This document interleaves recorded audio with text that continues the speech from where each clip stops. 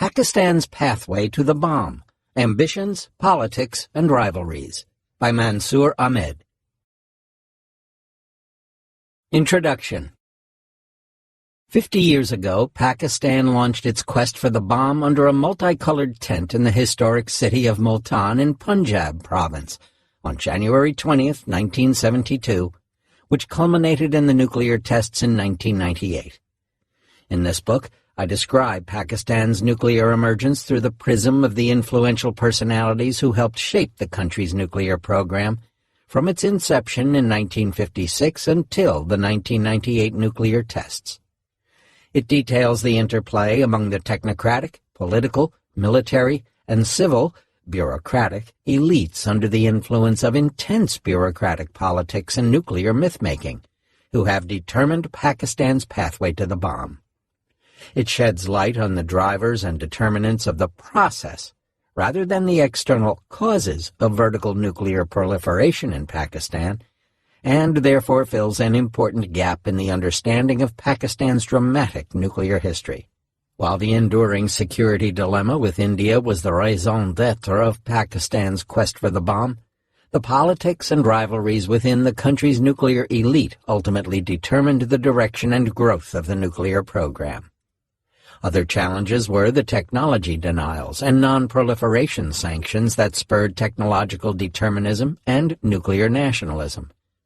Pakistan eventually succeeded in developing a broad-based nuclear program for peaceful and military purposes that was a product of political, technical, and bureaucratic choices.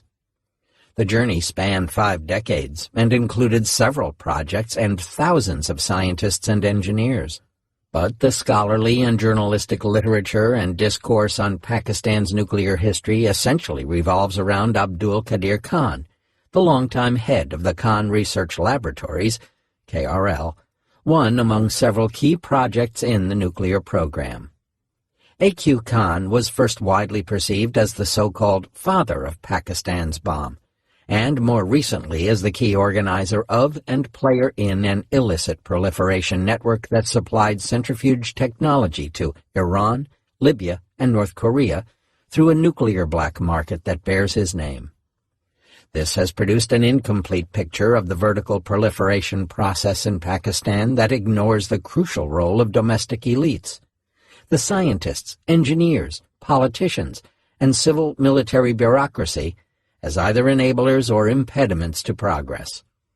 Nor does the existing literature explain how and why an illicit proliferation network was able to emerge from within Pakistan's centrifuge enrichment project during the 1980s and sustain itself for over a decade. In the absence of a centralized command and control structure prior to the formation of the National Command Authority, NCA, in February 2000, Pakistan's nuclear decision-making remained highly personalized and was shaped by bureaucratic politics and myth-making within and among Pakistan's civil, military, and political elite and nuclear establishment. The result was a fragmented and ad hoc management of the nuclear program that became a recurrent feature throughout Pakistan's nuclear history until after the nuclear tests. 2 influential technocrats directed Pakistan's nuclear effort through its most important phase. Mansoor Ahmed Khan, a nuclear power engineer and chairman of the Pakistan Atomic Energy Commission, PAEC, from 1972 to 1991, and A.Q. Khan, a metallurgical engineer and director of KRL from 1976 to 2001. Munir A. Khan and A.Q. Khan, the third and second heads of their respective organizations, were outsiders to the nuclear program and were appointed on contract.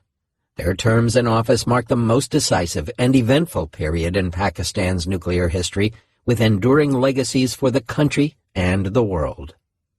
The PAEC has been the official organization responsible for developing and managing the overall nuclear program and operations in the country since 1956.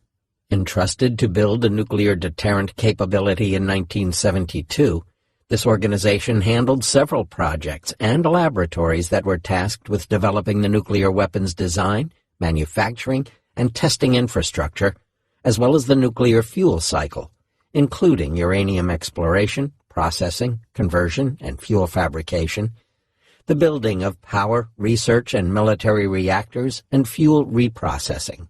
The PAEC was also responsible for developing civilian applications in agriculture, medicine, industry, research, and human resource development. KRL, originally founded in February 1975 as the Directorate of Industrial Liaison, one of several fuel cycle projects under the PAEC, became autonomous in 1976 and was renamed the Engineering Research Laboratories in July 1976 and eventually KRL in May 1981. Its mandate was to develop a uranium enrichment capability using gas centrifuge technology. Since the decision to launch a nuclear weapons program in 1972, by virtue of the scope of its responsibilities, the chairman of the PAEC has had the most significant impact on the development of the overall nuclear program, closely followed by the project director of KRL. Because the nuclear program was geared toward developing nuclear weapons, the heads of the PAEC and KRL directly reported to the country's president, prime minister, and over the years they increasingly began to equate the survival of the country with the acquisition of nuclear weapons through the two organizations' preferred paths for producing fissile material and delivery systems. They were also locked in an intense and enduring competition for resources and actively lobbied for expansion in each share of the nuclear pie by undermining the other's position among the country's civil-military elite. However, what makes Pakistan's story unique is that it was able to build the atomic bomb despite a deeply polarized and personalized nuclear decision-making process. No other country's nuclear weapons odyssey of two competing organizations was similarly shaped by the carefully crafted personality cult of a media-savvy head of one organization, while the other, responsible for a much bigger piece of the nuclear cake, deliberately refrained from projecting his organization's accomplishments and remained shrouded under a cloak of secrecy. I also aim to cast new light on how bureaucratic politics and myth-making have determined the evolution of Pakistan's nuclear program and enabled the rise of an illicit proliferation network involving A.Q. Khan. I do not review the activities of this network, which have already been discussed at length in several accounts. Nevertheless, the full story of Pakistan's nuclear development, the ideas that animated and constrained its efforts, and the domestic and personal political tussles that affected its key choices, has remained untold. Pakistan's nuclear story also needs to be revisited from the competing and complementary vantage points of the leaders of the overall nuclear program through the critical years of development of nuclear capability, 1972 to 1998. In addition to Munir Khan, this includes key project directors such as Ishfaq Ahmad, A.Q. Khan, S.B. Mahmood, Riazuddin, and Samar Mubarakmand. Therefore, my key motivation in pursuing this project has been to address several myths and conventional wisdoms that dominate the scholarly, journalistic, and popular discourses on Pakistan's nuclear program. Conventional Wisdom 1. Security drivers primarily explain Pakistan's nuclear decisions. The realist paradigm and the threat perception generated by India's military and nuclear capability only explains why Pakistan went nuclear. Although security drivers may have justified the decision to build the bomb, they do not describe the speed or contours of Pakistan's nuclear weapons program. For that, we need other explanations. As Itti Abraham argues in The Ambivalence of Nuclear Histories, without a careful appreciation of the political and historical context within which decisions are made to develop nuclear programs, it is not possible to get closer to understanding the desire for, likelihood of potential use of, and possibility of international control of nuclear weapons. Such an approach allows for a fuller and more nuanced understanding of what nuclear programs mean and why they matter, through the opening up of new archives and insights into the making of national nuclear programs. No story of a country's nuclear evolution is complete without understanding the internal factors that shape decision-making, especially when the process is highly personalized and centered on complex alliance networks, as was the case in Pakistan. Elizabeth Saunders thus argues that scholars ought to delve into leaders' beliefs and restricted domestic political debates that are difficult to penetrate except through careful process tracing, often through primary documents or interviews, and that it is well worth the effort not only to peer inside the black box of the state, but also to map its inner sanctum. A theoretical framework that Siko van der Meer describes as the domestic elites theory, comprising a specific set of theoretical approaches and models, offers a basis for deciphering the vertical proliferation process in Pakistan. As Peter Pringle and James Spiegelman have argued, the decision to seek a bomb in most cases is primarily driven by domestic elites of scientists, military, businessmen, and technocrats within the political establishment. The political decision to pursue or abandon nuclear weapons is therefore highly dependent on domestic constellations of small elite groups that could benefit from a nuclear weapons program. My argument adopts two primary models or approaches that are important elements of the domestic elites theory to help explain Pakistan's development of nuclear weapons: Graham Allison's bureaucratic politics decision-making model and Peter Lavoie's nuclear myth-making model. Additional theoretical approaches offer supplementary but pertinent explanations of the vertical proliferation process in Pakistan. These include Scott Sagan's domestic politics model, Jim Walsh's attribution of vertical proliferation to building a consensus among key stakeholders involved in the decision-making process, Jacques Hyman's theory of nuclear weapons project implementation and efficiency, Vipin Narang's theory of nuclear acquisition that focuses on other countries' various strategies, such as latency, hard hedging, and sheltered pursuit, and Saunders's elucidation of domestic politics of nuclear choices. Using these constructs, I employ primary sources to break open the black box and offer new insights for examining the intricate bureaucratic processes by which Pakistan produced nuclear weapons.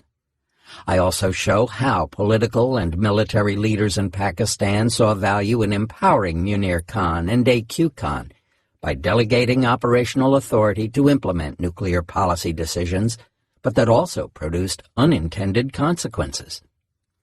However, to understand the direction and pace of nuclear development in Pakistan, we must examine both a group of nuclear myth-makers and the bureaucratic politics of the institutions they led. Given that the hard core of the bureaucratic politics mix is personality, the key players in Pakistan's long road to nuclear capability often resorted to nuclear myth-making and promoted self-serving nuclear nationalism, both in private and in public, to further their positions and influence over decision-making. Although such myth-making culture dominated Pakistan's nuclear history, it is not unique to Pakistan. Yet no other country succeeded in producing a bomb despite such a deeply divided and polarized program that epitomized rivalry, fierce competition, and turf wars within its nuclear elites. In Pakistan, rivalries within the nuclear establishment echoed the inter-laboratory competition in the United States during the Cold War. As one scholar remarked, "The Soviets are the competition, but Los Alamos is the enemy." And if ever there was an arms race, it was between the nuclear weapon design teams at Los Alamos and Livermore.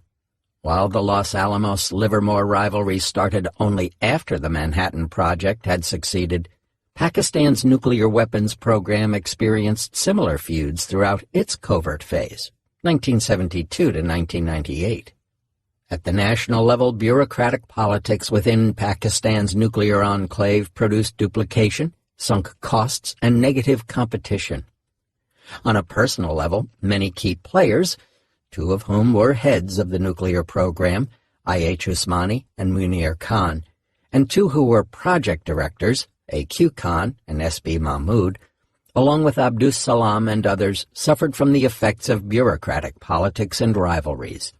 They were dishonored, disowned and disgraced after having served successive governments and regimes. Their predicament is thus summed up: once the first bomb was ready, the scientists who conceived and built it became peripheral. They were no longer courted by the political and military leaders who now owned it. Pakistani theoretical physicist Fayazuddin explains how Salam was perceived in Pakistan. Oscar Wilde was sitting in his club drinking to forget the failure of his play. Somebody came to sympathize with him. Wilde said, "Play was a success, audience was a failure." In Pakistan, Salam was a success, audience was a failure. While Salam was ostracized due to his faith, many others who majorly contributed to the nuclear program remained unsung. Only A.Q. Khan managed to rehabilitate his image despite his involvement in illicit nuclear proliferation and freelancing that greatly harmed Pakistan's national interests and damaged the country's international reputation. Therefore, a revisionist account of Pakistan's rise as a nuclear power is presented in two ways: by highlighting the individual contributions and roles of the lesser-known scientists and engineers involved in Pakistan's nuclear quest, and by contesting several enduring myths associated with this journey. Conventional wisdom 2. Pakistan's weapons program was only reactive to India's 1974 nuclear test. A popular myth professes that Pakistan's nuclear program began with India's 1974 nuclear test. But evidence suggests that the nuclear elite, comprising Zulfikar Ali Bhutto, Usmani, Salam, and Munir Khan, continued to push for dual-use latent nuclear capabilities throughout the 1960s, amid reports of India's growing conventional and nuclear potential. However, the degree to which they were exploring these nuclear weapons questions has not been fully documented. While Pakistan did set up a small civilian research and nuclear energy program, it greatly missed out by failing to capitalize on available and affordable nuclear fuel cycle infrastructure in the 1960s. Whereas the enduring external driver of Pakistan's nuclear development has been India's nuclear and conventional threat, that threat was still an insufficient condition for reactive proliferation in South Asia until the ascent of the bomb lobby in January 1972, a lobby comprising Bhutto and Munir Khan. These two myth-makers were decisive in transforming the external threat perception of India into a national imperative for survival, while the separation of East Pakistan in December 1971 proved to be the final catalyst to propel their ambitions and Pakistan's nuclear destiny on the path to weaponization. Conventional wisdom 3. Pakistan's nuclear capability is primarily the result of illicit proliferation and support from more advanced states. The popular narrative on Pakistan's nuclear program suggests that the country's nuclear success was possible only due to outside help and through the strategy of sheltered pursuit, thanks to powerful patrons like China, 1972 to 98, and the United States, 1972 to 90. Though Pakistan used procurement networks and received external help, so did all other nuclear weapons states. It is true that Pakistan's all-weather friendship with China and its anti-Soviet alliance with the United States are an important part of Pakistan's nuclear story. But this narrative goes beyond that. Pakistan had a substantial indigenous program that had crossed critical technological thresholds before the U.S. could prevent Pakistan from further developing an indigenous capability through the imposition of non-proliferation sanctions. After India's 1974 nuclear test, Pakistan was able to develop a multifaceted nuclear program, including a nuclear fuel cycle outside safeguards for fissile material production, within 6 years, 1975 to 81, coupled with a weapon design, development, and testing program between 1972 and 1983. Conventional wisdom 4. Pakistan pursued two separate and distinct routes to the bomb. While the early historiography over-focused on A.Q. Khan's role in Pakistan's nuclear program, The second wave of literature on the subject continues to foster inaccurate assumptions. Feroz Hassan Khan's Eating Grass, The Making of the Pakistani Bomb, and every other account of Pakistan's nuclear history consider the two routes to fissile material production, highly enriched uranium, HEU, and plutonium, as mutually exclusive, when in fact they are both integral to the complete nuclear fuel cycle. Uranium enrichment is the culmination of front-end nuclear fuel cycle activities, uranium prospection, processing, and conversion, and plutonium can be produced only through mastery of front-end fuel cycle technologies in addition to having a fuel fabrication plant, a production reactor, and a fuel reprocessing plant at the back end of the fuel cycle. Therefore, the widely held perception that the cancellation of the French reprocessing plant contract resulted in blocking the plutonium route and led to the subsequent genesis of the centrifuge enrichment project and HEU route is mistaken. Conventional wisdom 5. Pakistan would have succeeded along the plutonium route earlier if Chashma had not been quashed by the French under U.S. pressure. The French Chashma reprocessing plant became the symbol of Prime Minister Z.A. Bhutto's nuclear ambitions. U.S. and Pakistani critics of this project wrongly believed that Pakistan planned to use this commercial-scale reprocessing plant to divert plutonium from the Karachi Nuclear Power Plant 1, or CANUP 1. Both were under International Atomic Energy Agency safeguards. The primary purpose of the Chashma reprocessing plant in the 1970s was not to illicitly support the weapons effort by using safeguarded fuel or facilities. At best, it was intended to acquire technology and offer training, while also building a broader civilian nuclear power infrastructure. However, following the collapse of this agreement in 1978, the anti-plutonium lobby within Pakistan labeled investments in the plutonium reprocessing project as a sinister attempt to derail the nuclear weapons program. Conventional wisdom 6. Pakistan's success is a story of centrifuge enrichment and theft of Urenco centrifuge know-how. Pakistan's success in developing centrifuge technology revolves around three popular beliefs.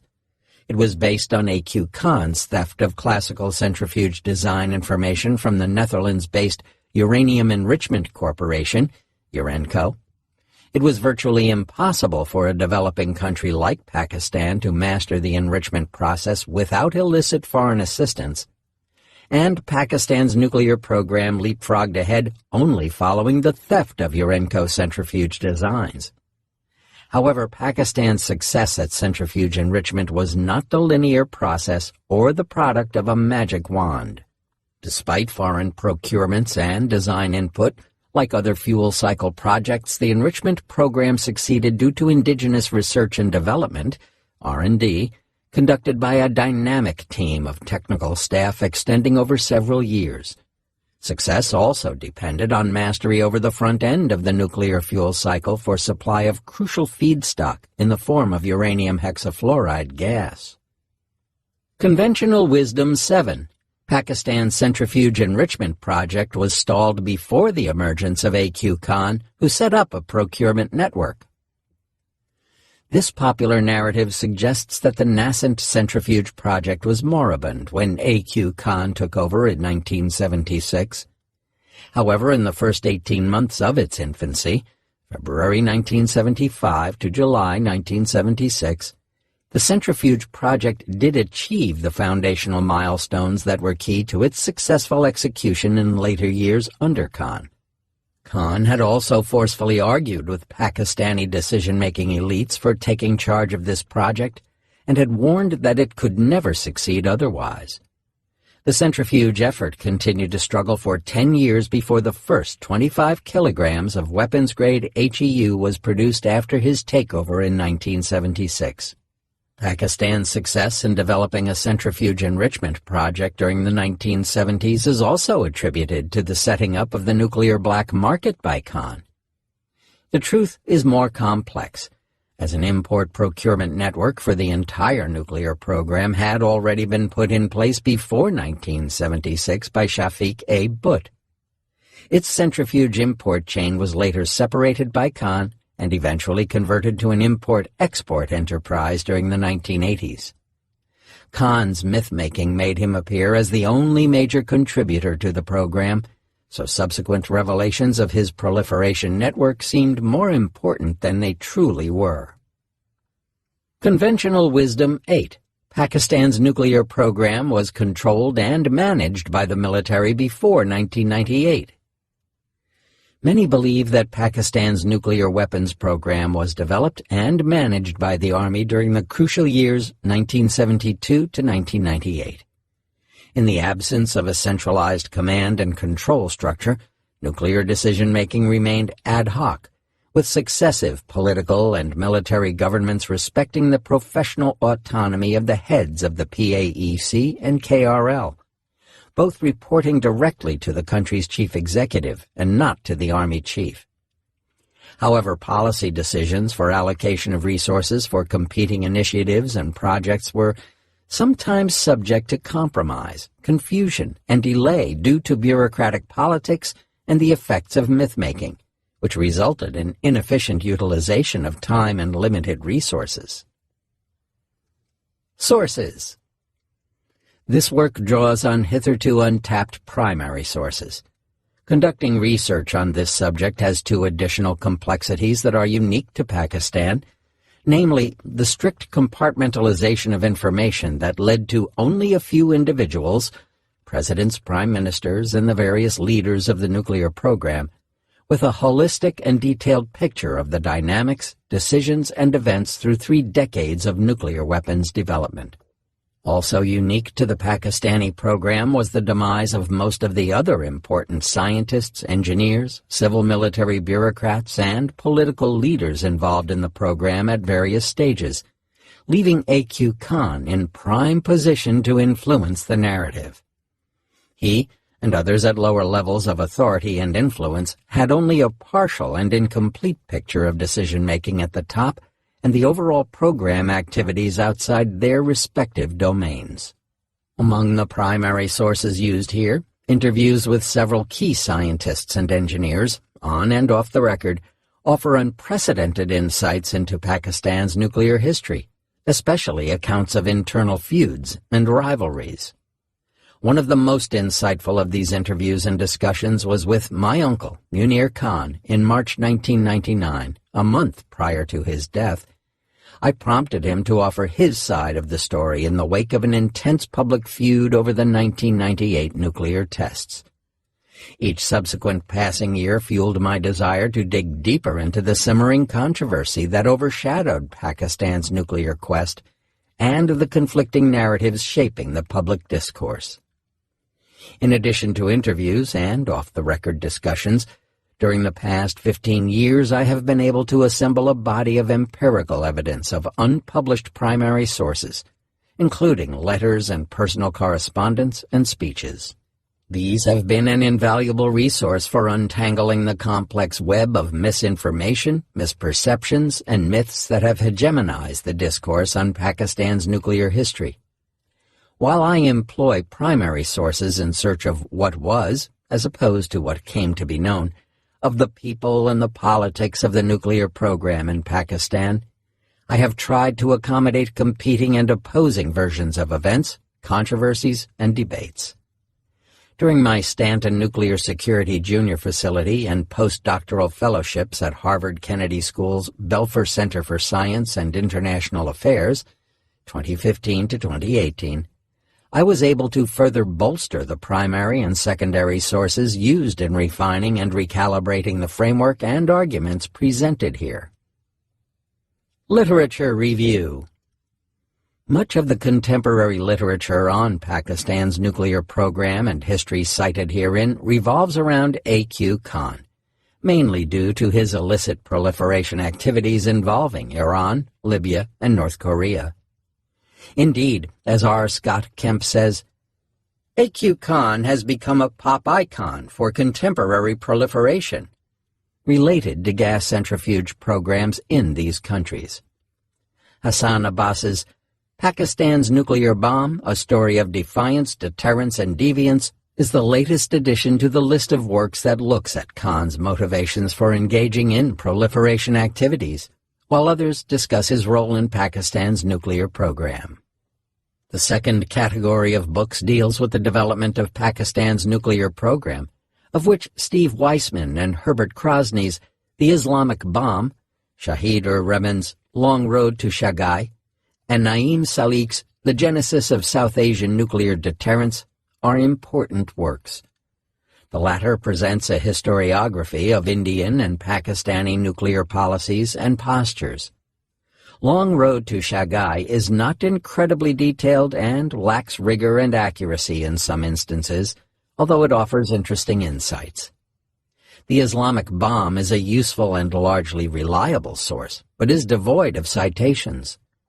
These three works stop short of unpacking how bureaucratic turf wars within the country's strategic elite affected Pakistan's nuclear development, which makes it impossible to account for key technology choices and the overall timing of Pakistan's acquisition of nuclear weapons capability. It also severely restricts an understanding of the unintended consequences of negative competition within the nuclear establishment, such as the genesis of a network of illicit proliferation of centrifuge technology and the duplication and weaponization and missile projects. Feroz Khan's Eating Grass is the most comprehensive account of Pakistan's nuclear history to date and is an especially important source of information on the subject.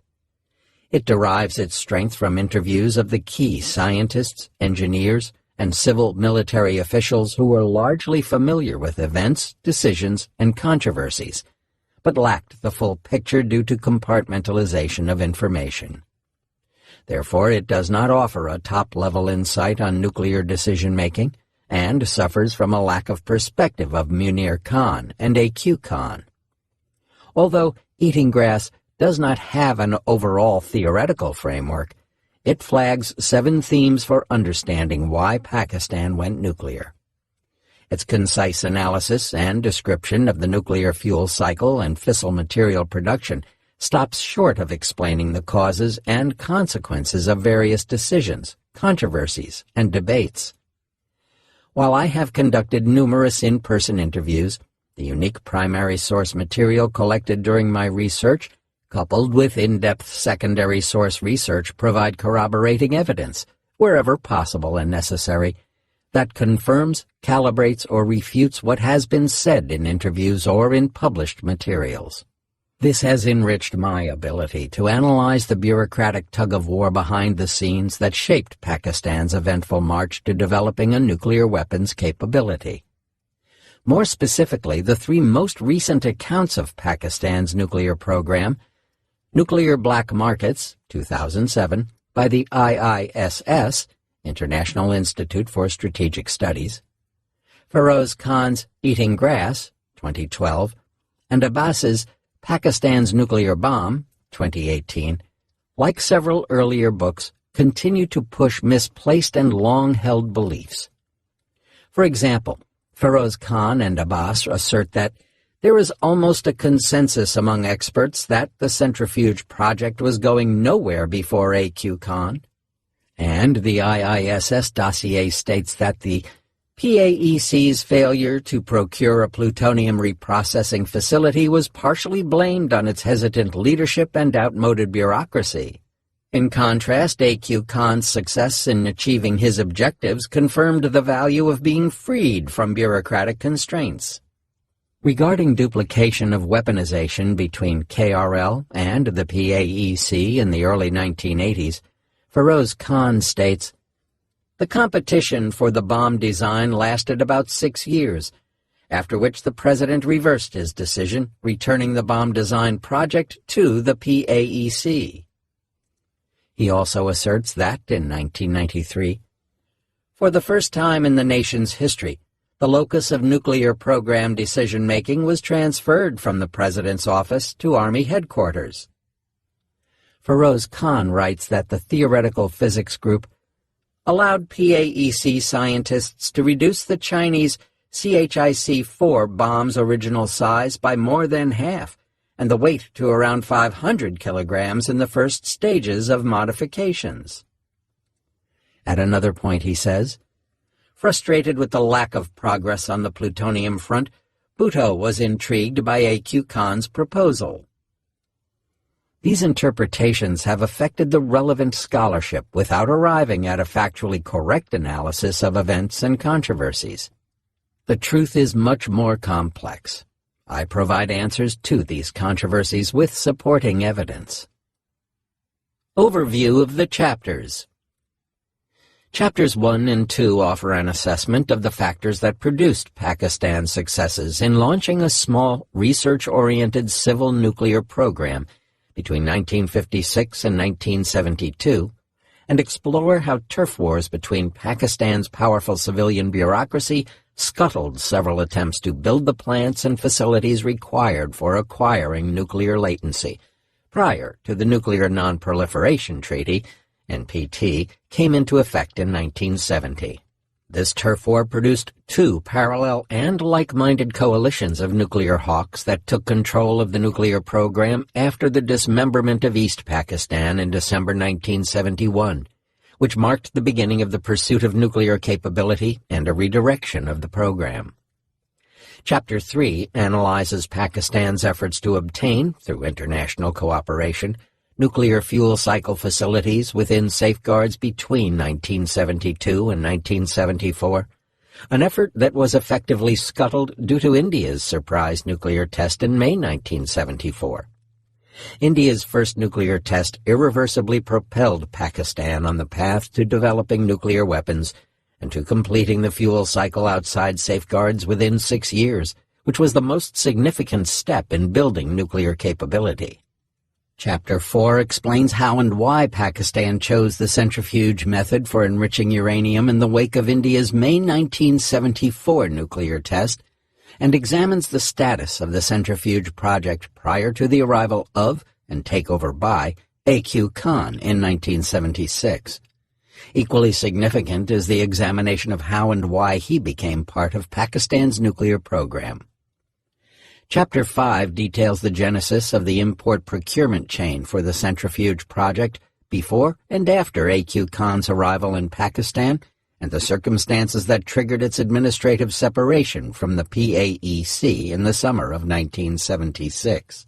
More specifically, it explains how and why he managed to take over the centrifuge project and carve out an autonomous nuclear enclave free of any external oversight.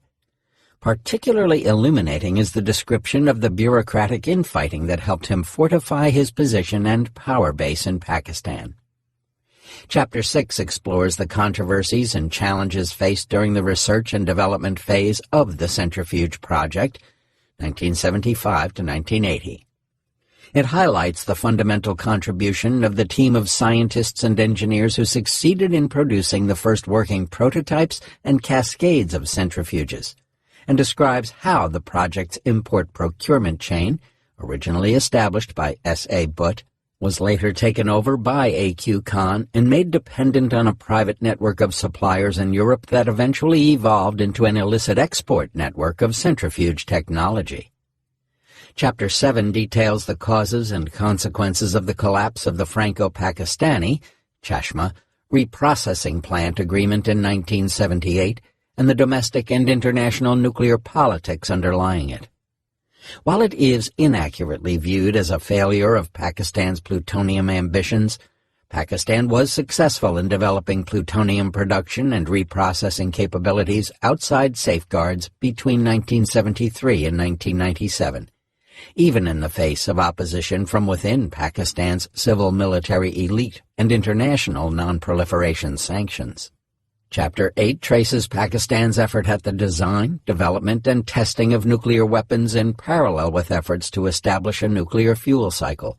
Beginning in 1972, Pakistan's nuclear weapons development program delivered the first cold tests by 1983 and into the mid-1990s, then led to an aircraft deliverable weapon design in 1995.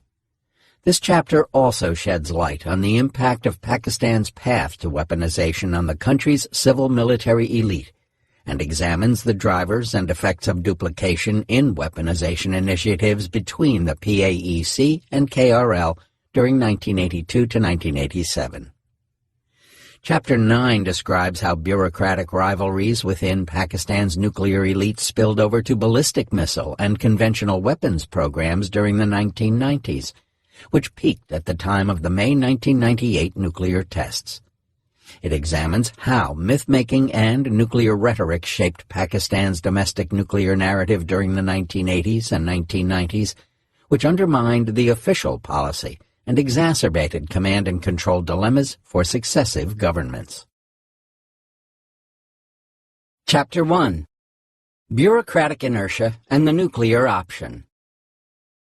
Pakistan started a small civilian nuclear program with the establishment of the Pakistan Atomic Energy Commission in 1956. This formative phase spanned the next 15 years and was vital for setting up linkages with Western nuclear establishments and facilities through the Atoms for Peace program. It was also characterized by reluctant decision-making and bureaucratic wrangling between different influential government officials and the country's top nuclear scientists. This resulted in the loss of several available opportunities to establish nuclear fuel cycle plants and facilities that could have provided Pakistan with the wherewithal of a nuclear option. This chapter examines how and why Pakistan missed the nuclear bus and the roles played by the influential scientists, officials, and decision-makers in the successes and failures during the 1960s. The Nuclear Lyceum of Lahore. The decade of the 1950s witnessed the emergence of the Department of Physics in Government College, Lahore, as the nucleus of a developing country's earliest foray into the new world of atomic energy. It was here that Rafi Muhammad Chaudhry, the nuclear father of Pakistan, played a seminal role in laying the foundation of physics within the country. Chaudhry had taught at Aligarh University in British India from 1923 to 1929, and proceeded to Cambridge on a scholarship to earn his Ph.D., working under the supervision of Ernest Rutherford, a Nobel laureate and the father of nuclear physics. Chaudhry returned to India in 1933 and rejoined Aligarh University in 1938. 10 years later, Sir Mark Oliphant recommended him to Quaid-e-Azam Muhammad Ali Jinnah, the founder of Pakistan and its first Governor-General, who invited Chaudhry to join Government College Lahore as a professor and head of the Department of Physics. In 1952, Chaudhry planned and installed a 1.2 million-volt high-tension generator and established the High Tension and Nuclear Research Laboratory, HTL, for atomic research in Government College, which was the first machine of its kind in South Asia. Chaudhry served as director of the HTL from 1948 to 1965, and trained a select group of students in nuclear science and technology, some of whom would later play important roles in the nuclear program. At an Atoms for Peace exhibit in November 1986, the chairman of the PAEC, Munir Khan, proudly noted that Chaudhry had been his teacher. The president, General Zia-ul-Haq, responded by telling Dr. Chaudhry that he had produced students of remarkable caliber, and raised his hands to his forehead to salute him. The promise of atomic energy and creation of the PAEC. President Dwight Eisenhower had made his famous Atoms for Peace speech on December 8, 1953 at the United Nations. Pakistani scientists were quick to capitalize on this speech, and in January 1954, Rajuddin Siddiqui, Vice-Chancellor of the University of Peshawar, addressed the 6th Pakistan Science Conference in Karachi. He declared that science and education are a defense against ignorance and consequent poverty and disease, and offered its promise of modern defense for a country like Pakistan. Pakistan first signaled its serious interest in the Atoms for Peace program in September 1954, when the U.S. National Planning Association, NPA, announced it would carry out a series of studies on various economic and policy issues related to atomic energy in developing countries, including Pakistan. A few weeks later, at the second meeting of the Pakistan Council of Scientific and Industrial Research, PCSIR, held on October 14, 1954, Pakistan's Minister for Industries formally expressed his country's interest in harnessing atomic energy. The formation of the Atomic Energy Research Organization was announced on October 9, 1954 by the Minister of Industries, Khan Abdul Qayyum Khan. He made this announcement during his address to the PCSIR, which coincided with a meeting between the Prime Minister of Pakistan and U.S. President Eisenhower. When members of the Raw Materials Subcommittee of the U.S. Congressional Joint Committee on Atomic Energy visited Pakistan in the fall of 1954, it noted that Pakistanis were enthusiastically looking forward to getting assistance in the field of atomic energy. An Atoms for Peace exhibition was held in Bahawalpur in January 1955, where the Pakistani public got its first exposure to the atom. This traveling exhibition was organized by the U.S. Information Agency and spanned an area of 3,000 square feet. It was a smash hit, as more than 2,500 people poured in during the first 2 hours of its opening, and another 6,000 visited it over the next 2 days. When the exhibition ended, an estimated 50,000 people had seen it. The exhibition was organized by the Pakistan Atomic Energy Committee and the U.S. Embassy. It later moved to Lahore, Peshawar, and Karachi, where it was visited by 300,000 people. In the wake of the intense public interest and potential benefits of the Atoms for Peace program, the government of Pakistan in January 1955 decided to set up an Institute of Atomic Energy, comprising a committee of 12 scientists in the Ministry of Industries. Led by Nazir Ahmad, the head of the Tariff Commission, it included Raziuddin Siddiqui, Salimuzzaman Siddiqui, and Rafi M. Chaudhry. The team was mandated to prepare a research and development program for the Institute of Atomic Energy and begin recruitment and training of staff in various fields of nuclear science and technology. On October 31, 1955, the committee recommended that Pakistan set up an autonomous atomic energy commission. And thus, on February 29, 1956, the government of Pakistan, vide Resolution number P22-44-AE/55, established the Council of Atomic Energy. It comprised a governing body and the Pakistan Atomic Energy Commission. The governing body, in turn, included the Ministers of Industries and Foreign Affairs, Secretaries of the Ministries of Industries and Finance, and the Chairman of the PAEC. Nazir Ahmad was appointed the first chairman of the PAEC and took charge on April 11, 1956. The Atomic Energy Council was registered under the Societies Act 21 of 1860 and became a semi-government department as of September 13, 1958, while the PAEC remained an attached department of the Ministry of Industries and Mineral Resources until 1964. The first United Nations International Conference on the Peaceful Uses of Atomic Energy was held in Geneva in 1955, which was attended by a Pakistani delegation led by Ahmad.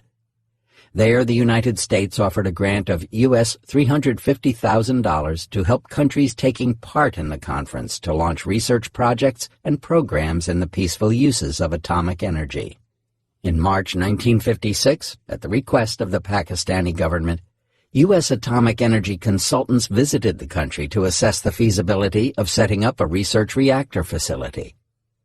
Nazir Ahmad also visited the United States in 1956, where he, along with Munir Khan, then a Pakistani reactor engineering trainee at the Argonne National Laboratory, met with the head of the reactor division of the U.S. Atomic Energy Commission, Kenneth Davies.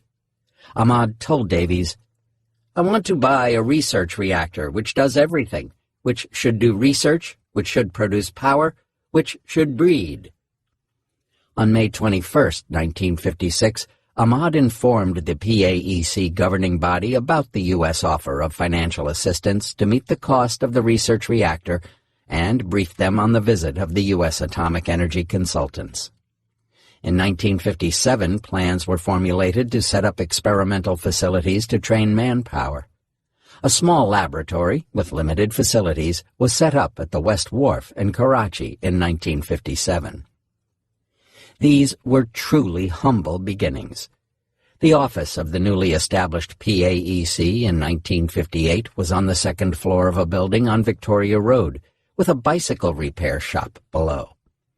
In 1965, the PAEC acquired the rank of a statutory body through an act of the legislature.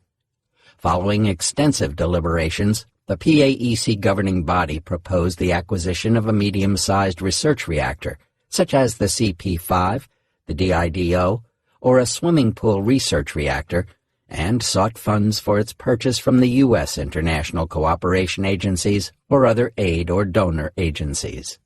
In numerous communications, the chairman of the PAEC pleaded with the Ministries of Finance and Foreign Affairs to obtain an allocation of U.S. $1 million or a loan from the Export-Import Bank of the United States, U.S. EXIM. These funds were meant for a CP5 reactor, like the one at the Argonne National Laboratory in Illinois. In one such letter, Ahmed wrote that the CP5 offered greater advantages for research than the swimming pool reactor, owing to the latter's risk of becoming obsolete. Despite the PAEC's recommendations, the matter was shelved. Instead, negotiations were started with Canada for the purchase of an NRX-type reactor at the prohibitive cost of U.S. $7 million. The Planning Commission of Pakistan did not approve this initiative, preferring to spend the money on the Warsak Dam project. The question of a swimming pool reactor was kept pending for 3 more years. Finally, on March 9, 1959, in a tense atmosphere in a PAEC board meeting, Dr. Nazir Ahmed announced the installation of this reactor. Thus, in 1959, Pakistan set up a 5-megawatt thermal swimming pool-type research reactor at a cost of U.S. $600,000, which came to be known as Pakistan Atomic Research Reactor 1, PAR-1. A committee comprising Chairman Ahmed and PAEC members Ishrat Hussain Usmani and Abdus Salam, a part-time member, as well as the chief scientific advisor to the President of Pakistan, selected a suitable site for the reactor on Litrar Road at Nilore village on the outskirts of the nation's planned capital, Islamabad. This was the first instance of bureaucratic politics affecting decision-making in Pakistan's nuclear history. Getting the boys ready. The Atoms for Peace program also opened the gates of the U.S. Atomic Energy Research Establishment to young scientists and engineers from the developing world. By the end of the 1970s, thousands of foreign nuclear scientists and engineers were trained in the United States, including Israelis, Argentinians, Pakistanis, Brazilians, and some 1,100 Indians. The 2 most prominent U.S. nuclear establishments offering atomic energy training and education were Oak Ridge National Laboratory in Tennessee and Argonne National Laboratory near Chicago. In 1954, Argonne was the first to establish a nuclear training facility, the International School of Nuclear Science and Engineering, ISNSE. Originally founded by the University of Chicago in 1946 as the U.S. Department of Energy Laboratories to conduct atomic energy research, Argonne was the West's most advanced nuclear research establishment, with supercomputer technology and a working accelerator where atomic particles were bombarded against each other in order to study fission. Graduates of the ISNSE took a 1-year training course in nuclear reactor engineering. The first semester took place at North Carolina and Pennsylvania state universities, with the rest of the training held at Argonne, where, in 1957, a research reactor was set up as a key training facility for the trainees. Argonaut, Argonne Nuclear Assembly for University Training, was built to teach reactor theory, nuclear physics, and engineering laboratory experiments. By 1959, ISNSE had produced 420 graduates in nuclear science and engineering from 41 countries. 15 Pakistani engineers received this training, including Muhammad Yusuf, future member power of the PAEC, and Munir Khan, future chairman of the PAEC. In addition, 10 Pakistanis were sent to the Oak Ridge School of Reactor Technology, ORSORT, the U.S. International Cooperation Administration, later known as the U.S. Agency for International Development, USAID, supplied funds for Pakistani trainees at these institutions. Each year, 50 outstanding science and engineering graduates in Pakistan were selected as officers on special training and given a nuclear orientation course at the Atomic Energy Mineral Center, Lahore. They proceeded to training at the United Kingdom Atomic Energy Authority, UKAEA, facilities at Hartwell and Winfrith, at Chalk River Nuclear Laboratory, Canada, and at the universities of Sydney, Birmingham, Manchester, Toronto, Stanford, and Rochester.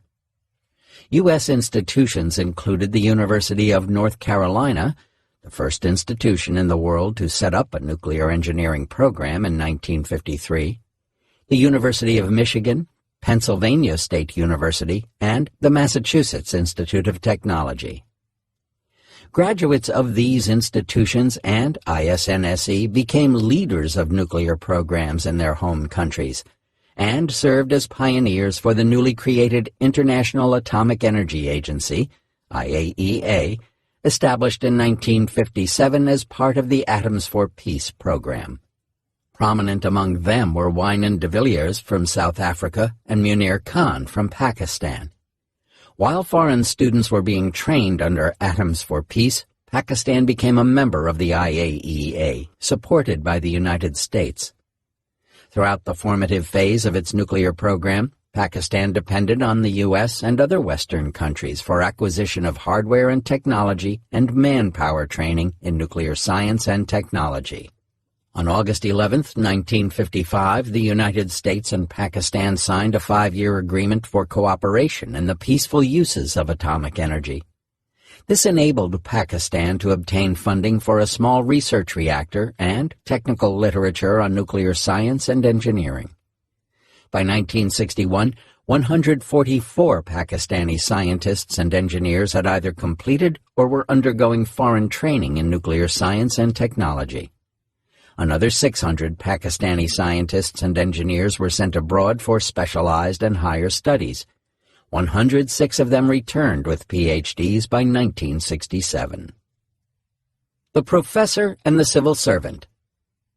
As growing numbers of Pakistani specialists obtained training abroad, the need for a nuclear research center to employ them on their return became evident.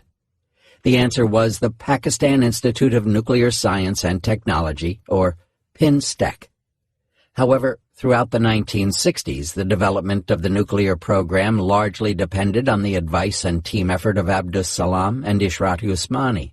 Salam was born on January 29, 1926, in the small rural town of Jang in Punjab province.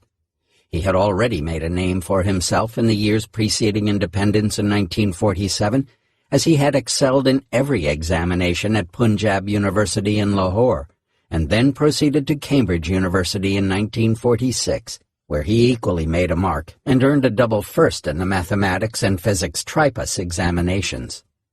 Salam began research at the Cavendish Laboratory in 1949, and his PhD thesis, published in 1951 to high acclaim, contained important work in the quantum field theory of the electromagnetic force.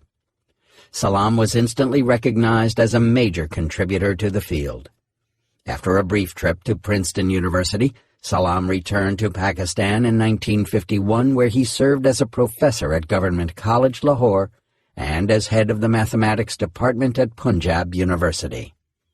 However, Salam found the environment discouraging to free inquiry and interaction with peers, and he returned to Cambridge as a lecturer in 1954, when he was just 30, to quench his thirst for a stimulating research environment. In Lahore, he had encountered professional jealousy of colleagues as well as difficulties because he belonged to the excommunicated Ahmadi minority sect, which is widely considered heretical by Muslims, and against which violent protests were taking place. Salam's choice to return to Cambridge propelled him to create an institution in the 1960s, the International Center for Theoretical Physics, ICTP, in Trieste, Italy, where physicists from developing countries could freely interact with fellow scientists from industrially advanced countries. Salam's reputation in the West eventually earned him the confidence of the President of Pakistan, General, later Field Marshal, Ayub Khan. Salam's work was fundamental to the present theory of particle physics.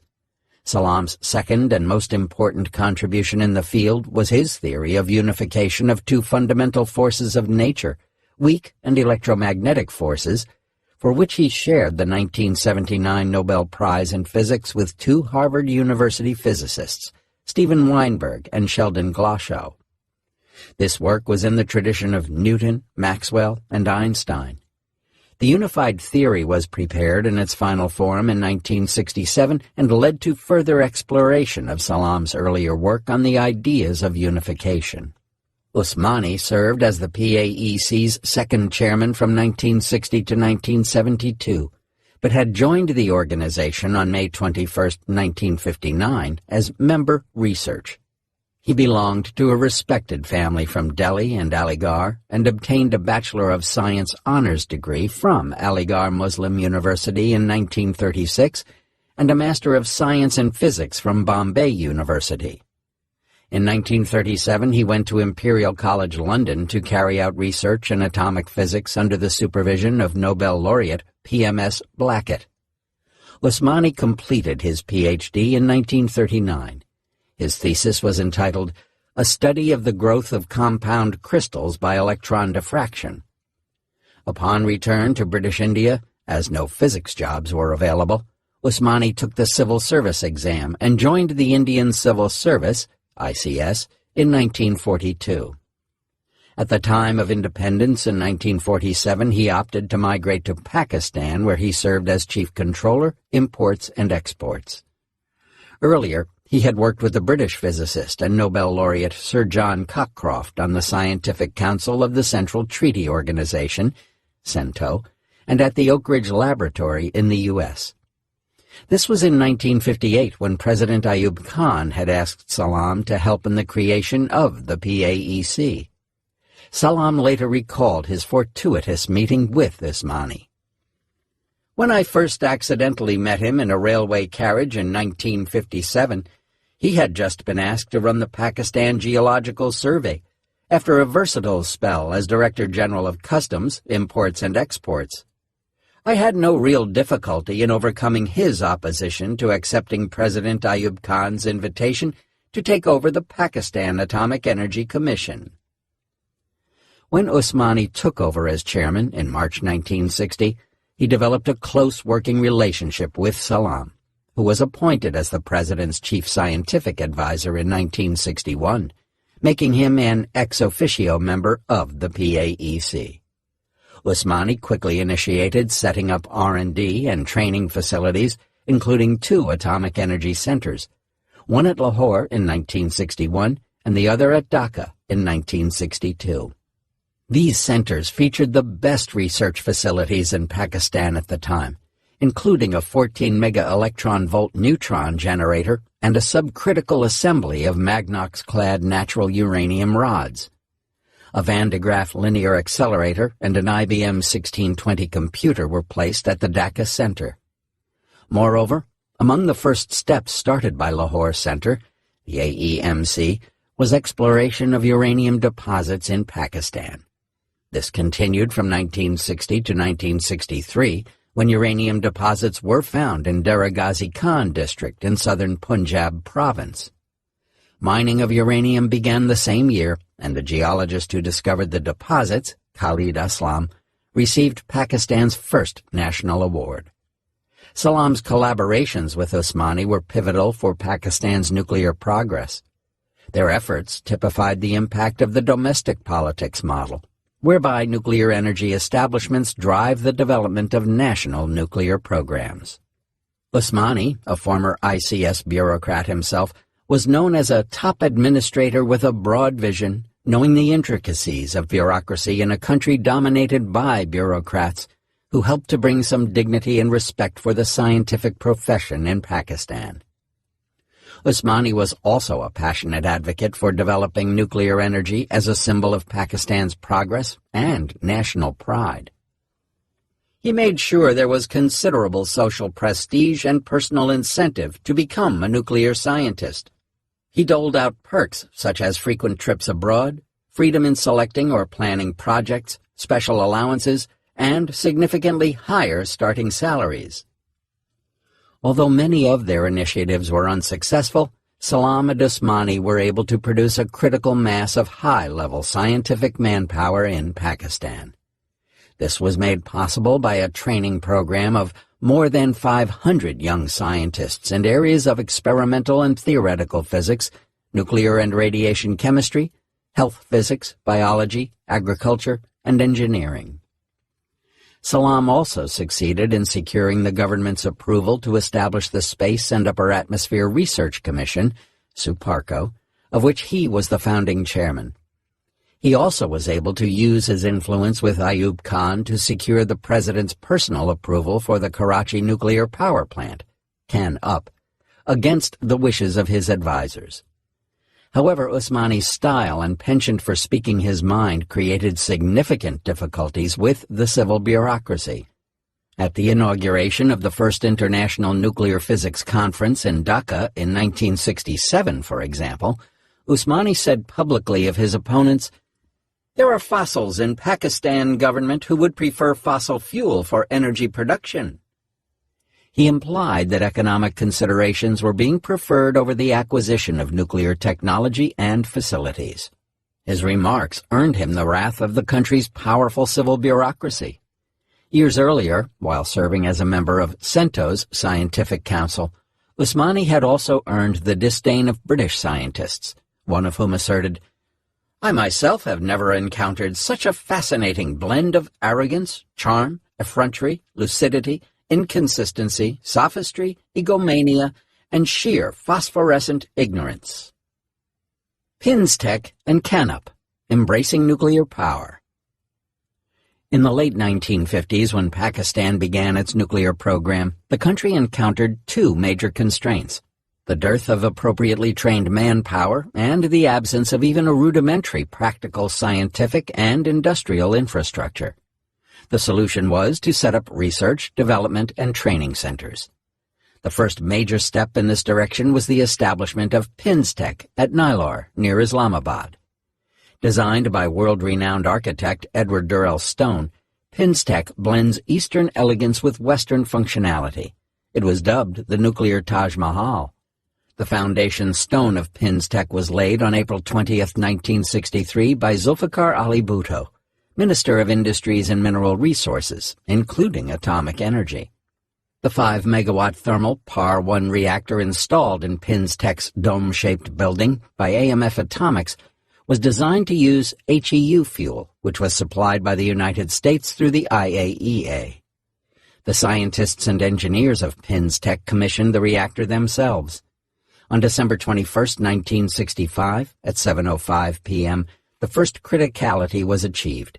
A self-sustaining fission chain reaction was initiated in the reactor. This was a landmark in the history of Pakistan, heralding the nation's entry into the atomic age. The reactor reached full power of 5 megawatts on June 22, 1966. A few days before, Usmani had written to Munir Khan, then a senior staff member of the IAEA. Their correspondence manifests the embodiment of the promise of atomic energy among Pakistan's nuclear elite. "Yesterday, I saw the pool full of crystal-clear water with an attractive blue tinge, which was heartening indeed. The reactor should be critical within the next 2 or 3 days." After the reactor achieved criticality, Munir Khan sent his congratulations to Usmani.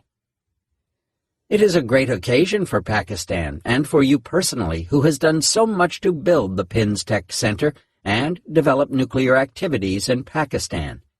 It must have been a great satisfaction for you to see the blue glow in the pool, as if foreshadowing the shape of things to come." PAR-1 is the main experimental research reactor at PINSTEC.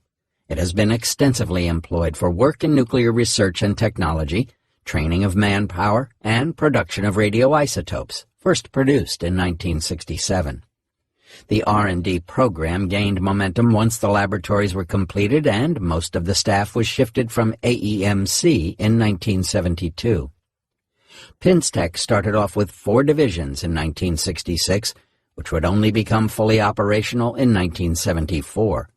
By 1992, it had expanded to 9 divisions, which were supplemented by 4 R&D support divisions and 3 special labs and centers manned by over 2,000 scientists, engineers, and technicians.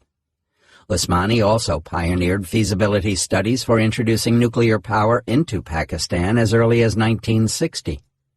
2 U.S. firms, Gibbs & Hill and the Internuclear Company, were asked to prepare a joint study of the economic feasibility of nuclear power in Pakistan, which was submitted in May 1961.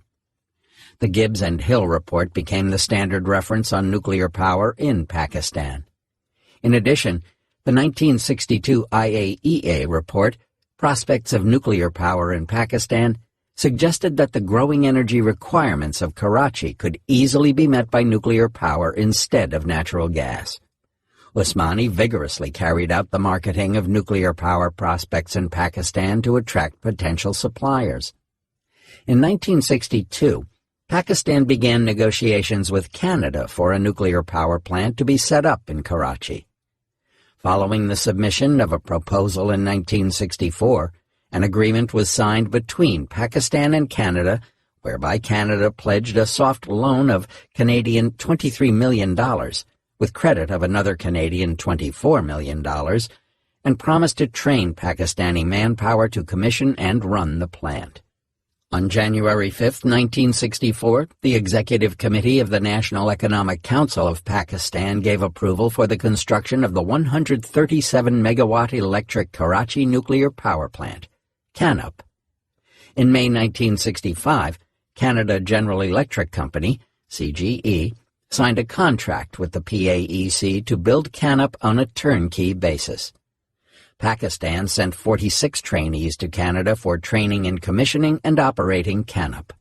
It went critical on August 1, 1971, and started commercial operation in 1972. Missed opportunities and the nuclear option. Although the PAEC started functioning in 1956, a lack of strategic foresight by the political and bureaucratic decision-makers scuttled the establishment of nuclear fuel cycle facilities and restricted the growth of nuclear power in Pakistan for over a decade and a half. This was primarily due to bureaucratic politics, wherein different stakes and stands and divergent and conflicting perceptions of the national interest and priorities of the decision-makers clashed with each other. It resulted in a lack of consensus to pursue the nuclear option, which is a key condition to developing a nuclear capability.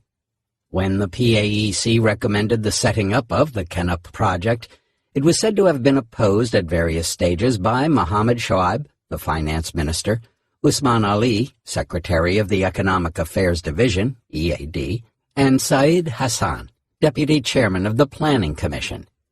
Several years later, Z.A. Bhutto asserted that CANUP would not have seen the light of day had he not persisted with the project. President Ayub Khan had reluctantly agreed to support the project after great persuasion. The CANUP agreement was signed without stressing the need for transfer of technology or acquisition of vital information. No attempt was made to acquire the complete design of the plant or a fuel fabrication plant, even though it had been offered by CGE. In 1966, a small group was sent to participate in designing CANUP, which was told not to act as watchdogs of the PAEC. The issue of safeguards for CANUP was also said to have been mishandled by the secretary of the EAD and the deputy chairman of the Planning Commission.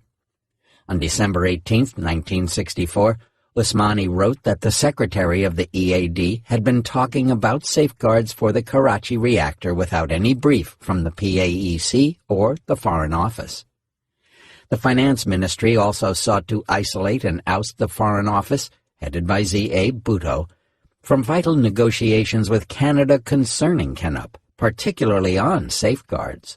It was thought that Finance Minister Shoaib had been successful in aligning President Ayub Khan against the Foreign Office in this matter.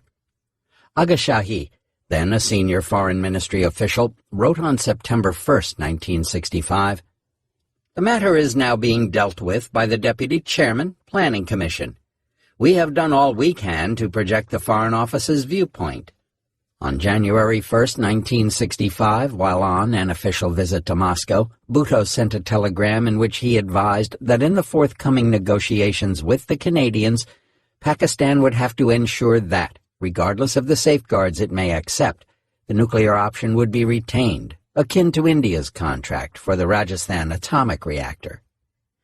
Later, Shahi, in a note dated May 7, 1965, said that Pakistan had accepted highly discriminatory terms which would preclude it from closing the capability gap. He also maintained that when India obtained CIRUS, Canada-India Reactor Utility Services, without restrictions, it caused great concern in Pakistan. But when the same terms were asked for our CANDU, Canada Deuterium Uranium Reactor, the Canadians insisted on keeping stringent safeguard measures.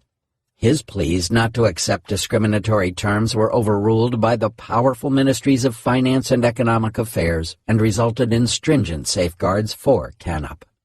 This state of affairs was described by Iqbal Akhund, a former Pakistani diplomat, thus: "Unfortunately, the attitude of decision-makers in the early stage was marked by diffidence and self-depreciation. What? Pakistan go nuclear? In a discussion on the subject, one senior official laughed at my arguments. Let us first learn to manufacture a proper bicycle." Pakistan's ambassador to Canada in 1965, Sultan Muhammad Khan, recalls that Canada was demanding stringent inspections as a condition for the sale of the plant only because, like the Indian Rajasthan reactor, CANUP was being supplied through Canadian aid. The ambassador wrote to President Ayub Khan, stating that if Pakistan should ever decide to suspend inspections for reasons of national security, then the country would need to find independent sources of fuel for the reactor and would have to keep it running themselves. He claimed that although Syed Hassan, deputy chairman of the Planning Commission, had been sent to Ottawa by the president to sign the agreement, he arrived and then abruptly left for New York, giving only a vague time frame for his return to sign the agreement. It took a personal directive from Ayub Khan before Hassan finally returned to sign the agreement. The elusive reprocessing plant. As early as July 1965, a comprehensive 5-year nuclear power program was presented to President Ayub Khan, including the establishment of a fuel reprocessing plant. Based on an August 1966 report entitled Repercussion of India's Possible Entry into the Nuclear Club, the Defense Secretary recommended an allocation of 250 million rupees for the reprocessing plant. But in a note dated September 16, 1966, Finance Secretary Ishaq Khan raised doubts about Pakistan's technical ability to implement this program. Usmani reviewed the Secretary's comments on October 24, 1966, and had earlier requested U.S. $30 million, which would have allowed Pakistan to acquire a nuclear capability by 1975, with copies of his request sent to the President and the 3 chiefs of the armed forces. Another meeting on the repercussions of India's joining the nuclear club was held on November 15, 1966. Usmani requested 600 million rupees over a period of 4 to 5 years for the construction of a fuel reprocessing plant, a trigger mechanism, assembly and delivery systems, and stockpiling of uranium. Ishaq Khan, however, said that no funds were available for these projects. Usmani sent another note to the President on May 20, 1967. It included the cost of power plants for East and West Pakistan through 1975, as well as the cost of auxiliary plants, that is, fuel reprocessing, uranium refining, fuel fabrication, and heavy water. The total cost of the program was estimated at 2 billion rupees. If this program was approved, it was hoped that nuclear capability could be developed in the country and Pakistan would be able to face the threat of blackmail from any quarter. As internal proposals were being floated, a consortium of firms consisting of Saint-Gobain Technique Nouvelle, SGN, of France, and Belgio Nucléaire of Belgium prepared a feasibility report on the reprocessing plant project, which was received in July 1967. Saint-Gobain indicated the possibility of financial support for this project from French credits. In August 1967, Ayub Khan accorded approval in principle to start negotiations for a 100 tons per year capacity fuel reprocessing plant for power reactors to be installed during the next decade. The SGN Belgeo Nucleaire feasibility report was submitted to the government of Pakistan in December 1969, as detailed in an October 1969 document entitled Evaluation Report on the Karachi Nuclear Power Plant. However, the government took no further action on the project until the end of 1971. The foreign minister, Z.A. Bhutto, had also put forward a proposal to set up a reprocessing plant during his last days in office in early 1966, when he summoned a meeting of relevant officials to consider the nuclear question and recommend a strategy to the government. Consequently, a working group was formed, including senior Army and intelligence officers, Foreign Office officials, and Usmani. The working group, after deliberating on the matter, unanimously recommended the acquisition of a reprocessing plant, and the French Atomic Energy Commission, CEA, had tendered an offer to set up such a plant for U.S. $25 million. Although this was to be under safeguards, these were not so strict at the time, nor would Pakistan be prevented from developing plutonium technology indigenously outside safeguards. When these proposals were ready to be officially submitted, an order from the President's House canceled the meeting that had been called for that purpose. Once Bhutto left the cabinet, the matter was deferred indefinitely, and the working group disbanded. Its recommendations ran into a wall of skepticism, reticence, and obduracy on one ground or another from almost all the top policymakers. The Finance Secretary, Ishaq Khan, apparently believed that the plutonium project was a wasteful endeavor, and the country would find itself in a spiral of expenditure on research, then bombs, then missiles. He would not change his aversion to the plutonium route during the next 2 decades. Nor, he believed, could Pakistan keep up in an arms race with India. It appears Foreign Secretary S.M. Yusuf and even Defense Secretary Nasir Rana also raised similar objections. Rana believed that Pakistan could not afford to develop a nuclear capability and that India would not use nuclear weapons against Pakistan because of world opinion. Therefore, in a brief prepared for Ayub Khan on the eve of his visit to France in 1967, Rana emphatically stated that the Pakistani president need not raise the issue of obtaining a reprocessing plant with General de Gaulle. Senior diplomat Aga Shahi again took up the matter with the president in 1968, but to no avail, until Bhutto became president in 1972. In advance of Ayub Khan's visit to France, Shahi had asked Rana, who was considered close to the president and was his golf partner, to try to convince him of the need to acquire the reprocessing plant.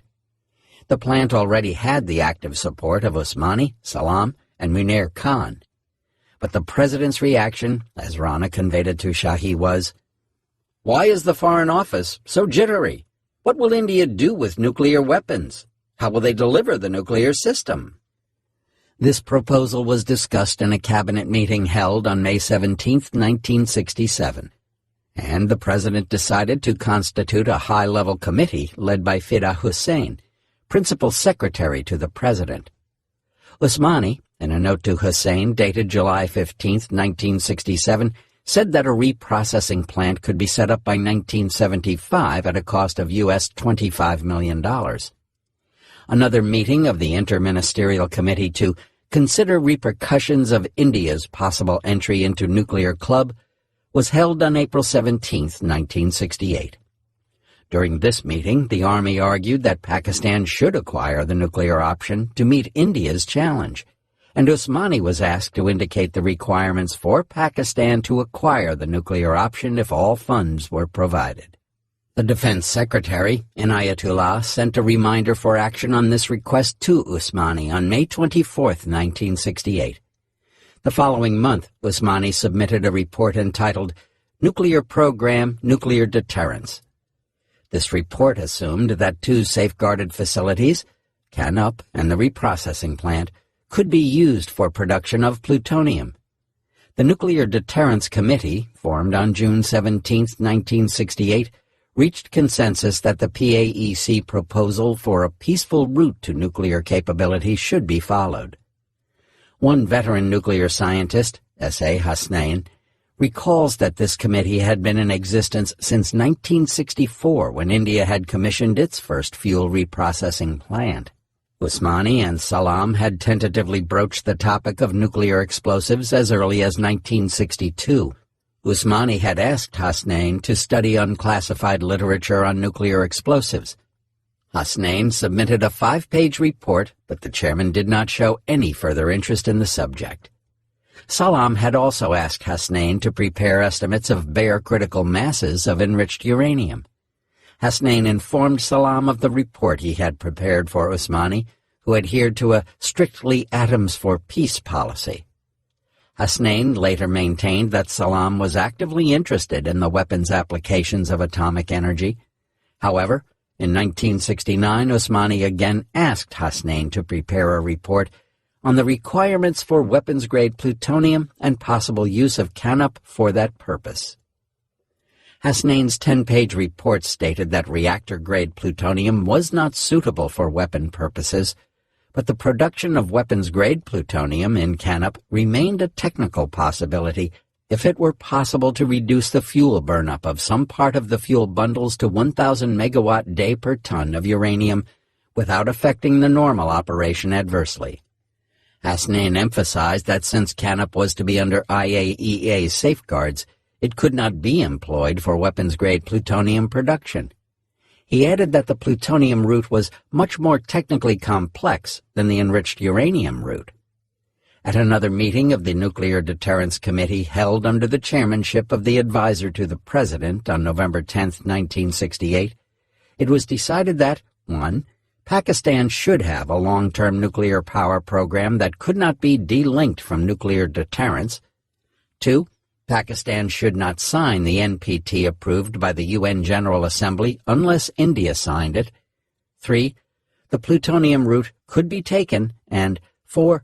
A subcommittee was framed to report to the main committee the estimates of power generation in the 4th and 5th years of the 5-year plan. Despite these decisions, a military regime of General Agha Muhammad Yahya Khan, who had succeeded Ayub Khan as president of Pakistan in 1969, was not able to break the cycle of indecision. Throughout this period, Usmani did whatever he could to get government approval for various projects for a civilian fuel cycle, such as fuel fabrication, fuel reprocessing, and heavy water facilities. But the powerful civilian bureaucrats were not very sympathetic to his views. In May 1970, Usmani stated that ex-Foreign Secretary S.M. Yusuf and the Finance Secretary Ghulam Ishaq Khan are two ace men of the establishment who are responsible for vetoing any move that we have so far made to develop a nuclear complex in Pakistan. This phase of Pakistan's civilian nuclear development also demonstrates how neo-patrimonial states run the risk of inefficient nuclear management when the top leadership undermines the professional autonomy of the scientists and engineers. Conclusion. Bureaucratic politics scuttled progress and initiatives to develop a broad-based nuclear program. It lacked the necessary political support and consensus among the civil-military decision-makers when Pakistan could have erected a natural uranium fuel cycle infrastructure and before the NPT and safeguards began to shape the global nuclear landscape. This could have equipped Pakistan with a latent nuclear capability. Although these goals remained unfulfilled, a parallel alliance of two nuclear hawks and mythmakers was already in the making that would cause a decisive shift in Pakistan's nuclear future. Their imminent ascent to power would propel Pakistan to developing a nuclear capability as they would be able to translate the threat perception of India's growing nuclear program into practical response options. Chapter 2. The Triumph of the Mythmakers. The first 15 years of Pakistan's nuclear program, 1956 to 1971, saw fragmented decision-making due to bureaucratic inertia and factional infighting. However, a gradual and sustained change in the direction and scope of the nuclear program took place in the immediate wake of the December 1971 war with India and the separation of East Pakistan that paved the way for the nuclear nationalists to take control of the program and put Pakistan on the path to developing nuclear weapons.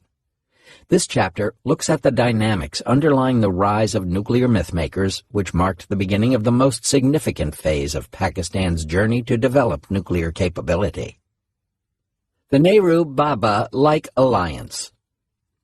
As lack of political and bureaucratic support for the nuclear program continued to scuttle initiatives floated by I.H. Usmani and Abdus Salam throughout the 1960s, the situation would later reverse through a coalition of an expatriate Pakistani nuclear power engineer, Munir A. Khan, with the future leader of the Pakistan People's Party, PPP, Zulfikar Ali Bhutto.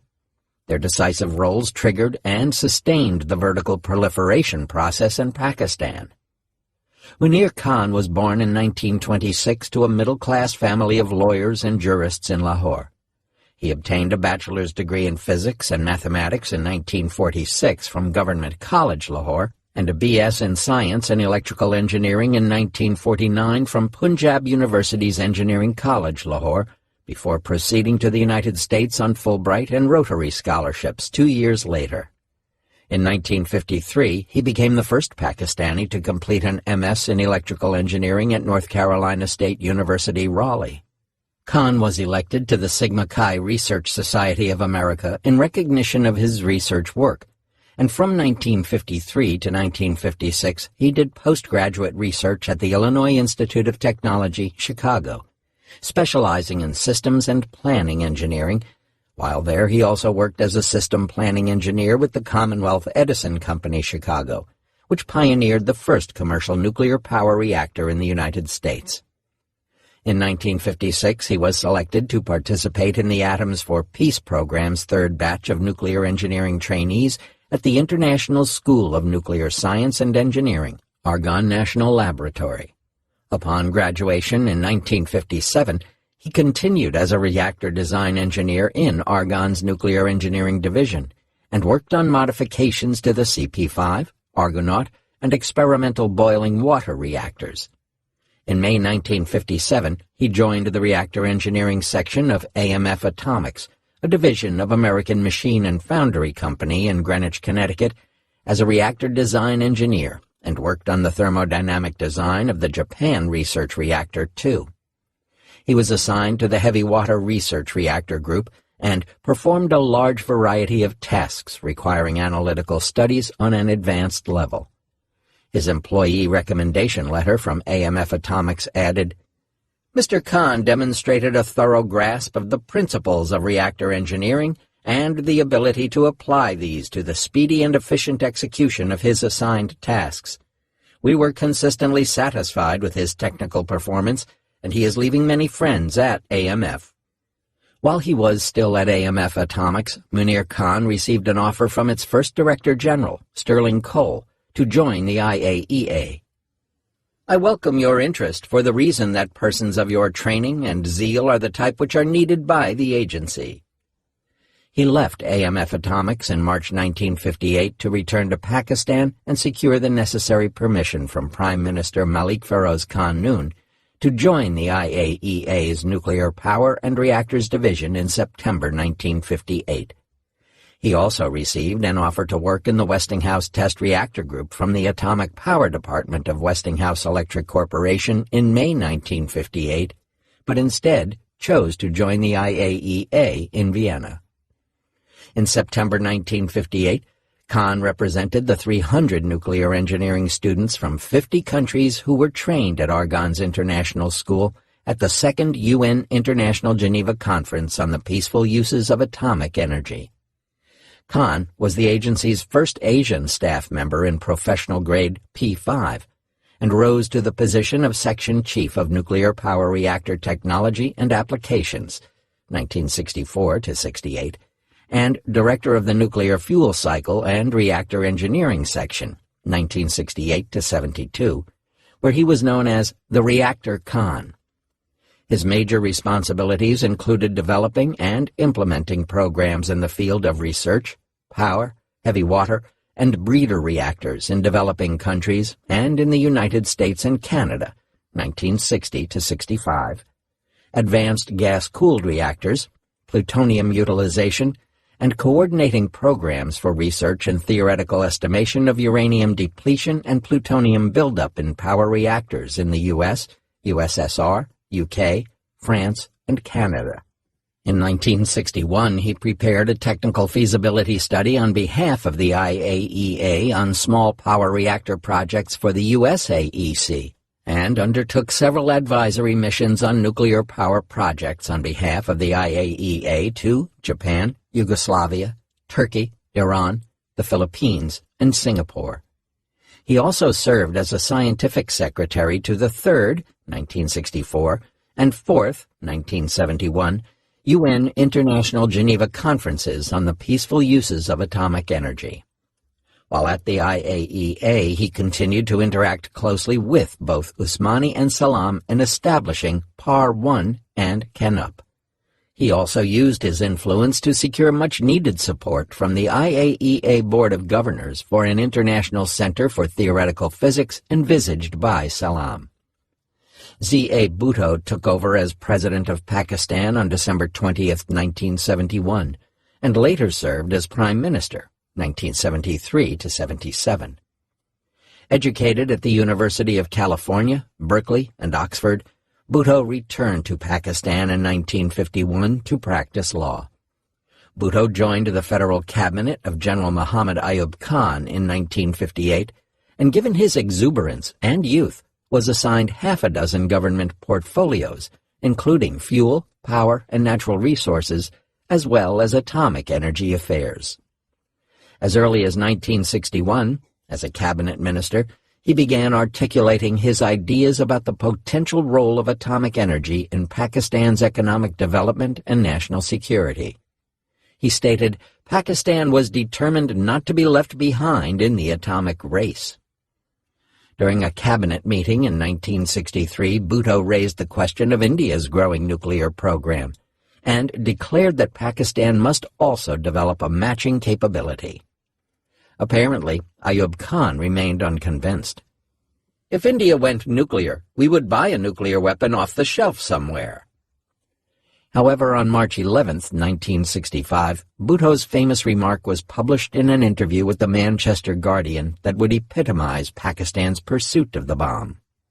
If India makes an atom bomb, then even if we have to feed on grass and leaves, or even if we have to starve, we shall also produce an atom bomb, as we would be left with no other alternative.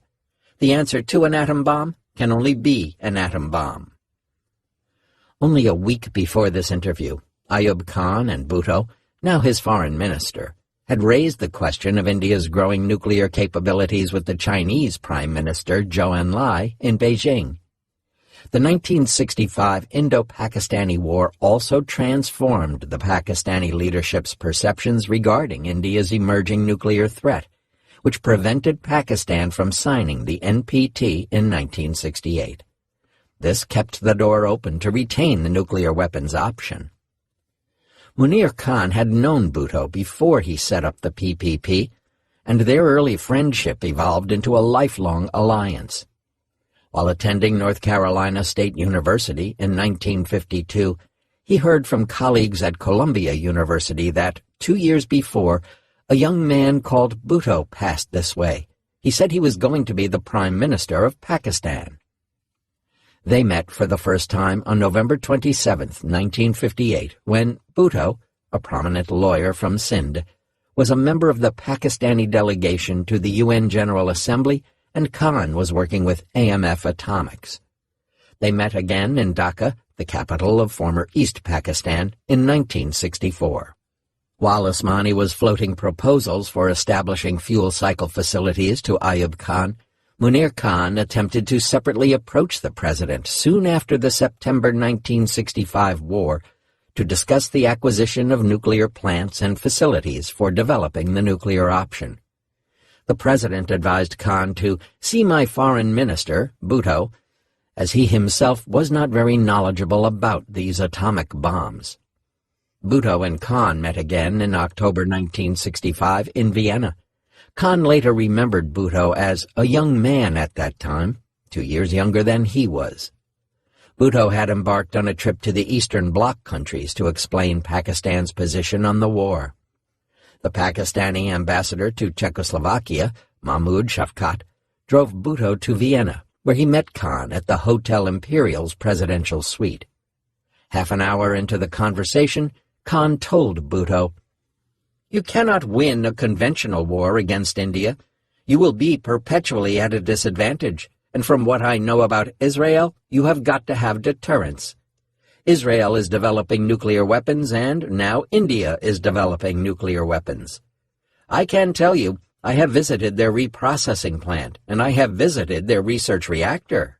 Khan had visited the atomic energy establishment in Bombay as scientific secretary of the IAEA's study group meeting for research reactor utilization for the Far East and South Asia, held in December 7th through 11th, 1964, where he sat on stage with Homi Jahangir Bhabha, the father of India's nuclear program. Munir Khan remembered Bhutto as a very sharp man who replied, "I agree with you. We must have that nuclear deterrent." When Bhutto asked if he had told this thing to Ayub Khan, Khan replied in the negative. Bhutto said, "I will arrange a meeting. You leave it to me, and when you see him, tell the same things to him." Only 8 weeks later, Khan received a message that the president wanted to see him on December 11th, 1965 at 11 a.m. at the Dorchester Hotel in London. There, he had the privilege of meeting Field Marshal Ayub Khan for the first time. The president opened the conversation by saying, "Yes, Bhutto has told me that he met you," and then exclaimed, "Can you make the bomb?" Khan replied, "Look, I cannot make the bomb, but a team can, and I think it can be done." When Ayub Khan asked what was needed, Khan informed the president that there were no restrictions on nuclear technology. It was freely available. India was soaking it up. So was Israel. The cost estimate at that time was not more than $150 million. The president gave Munir Khan a patient hearing, but at the end said, "Pakistan is too poor of a country to afford such luxuries. If we ever need the bomb, we can get it off the shelf." Pakistan had put faith in the Western-led security alliances already at work against the Communist bloc, the Southeast Asia Treaty Organization and the Central Treaty Organization, since the mid-1950s. But the Pakistani president had returned from a trip to the U.S. after the 1965 Indo-Pakistani War, and Khan found him dejected, upset, and disinterested. Ayub Khan had had a less than pleasant meeting with U.S. President Lyndon Johnson. Johnson considered Ayub Khan's ambitious and audacious foreign minister to have been largely responsible for influencing his decision to go to war with India. President Ayub was obviously in no mood to entertain any more of Bhutto's adventures. When Khan told Bhutto that the president did not agree, Bhutto replied, "Don't worry, our turn will come." This goal would become the basis of their alliance, which Munir Khan described as the real bomb lobby, and one akin to the alliance between India's Prime Minister, Jawaharlal Nehru, and Homi Bhabha. Khan would state in 1972 that he was also dubbed as another madman who thought like Zulfikar Ali Bhutto for advocating the development of nuclear capability. Encouraged by Bhutto's enthusiasm for building nuclear capability, Khan briefed Salam on his meeting with the president in London. He also wrote to Osmani that Salam would share all about our discussions in London. Salam promised to follow up on Munir Khan's proposal with Ayub Khan. Ingredients of a nuclear option. In the summer of 1967, Munir Khan and Abdus Salam submitted their joint recommendations entitled Ingredients of a Nuclear Option to President Ayub Khan. It was accompanied by a covering note entitled Note on Nuclear Danger from India. Their papers stated that India was rapidly proceeding toward the development of a nuclear device for testing in 1966 or later, before the conclusion of the NPT. India was also developing short-range missiles that could be tipped with small nuclear warheads. We cannot afford to neglect the potential nuclear threat from India. For our very own survival, we must take effective measures to counter this threat. They warned that India already had the necessary ingredients for the atomic bomb and had been developing this capability through the 40-megawatt thermal Cirrus research reactor since October 1964. Cirrus had already produced 10 kilograms of weapon-grade plutonium, which was being reprocessed at the Trombay plant, and could add 2 bombs worth of plutonium every year. They argued that once the Rajasthan 1 power reactor was commissioned in 1968, India would be in a position to make 20 to 30 bombs per year. By 1970, her capability will reach 100 bombs a year, which is very substantial. To counter this nuclear challenge from India, they proposed that Pakistan ask Canada to ensure that India didn't violate its agreements and use Cirrus for military purposes. Their desire to highlight these proliferation concerns with nuclear suppliers might have been idealistic at best, but they believed it would help Pakistan gain some more time. More importantly, they maintained that, ultimately, we have to rely upon ourselves vis-à-vis India, and we cannot count on someone else's arsenal, which may be denied to us at the crucial moment. For our very survival, we should have an independent deterrent against any nuclear blackmail from India.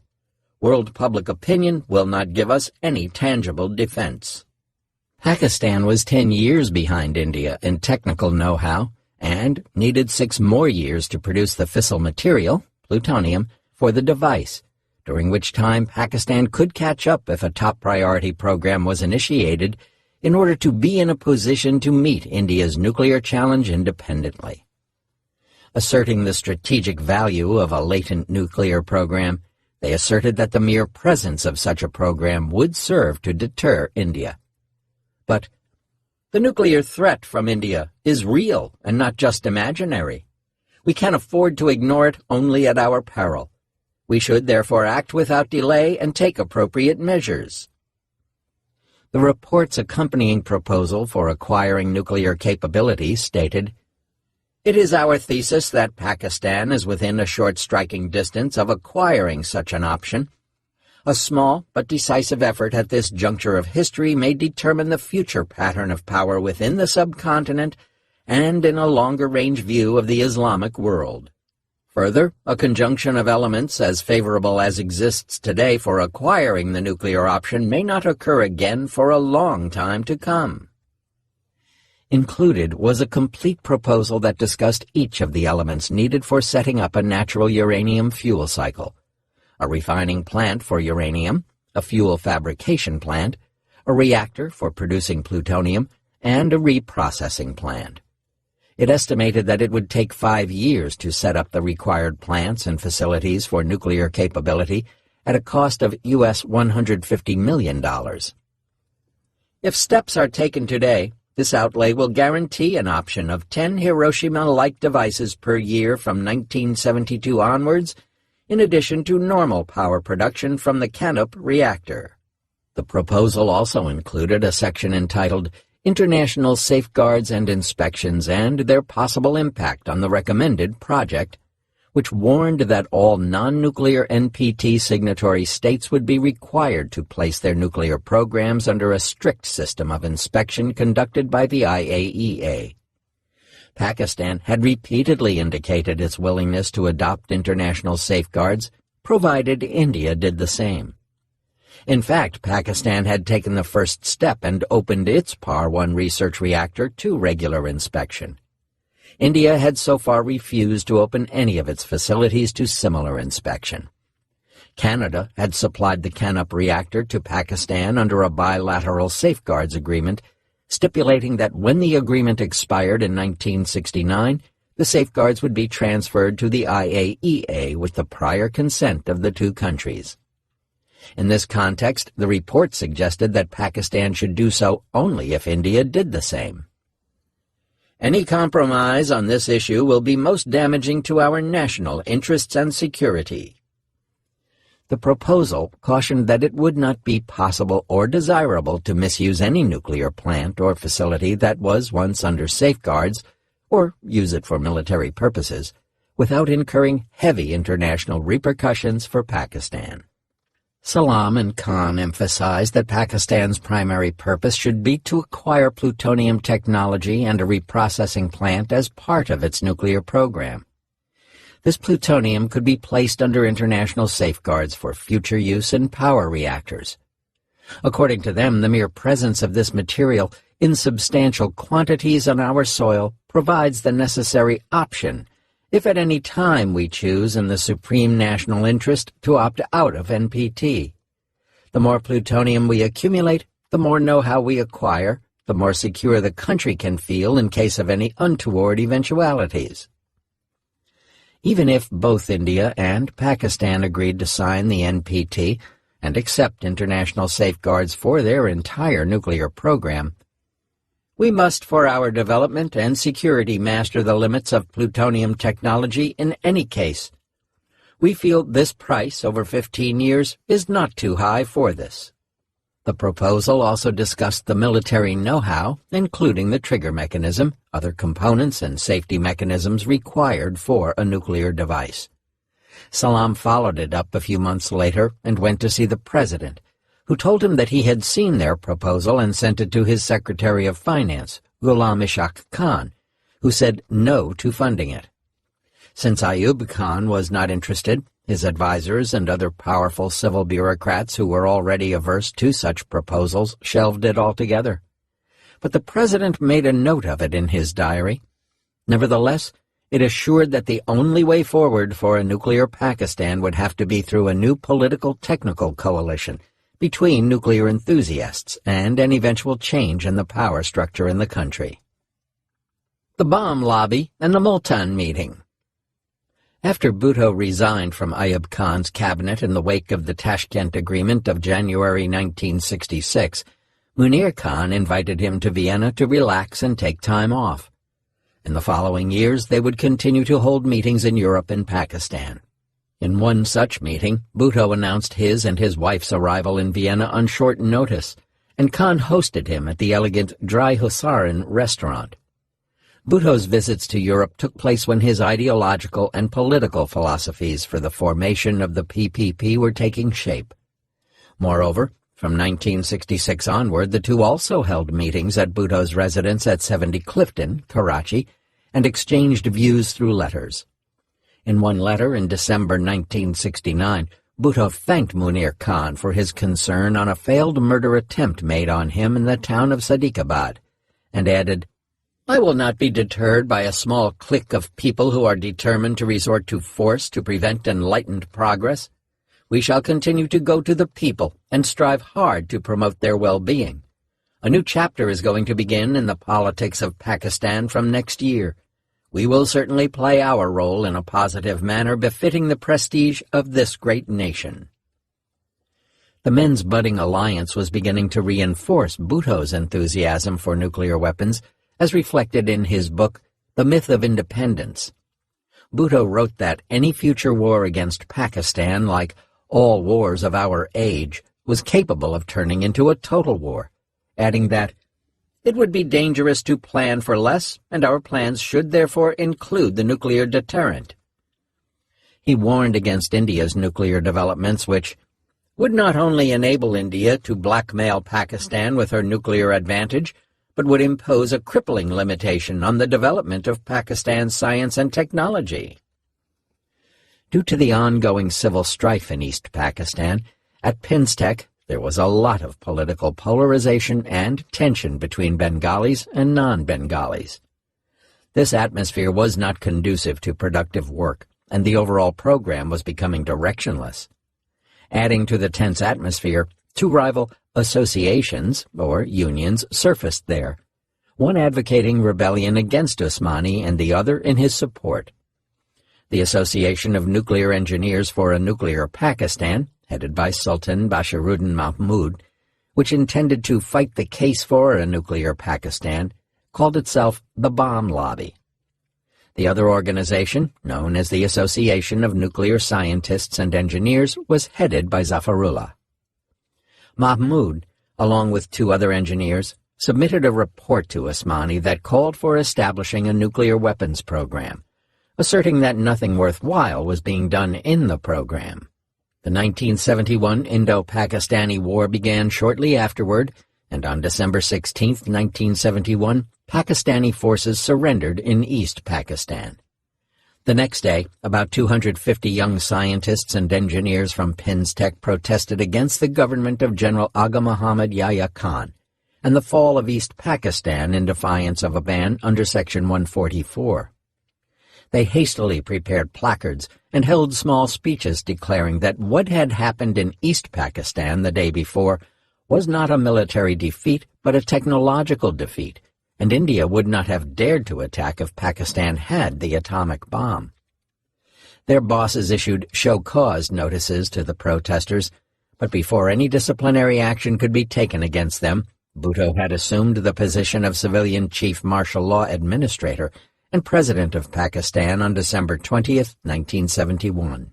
Within weeks, Bhutto took direct control of the PAEC and announced that he was calling a meeting of senior scientists and engineers scheduled for January 10th or 12th, 1972, in Quetta. This meeting, which would profoundly affect the future of the country's nuclear program, was ultimately held on January 20th in Multan. Usmani sent a telegram to Munir Khan at the IAEA during the last week of December 1971, stating that, "The President has ordered the meeting of all scientists, including you and Salam, for reviewing our atomic energy program," and inquiring about his availability on the possible dates. On January 5, 1972, Naeem Ahmad Khan, secretary of the PAEC, wrote to Munir Khan. This letter dealt with the review of the nuclear policy and program of the Pakistan Atomic Energy Commission and stated, "I am sure you are aware of the announcement that the President has taken over the PAEC directly under his personal charge. He has been pleased to direct that a broad-based meeting of the active and leading scientists of the country to be presided over personally by the President should be called within a fortnight to review the nuclear policy and program being pursued by PAEC. I would appreciate it if you could kindly attend the meeting." He then explained the main themes of the proposed meeting. 1. Review of the working of the Commission up to date, including A. Training of personnel, B. Laboratories and centers for research and development, C. Exploration of nuclear minerals, D. Establishment of nuclear power and auxiliary plants, and 2. Future policy and programs of the Commission, and, most importantly, 3. Role of atomic energy in national security. It added that working papers on subjects 1 and 2 were under preparation and would be dispatched within a week.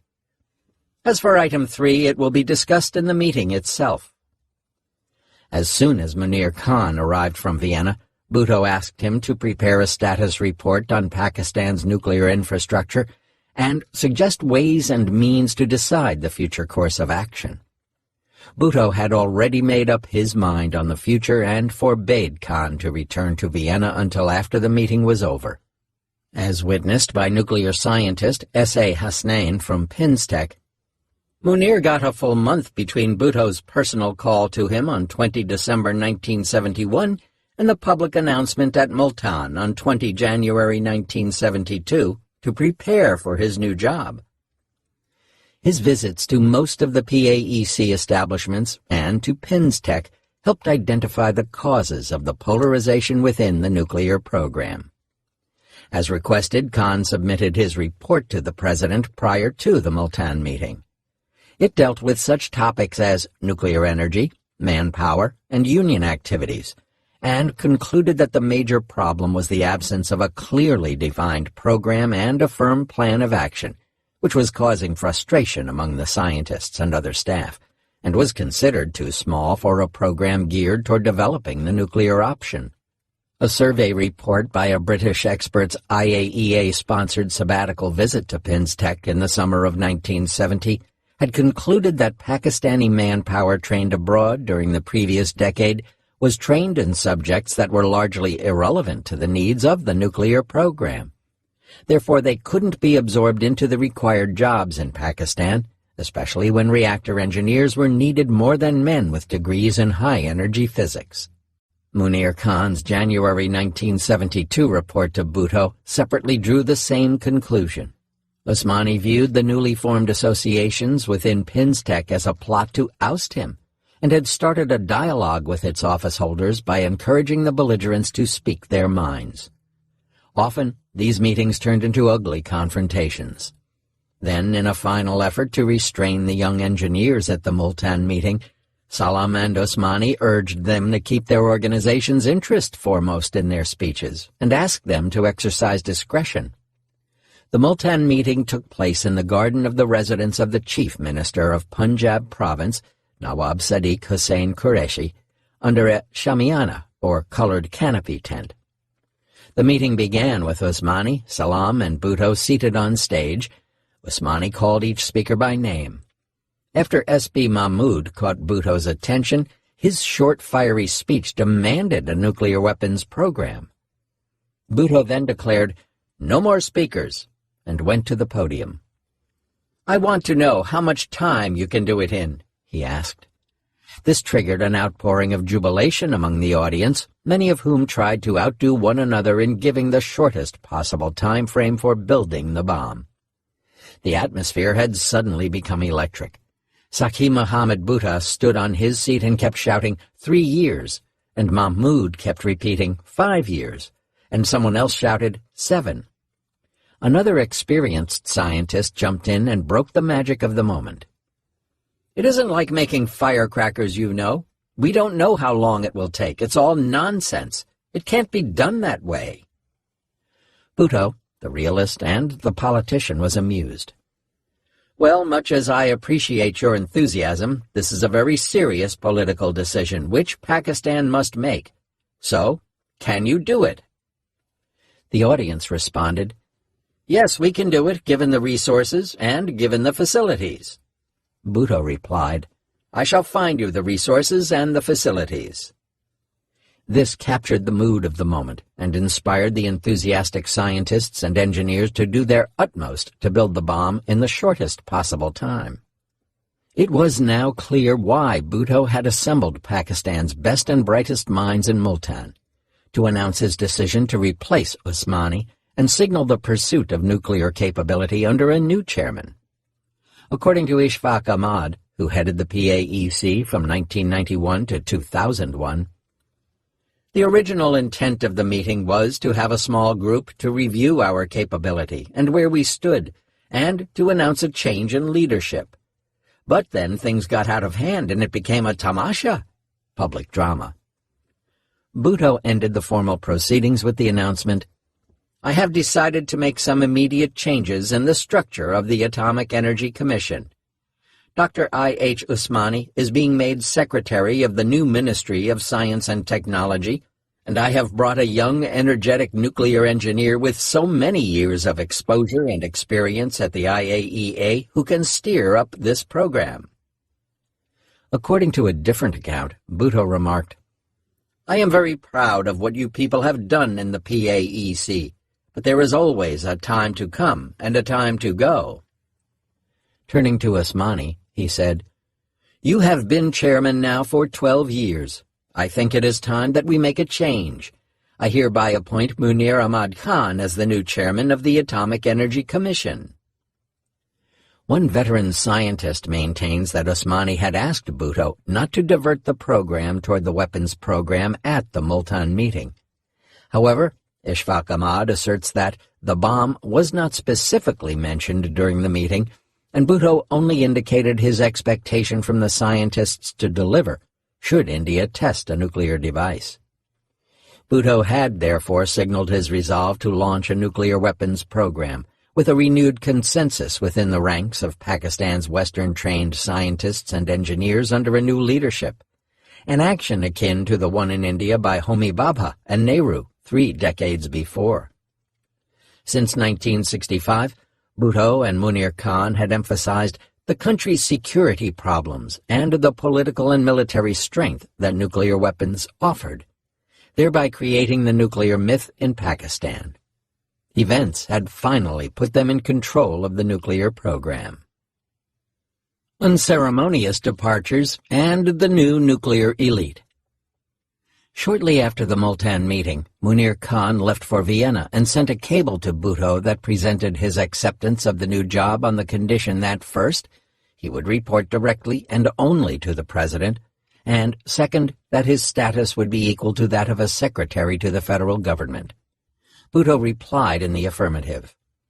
On March 4, 1972, 6 weeks after Osmani's elevation to the position of secretary of the newly created Ministry of Science and Technology, he wrote a passionate letter to his successor. It was a statement of good faith that was also intended to keep Osmani relevant in the new dispensation governing the country's atomic energy affairs. Osmani stated that Khan's appointment as the new chairman was a culmination of his efforts to persuade him to return to Pakistan. Nothing could give me more pleasure than to see someone with whom I have had such intimate and friendly relations extending over a period of nearly 11 years take over the charge from me. You can therefore rest assured that you could get my full cooperation and support during your tenure. He went on to argue that the PAEC should remain part of the new ministry rather than stay under the President's Secretariat. He advised his successor to promote the introduction of nuclear technology rather than science of atomic energy. On a personal note, Osmani added, "If the secretaries of the central government can live a respectable life with a salary of 3,000 rupees per month, I am sure you also can manage. Financially you will suffer because even as a P5 official your monetary emoluments are far in excess of a secretary to the government. But the stature of the secretary cannot be equated either to a P5 or a D1 grade of the agencies of the United Nations family." Osmani further encouraged Khan and stated, "You must have confidence in yourself and in the future of the country. Please do not bother about security because you have had enough of it. A man of your talents and parts does not have to worry about his future because it will always be there. As I go on saying, there is so much to be done for so many by so few that you will always have a job to do in the country." He proposed that the new chairman should join his new assignment at least on leave without pay from the IAEA for a period of 2 years, to neutralize domestic opposition on his appointment, though a more desirable thing to do would be to permanently resign from the agency and negotiate a contract with the government of Pakistan. Osmani concluded by suggesting that Khan should return with a spirit of dedication and service to the country lock, stock, and barrel, so that India and other countries may not say that the chairman of the PAEC is a P5 employee of the IAEA. This would also serve to allay any potential conflict of interest and embarrassment during meetings at the agency. Following Osmani's advice, Munir Khan took a 2-year leave without pay from the IAEA.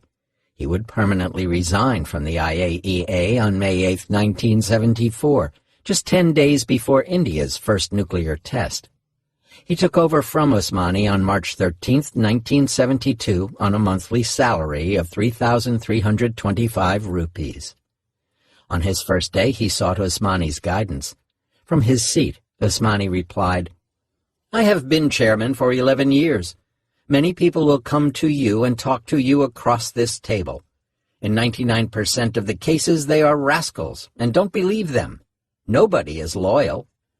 Osmani was made to resign from his position as secretary to the Ministry of Science and Technology in 1973, after serving barely a year in this new office. He later spoke to the authors of The Islamic Bomb about the events. "In fact, Bhutto asked me to take our nuclear program to its logical conclusion, but I refused. Pakistan just didn't have the infrastructure for that kind of nuclear program. I'm not talking about the ability to get 10 kilograms of plutonium. I'm talking about the real infrastructure. A nuclear scientist who worked with him recalls that Dr. Usmani was not concerned about an indigenous nuclear fuel cycle and the possibility of plutonium production in a natural uranium reactor. To his last days in the PAEC, he remained an exponent of atoms for peace. However, in 1969, Usmani considered producing gram quantities of plutonium in Par 1, but this plan was never implemented. Usmani wanted to build a standby nuclear capability rather than an all-out weapons program. According to Ishfaq Ahmad, Usmani always thought that if India did something, Pakistan would have to respond. No chairman of the PAEC would hold a different viewpoint. Usmani had a discussion with an official of the U.S. mission at the IAEA in Vienna en route to the Stockholm Environment Conference in the summer of 1972. It appears that he was trying to enlist U.S. support for his candidacy for the post of Director General of the IAEA, in case Sigvard Eklund decided not to run again. His interlocutor's report states that Usmani emphasized his own personal dedication to assuring that the Pakistani program had been limited to peaceful objectives, which he described as the principal reason of his departure from Pakistan. Clearly, Usmani's exit was inevitable, given his estrangement from Bhutto and the PPP leadership.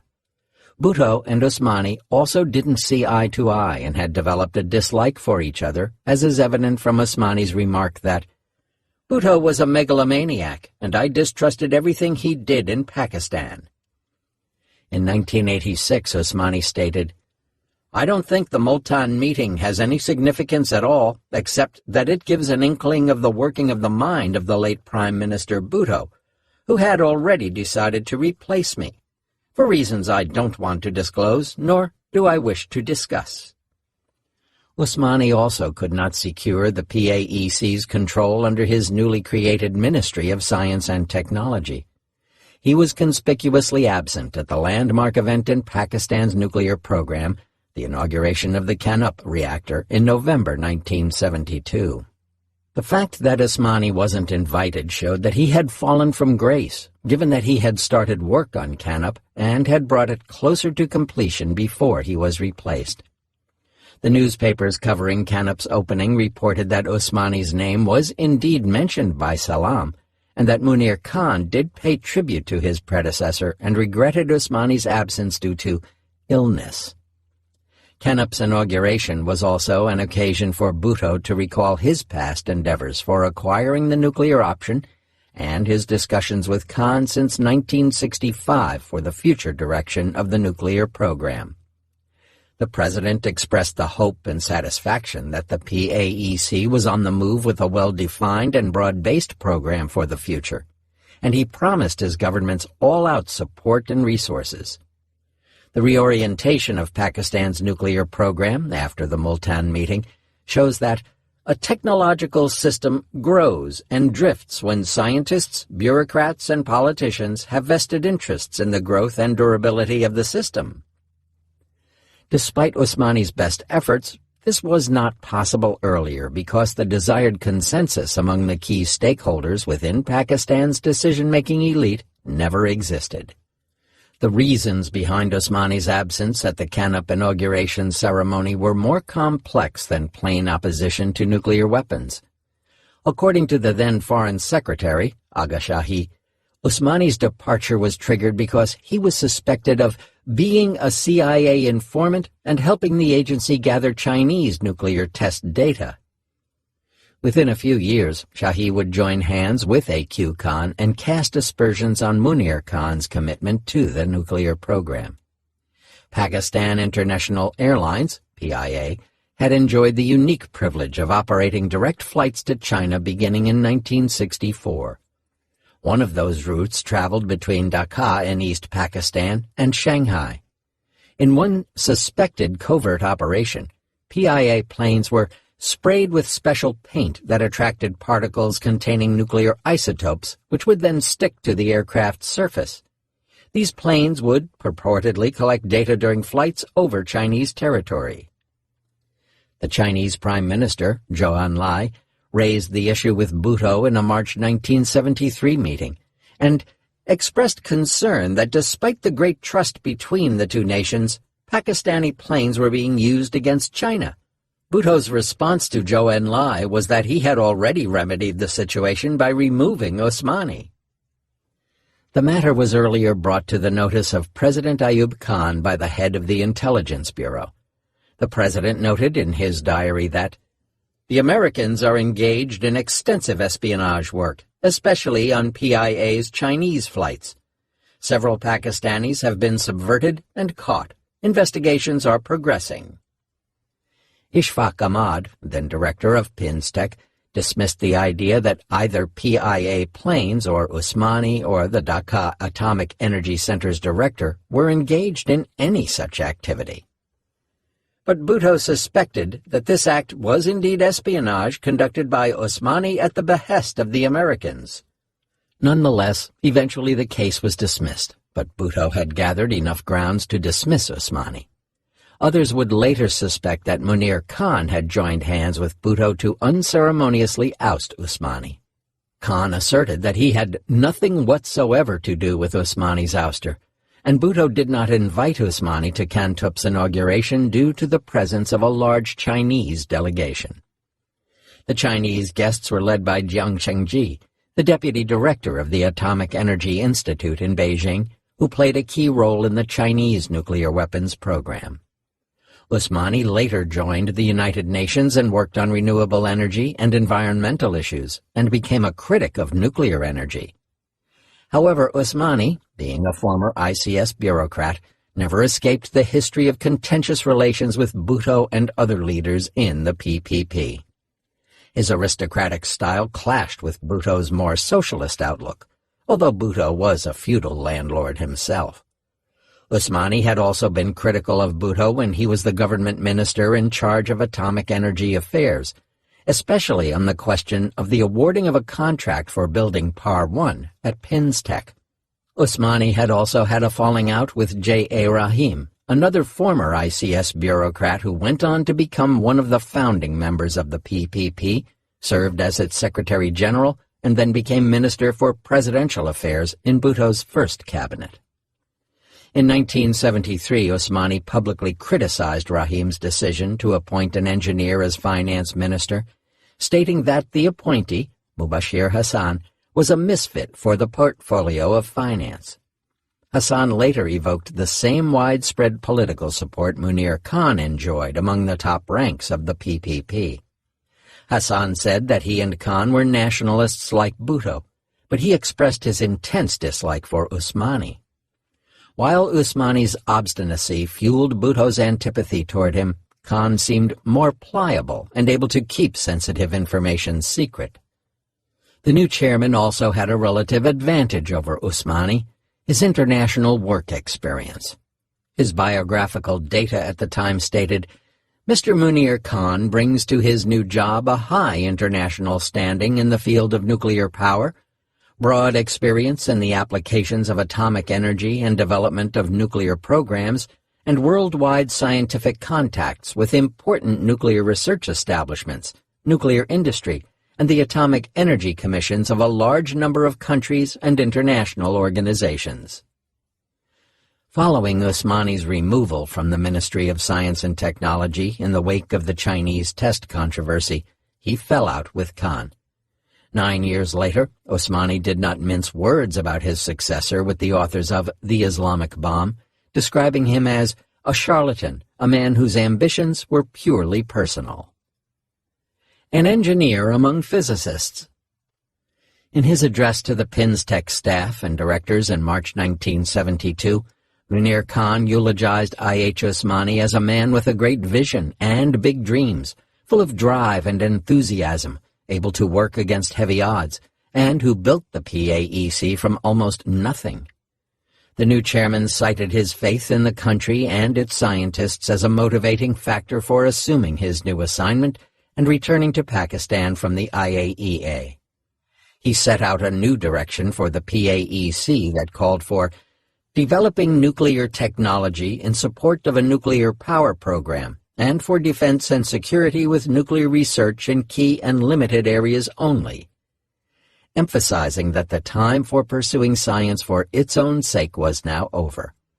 They would henceforth have to work toward well-defined goals, with a determined focus in utilizing the limited resources, energies, and manpower on concrete programs and projects. As he said, "We just can't afford to do everything, or a little bit in many fields." He asked for a review of the ongoing programs. The organizational structure was to be decentralized. A more controversial decision that offended many employees who were residents of Karachi was to move the PAEC headquarters to Islamabad, closer to the seat of government and power, leaving only a small staff behind. As part of the overall revamping and restructuring, the PAEC was reorganized into 15 to 20 directorates, each with a specific mandate and responsibility. Within the next few years, each one of these would expand into a separate project looking after an independent segment of the nuclear program, from fuel cycle to weapons to nuclear power. To ensure fiscal and financial transparency and accountability, a senior official from the Ministry of Finance was deputed as the full-time member finance to scrutinize, sanction, and approve funds and spending for all classified and open projects. That member, along with 3 other full-time members, would function under the chairman. The country's chief executive, President, Prime Minister, was to be the head of the PAEC Council, which would hold annual meetings in December to review its progress and programs. When Munir Khan took charge in March 1972, he was the first chairman of the PAEC who was an engineer without a PhD. This fact would be frequently used to discredit his credentials by his detractors. He appointed a mix of engineers and scientists, with and without PhDs, as heads of different classified projects in the nuclear program, as these were primarily engineering enterprises. In later decades, Parvez Butt, Anwar Ali, and Mohammad Naeem became chairmen who did not hold PhDs. Within a few years, a core team of scientists and engineers, with and without PhDs, would act as firefighters and troubleshooters for several classified and other open projects.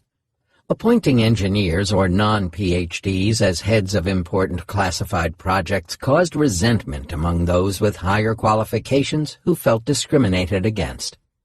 In the previous decade, Osmani also selected 50 scientists and engineers each year for foreign training and education along similar lines.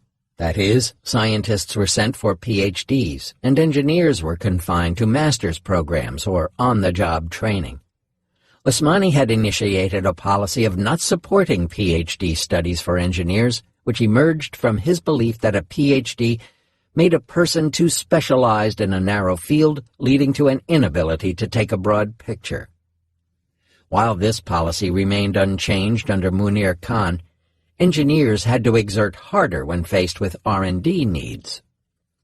As new complex fuel cycle projects were launched in the mid-1970s, engineers lacking PhDs became irrelevant as they learned on the job through hands-on experience and access to greater and new literature and information. Another enduring legacy of the new work culture in the nuclear program was the introduction of strict secrecy and compartmentalization within the various branches and projects.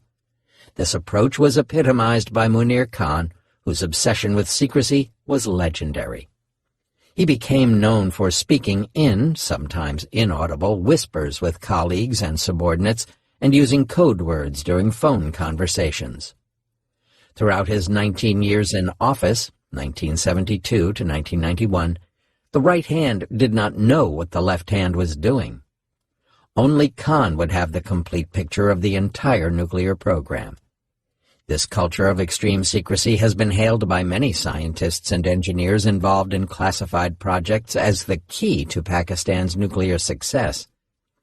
As Riazuddin, member technical 1973 to 1977, recalled, Munir Ahmad Khan was concerned with the secrecy of the nuclear project to the point of obsession.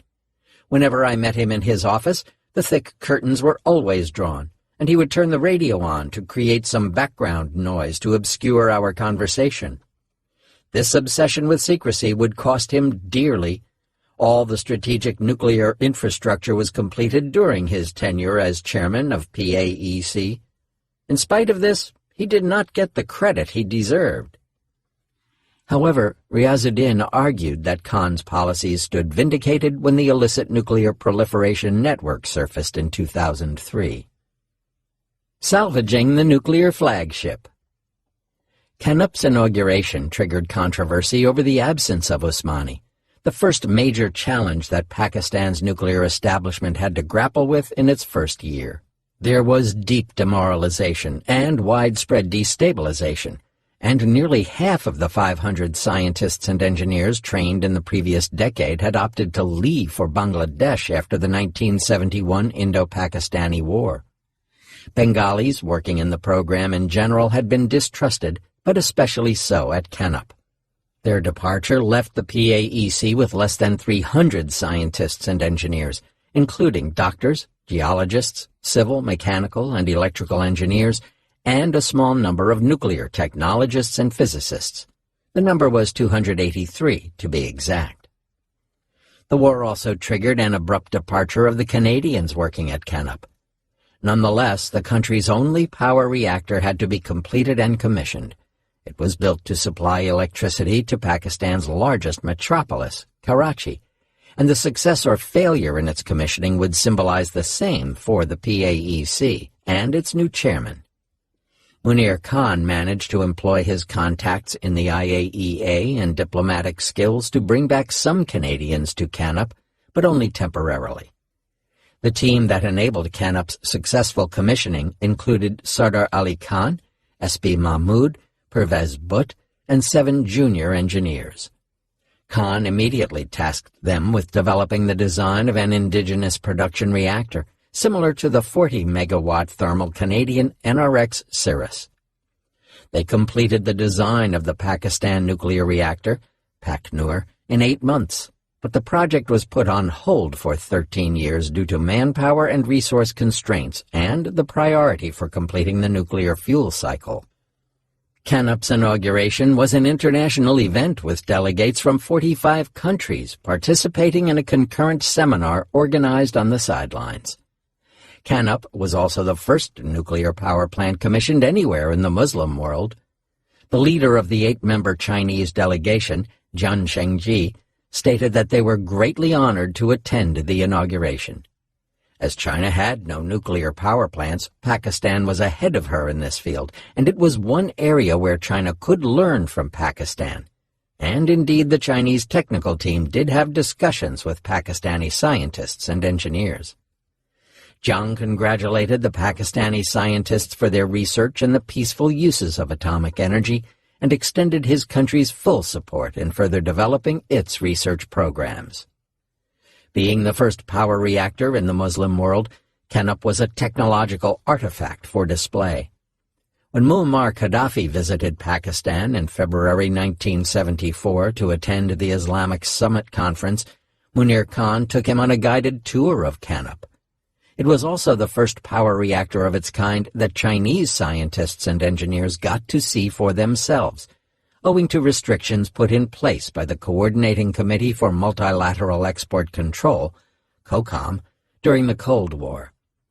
Bhutto reportedly entered into an unannounced strategic agreement with China in May 1976 that encompassed collaboration in the military, nuclear, and civilian fields. The pact was primarily spurred by the denial of Western technologies to both countries. In Pakistan's case, because of its refusal to sign the NPT and enter into full-scope safeguards for its nuclear program, and was designed to usher in an era of South-South cooperation.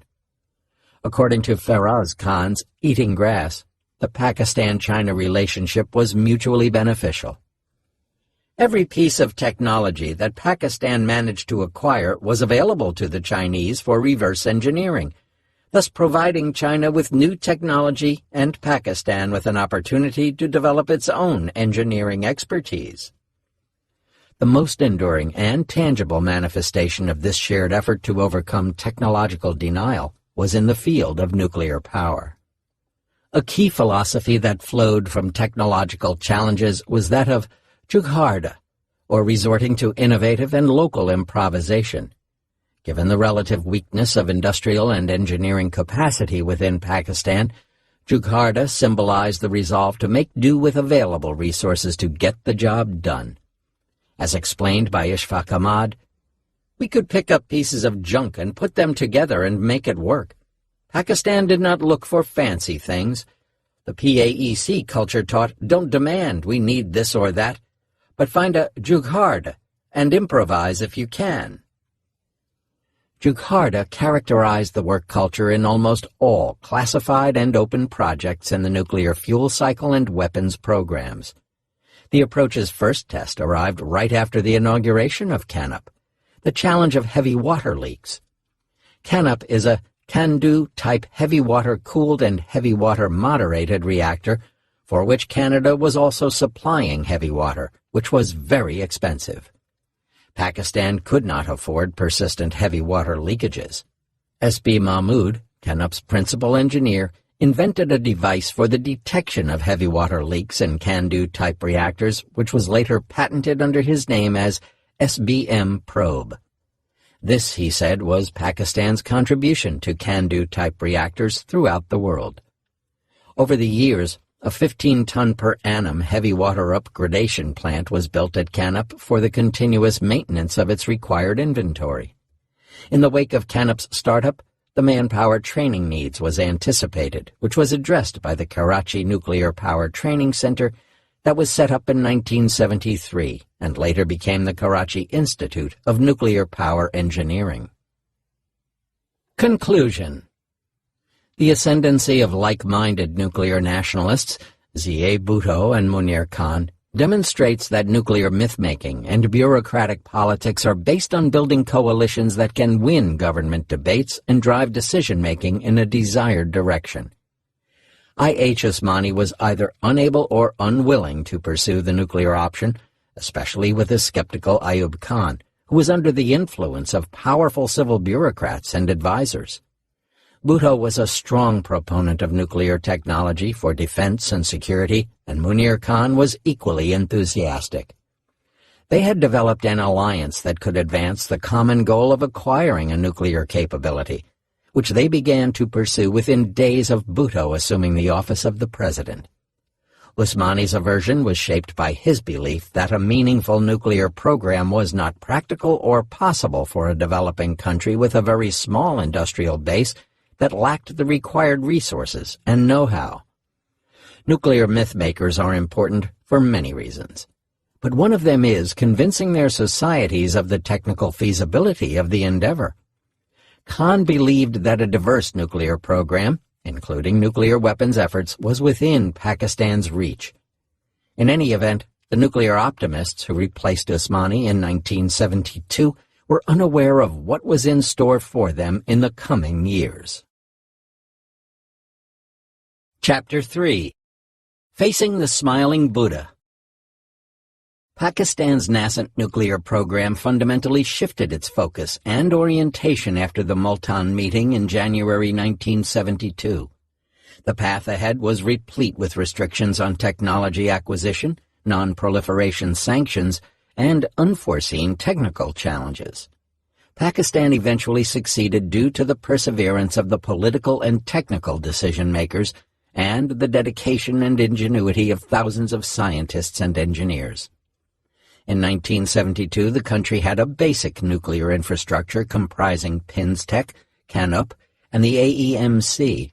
CANUP was completed but not yet commissioned, and no nuclear fuel cycle facilities existed in the country. I.H. Usmani had cited these constraints to justify his opposition to Bhutto's nuclear ambitions. To develop a nuclear capability, Pakistan had to establish an indigenous fuel cycle infrastructure, which would enable it to produce fissile material for nuclear weapons without violating international safeguards for misusing foreign-supplied facilities. This chapter explores Pakistan's efforts to master the nuclear fuel cycle between 1975 and 1981. Pakistan's nuclear plan. When Munir Khan took charge of Pakistan's nuclear program in March 1972, his first task was to prepare a nuclear plan, build the necessary infrastructure, and develop the required manpower to implement it. Henceforth, all resources and efforts would be directed to develop the nuclear fuel cycle. By May 1972, a detailed nuclear plan was prepared, which envisaged complete control of the nuclear fuel cycle and building numerous plants and facilities for the generation and application of nuclear know-how. The plan thanked President Bhutto on May 4, 1972, for his kind consideration and personal interest in convening a high-level meeting on atomic energy to be held the following day. The plan, entitled The Draft of the Proposals on the Nuclear Fuel Cycle Facilities for the Atomic Program, called for acquiring plants and facilities for 1. Uranium production, prospection, processing, and refining plants, 2. A heavy water plant, 3. A fuel fabrication plant, 4. A reprocessing plant for plutonium production, and 5. Nuclear materials laboratories at Pinstech. Bhutto approved this plan within 2 hours of its submission on May 5, 1972, in a meeting attended by Mubashir Hassan, Finance Minister, J.A. Rahim, Minister for Presidential Affairs, and Usmani, Secretary of the Ministry of Science and Technology. Bhutto addressed Mubashir Hassan and declared, "I hereby abolish all the several committees dealing with atomic energy in various ministries. You give him, Munir Khan, the money as he puts in the request."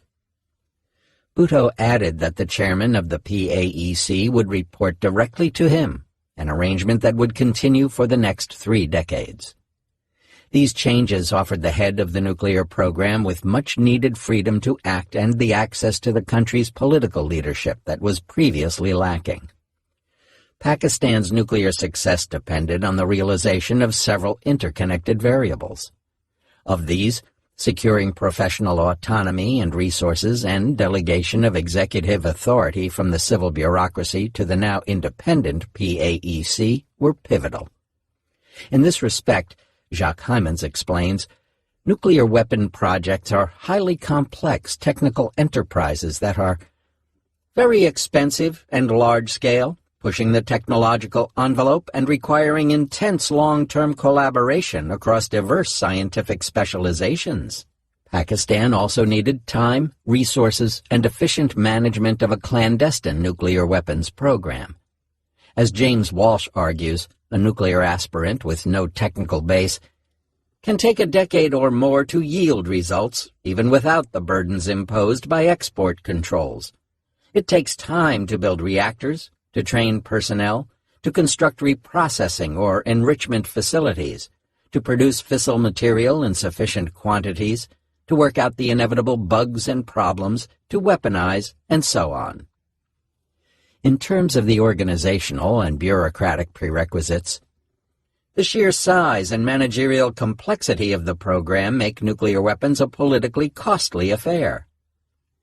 Equally important is the need for an enduring consensus and collaboration and commitment among the key stakeholders, scientists, military and civilian bureaucrats, and politicians. These conditions were equally critical to the success of the U.S., Soviet, Israeli, and Chinese nuclear weapons projects. The basic philosophy underlying Pakistan's nuclear plan, as described by Ishfaq Ahmad, was to acquire technology through international cooperation without misusing or violating contractual agreements and maintaining good standing with the IAEA while seeking to develop indigenous capabilities in parallel.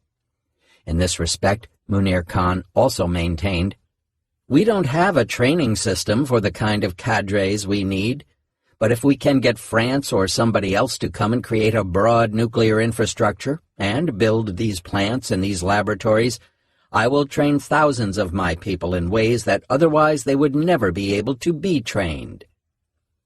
Such a collaboration was the key to attaining proficiency to develop and sustain a multifaceted nuclear program.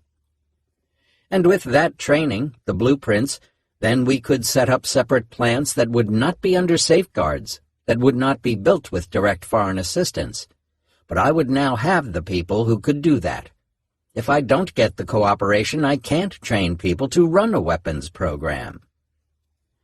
After 1972, Pakistan entered into agreements with France, Canada, and West Germany for the supply of a reprocessing plant, a fuel fabrication plant, and a heavy water plant, all under IAEA safeguards.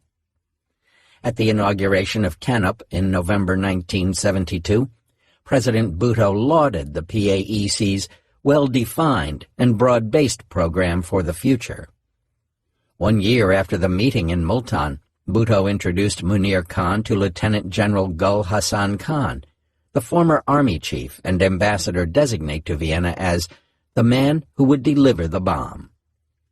However, within a few years, differences in approach and expected timelines arose between Bhutto and Khan, the latter of whom asserted, "The plan was that we will go towards the bomb. How to get there was my job. Now, Bhutto and I had different perceptions." He claimed, "I wanted to build a broad-based nuclear science and technology infrastructure because I knew that bomb-making could only be done like this. Bhutto was only interested in the end product, the bomb.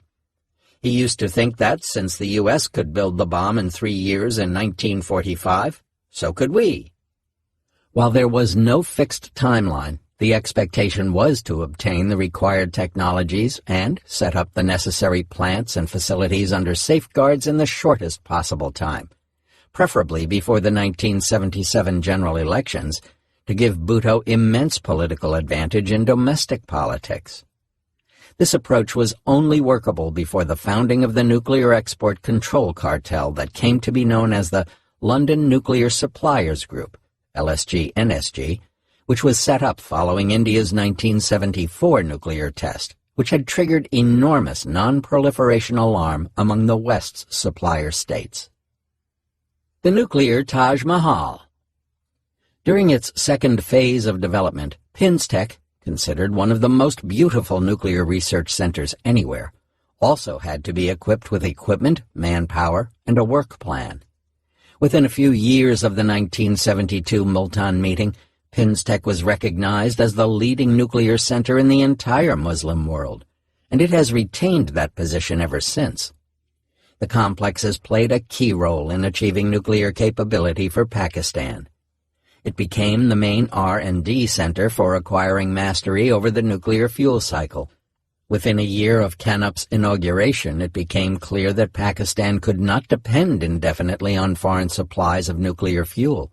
So R&D for the indigenous production of uranium oxide fuel was initiated in 1973.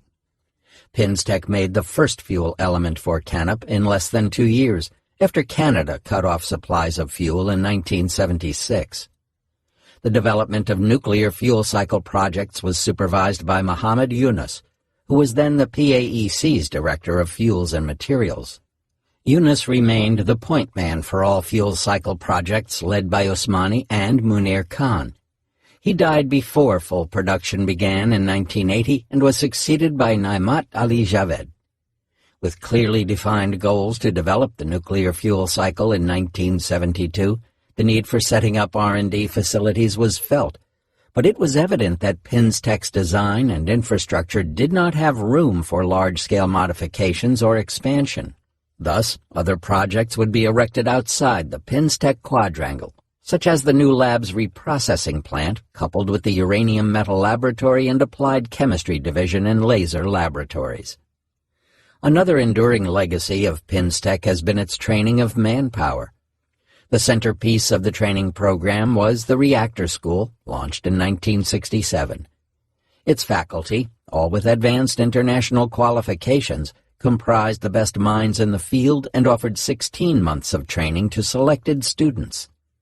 Pioneered and nurtured by Imam-ur-Rahman, In 1976, the reactor school was upgraded to become the Center for Nuclear Studies, CNS, and in 1997 it became a university, the Pakistan Institute of Engineering and Applied Sciences, PIEAS. CNS trained thousands of Pakistani scientists, engineers, and technicians and met all the manpower needs of the PAEC and KRL. PINSTEC also trained and inspired a cadre of weaponeers who would go on to staff nuclear facilities across the country. It had a staff of more than 2,000. In 1989, a 27-kilowatt miniature source neutron research reactor, the PAR-2, was acquired from China for research and training purposes at CNS. Between 1989 and 1991, the 5-megawatt thermal PAR-1 was upgraded to 10 megawatts thermal and redesigned with local efforts to run on low-enriched uranium fuel as its HEU supply had been embargoed by the United States. The bang at the door. My pay GEI.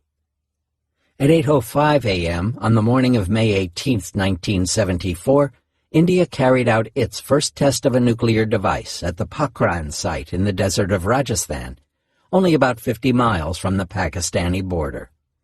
Shortly afterward, the chairman of the India Atomic Energy Commission, Homi Sethna, called Prime Minister Indira Gandhi's office and informed her principal secretary, P.N. Dar, "The Buddha is smiling." Soon, All India Radio interrupted its regular transmission and aired a special announcement. India had gone nuclear by exploding a nuclear device with a yield of about 10 kilotons by diverting plutonium produced in the civilian 40-megawatt thermal Cirrus research reactor. On that day, Munir Khan was informed of India's nuclear test while he was presiding over a meeting in Peshawar called to set up a nuclear agriculture center. He also heard the news on a small transistor radio that he always carried. He canceled a scheduled press conference and told one of his colleagues, "You cannot expect me to be talking about onions and tomatoes when India has just exploded a nuclear device close to Pakistan's border." He turned to Ishfaq Ahmad and whispered in Punjabi, "My pay GEI." The old lady, Indira Gandhi, has shown her prowess. He was asked to immediately telephone Prime Minister Bhutto, who exclaimed, "Why are you sitting in Peshawar? You didn't inform me that the Indians had exploded a device. We heard it over the BBC." Munir Khan later confided to Ahmad, "Bhutto was very upset, very annoyed, that the Indian test had taken them by surprise. Bhutto questioned Munir about why he didn't know that India was testing a bomb. Munir had little explanation." However, Pakistan was not the only country that was surprised. So was the United States, which also did not detect the test preparations. At the time, Pakistani seismic stations were inadequate to detect and measure underground nuclear tests. In view of India's test, a solid-state nuclear track detection laboratory was founded in Pinstec in 1974. On the evening of May 18th, Bhutto sat down with Munir Khan and Foreign Secretary Aga Shahi on the lawn of the Prime Minister's house. Bhutto asked them to put in writing their respective responses to India's test. They agreed not to be bitter or reactionary, but to give a political response and do whatever we had to.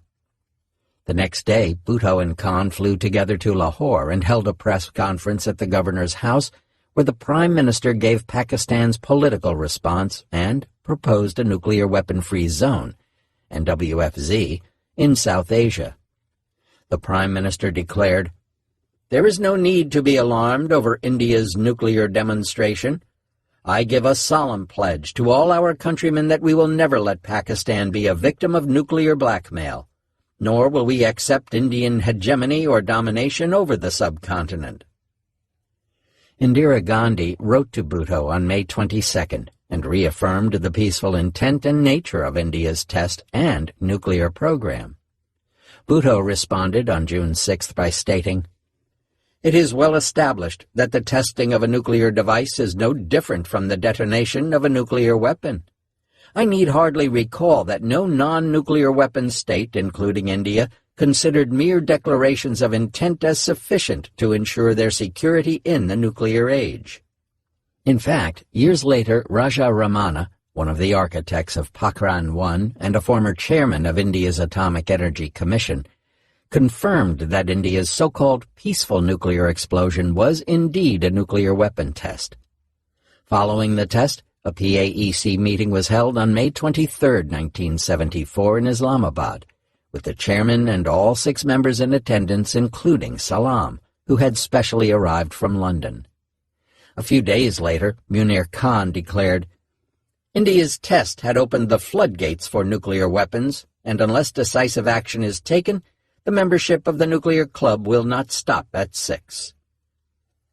Pak Atom, the newsletter of the PAEC, assured the nation that the PAEC will do its part for national welfare and will carry out the task assigned to it, and asserted that atomic energy was necessary for our progress, economic development, and survival. The chairman repeated these remarks in an interview on Pakistan television and added, "Our priorities were fixed taking into account for India's intentions, and the PAEC aims at providing Pakistan the technical know-how it needs to meet its requirements." 2 days after India's test, he wrote a carefully crafted piece entitled Challenge and Response, articulating Pakistan's official reaction to the test.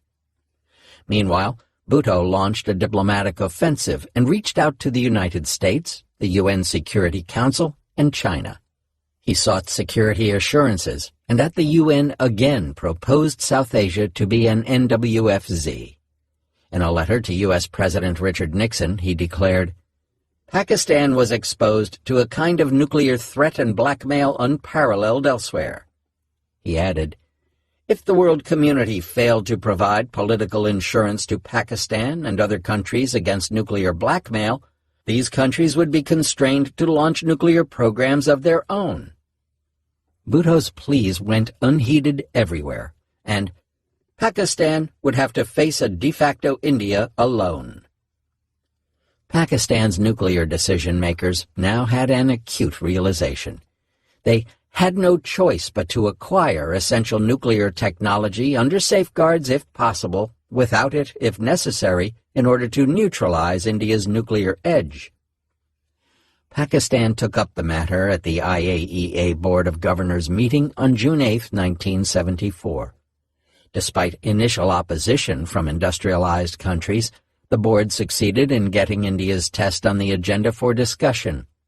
While there was no condemnation of India's test, at the end of the debate, a senior official of the IAEA told Munir Khan, "Even though it was India which had carried out the nuclear explosion, it would be Pakistan which would be punished for that."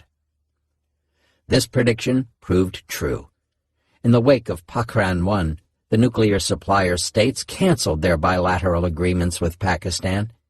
Canada, West Germany, and other states asked Pakistan to open its nuclear program for inspections, place all its facilities under safeguards, and sign the NPT. These were the preconditions that Pakistan had to accept to become eligible for continued cooperation, even under IAEA safeguards, which would also apply to agreements that were made prior to India's 1974 test. It was now obvious that the international community would offer no more than lip service to Pakistan as support in the face of a nuclear India. The DCC decides for a device.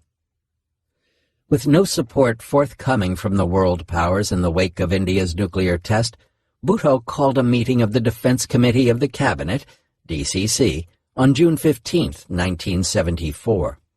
The DCC aimed to determine how Pakistan should expedite its program in response to the Indian explosion.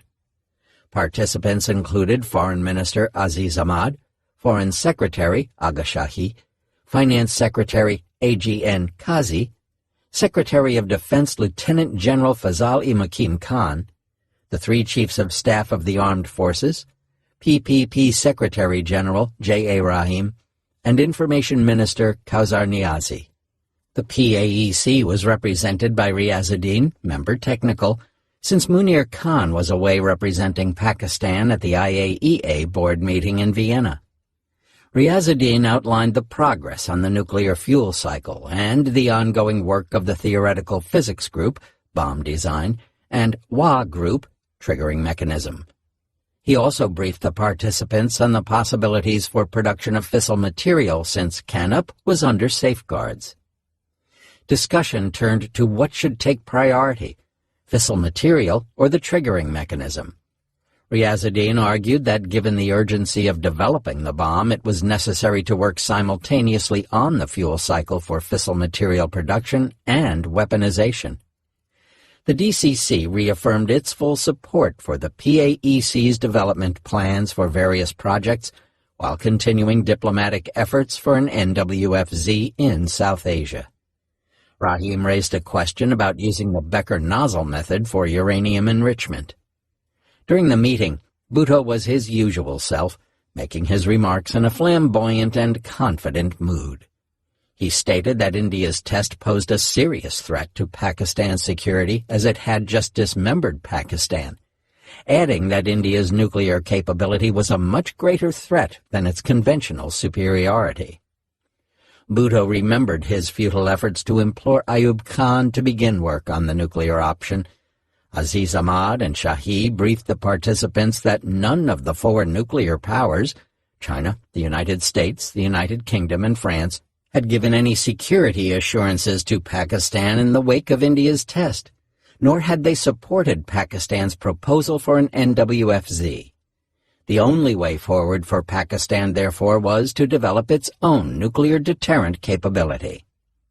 Pakistan moved to implement a hard hedging strategy for nuclear acquisition under a covert program that involved attempts to become a threshold nuclear state with many of the pieces in place for a functional weapons program. This was the culmination of the shared vision of the bomb lobby for building a nuclear capability. It shows that even as the pursuit or acquisition of the bomb serves the national interest of a state, it may concurrently also serve the parochial or bureaucratic interests of some individual actors in that state, such as Z.A. Bhutto and Munir Khan. This list of actors would be expanded within a few years to include General Muhammad Zia-ul-Haq and A.Q. Khan. The nuclear fuel cycle, with or without safeguards. The urgency of the new geostrategic realities required additions to the original nuclear fuel cycle plan of May 1972, including exploration of various uranium enrichment technologies and the selection of a gas centrifuge method by the fall of 1974. Ishfaq Ahmad recalls that on February 15, 1975, Munir Khan traveled to Bhutto's hometown of Larkana by special military aircraft to obtain formal approval and funding for a program to establish a U.S.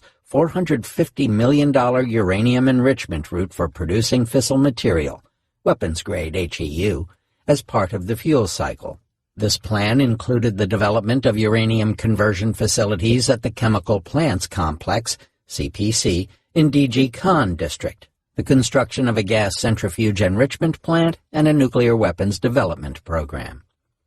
On March 9, 1976, Munir Khan secured Bhutto's endorsement to seek natural uranium from foreign suppliers and briefed the Prime Minister on the immediate exploitation of Pakistan's own uranium resources through the establishment of a pilot uranium processing plant coupled with the production of the natural uranium hexafluoride gas, UF6, the feedstock for the gas centrifuges. The Prime Minister was also requested to make available a small aircraft on an urgent basis for a survey of suitable sites for additional nuclear facilities. He talked of seeking more expeditious support from the new Chief of Army Staff, Zia-ul-Haq. A year later, on April 4, 1977, Munir Khan personally delivered a report to Bhutto entitled Targets for the Completion of Various Fuel Cycle Facilities. It stated, following the directions of the Prime Minister, the PAEC is engaged in implementing a most comprehensive program for the construction of all the key nuclear fuel cycle facilities. The scope and coverage of this is, at present, matched by not more than 8 countries in the world, which include the 5 nuclear powers plus India, Germany, and Japan. This is indeed a very great challenge for any country, and much more so for an undeveloped country like ours, but the Commission is fully confident that with the support of the Prime Minister, the national target of having a complete fuel cycle in Pakistan shall be achieved soon.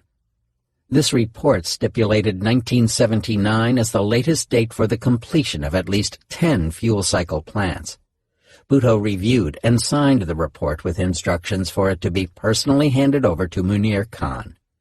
The completion of an indigenous nuclear fuel cycle would enable the production of HEU and plutonium for nuclear weapons. Only 3 months later, Bhutto was deposed. Based on this report, he would write from jail that Pakistan was on the verge of acquiring an indigenous nuclear capability when he was overthrown. A former senior scientist recalled that in 1976, "The pace of rapid developments struck me. Many projects had been initiated for development of an indigenous nuclear fuel cycle." These classified projects offered a convenient umbrella for the full range of nuclear R&D in the nuclear fuel cycle. Uranium prospection and exploration. In 1959, radioactivity was discovered in the Swalik mountain range in the D.G. Khan district. As a result of drilling, a 100-kilometer-long belt of uranium extending from areas of Rakhi, Bakalchur, and Rajanpur was identified for prospection. Uranium exploration and prospection continued from 1960 to 1963. In 1970, a pilot plant with a capacity of 10,000 pounds per day for the concentration of uranium ores was designed and fabricated by the scientists and engineers of the AEMC. The AEMC, headed by Ishfaq Ahmad in 1970, along with the uranium yellowcake pilot plant, were designed and fabricated under the guidance of Mohammad Shabir. After 1972, further exploration of uranium deposits and uranium mining and refining was expedited for making it into pure oxide, hexafluoride, gas, and metal and produce other nuclear materials. On December 27, 1973, the discovery of large uranium deposits in southern Punjab province was announced. Uranium prospection continued through the 1980s, which was partially aided by the IAEA UNDP Technical Assistance Project from 1971 to 1975, after which the classified Bakalchur 1, BC-1, project for producing uranium ore concentrate, yellowcake, was developed separately. During the late 1970s, Pakistan deliberately disengaged cooperation with the IAEA in uranium exploration activities and let the IAEA UNDP project break down. As the fuel cycle facilities were being developed, President Zia was kept apprised of the successes achieved in projects for uranium prospection, processing, and conversion from 1977 to 1979. By 1988, PINSTEC had developed a new technique used in uranium exploration and mining in Pakistan. Turning rocks into pure gas, BC-1 and CPC. Pakistan launched 2 key projects in 1975 to 1976 for uranium processing and conversion in the front end of the fuel cycle, BC-1 and the CPC. The arid desert landscape of southern Punjab province and close to the city of D.G. Khan was selected because of the abundance of natural uranium ore there. Before the 1970s, Pakistan had no experience in mining uranium on an industrial scale. The need to develop indigenous capabilities in uranium exploration and processing, mining and refining, became more acute after Canada halted supplies of nuclear fuel for Canup in 1976. Uranium yellowcake and oxide was also needed to prepare the feedstock for the gas centrifuge enrichment project.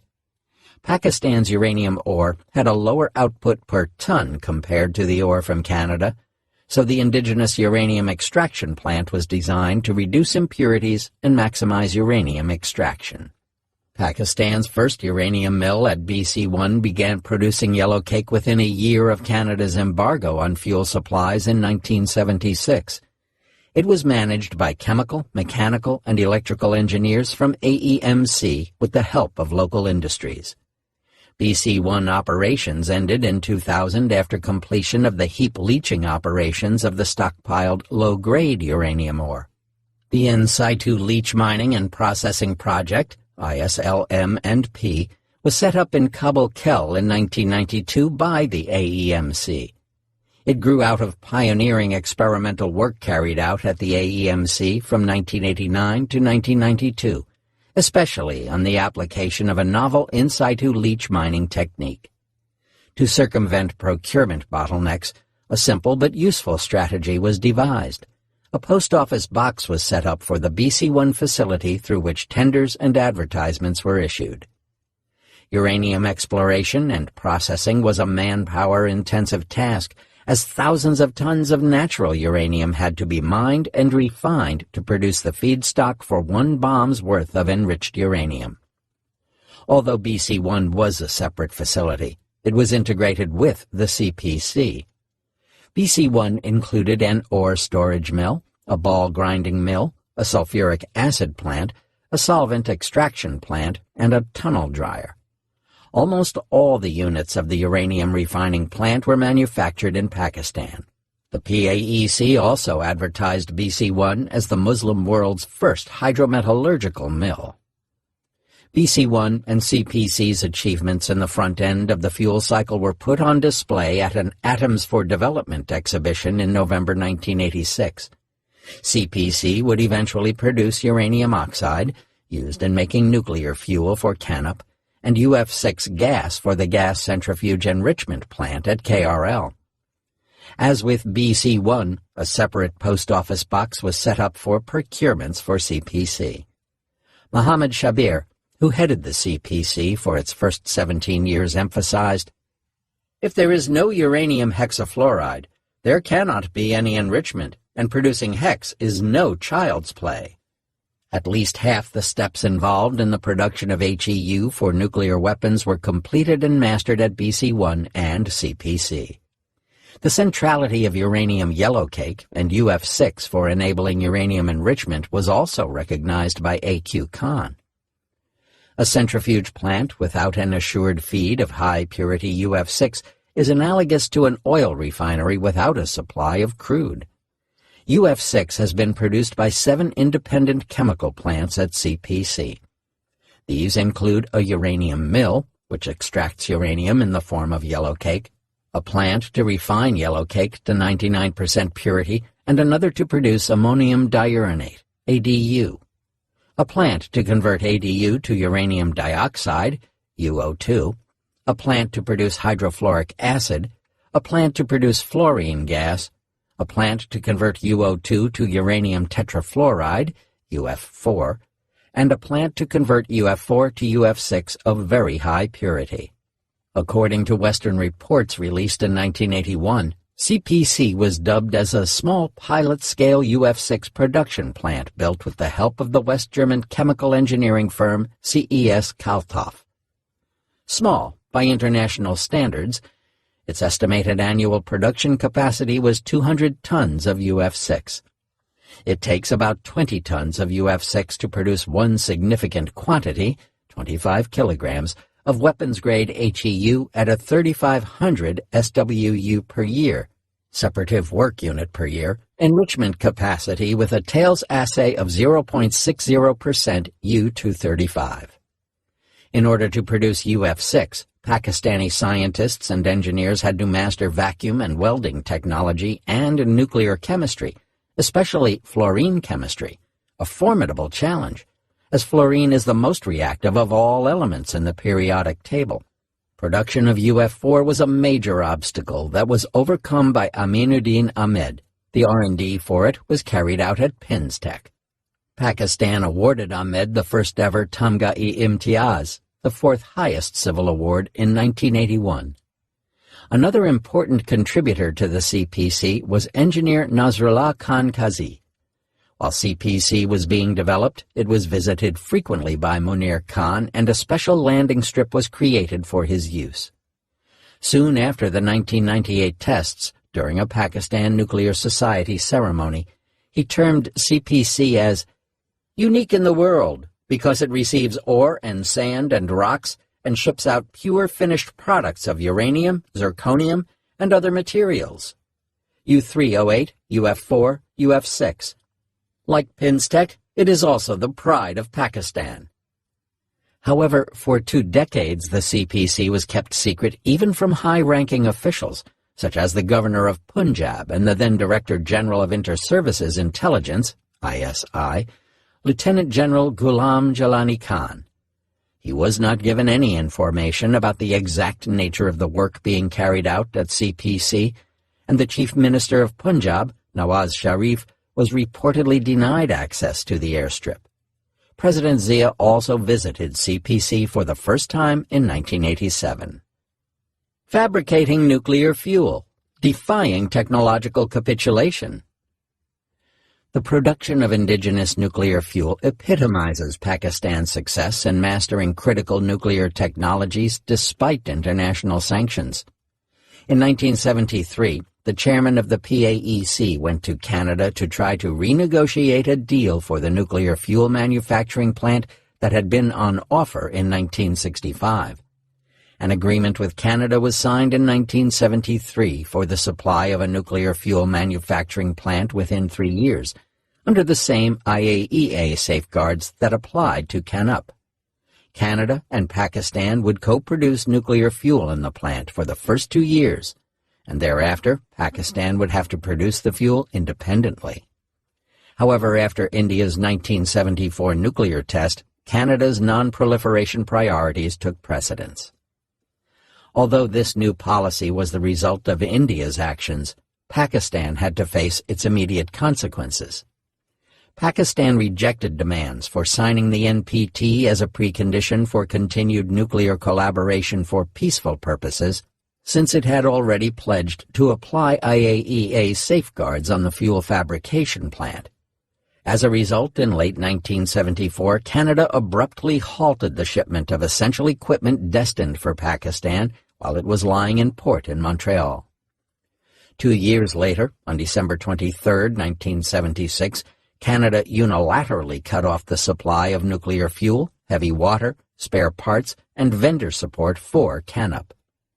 Subsequently, Pakistan built a dedicated nuclear fuel fabrication plant at Kundian, on the banks of the Indus River and next to the Chashma nuclear power complex, where the French reprocessing plant was also being constructed, as well as a 600-megawatt power reactor that was planned but not erected until many years later.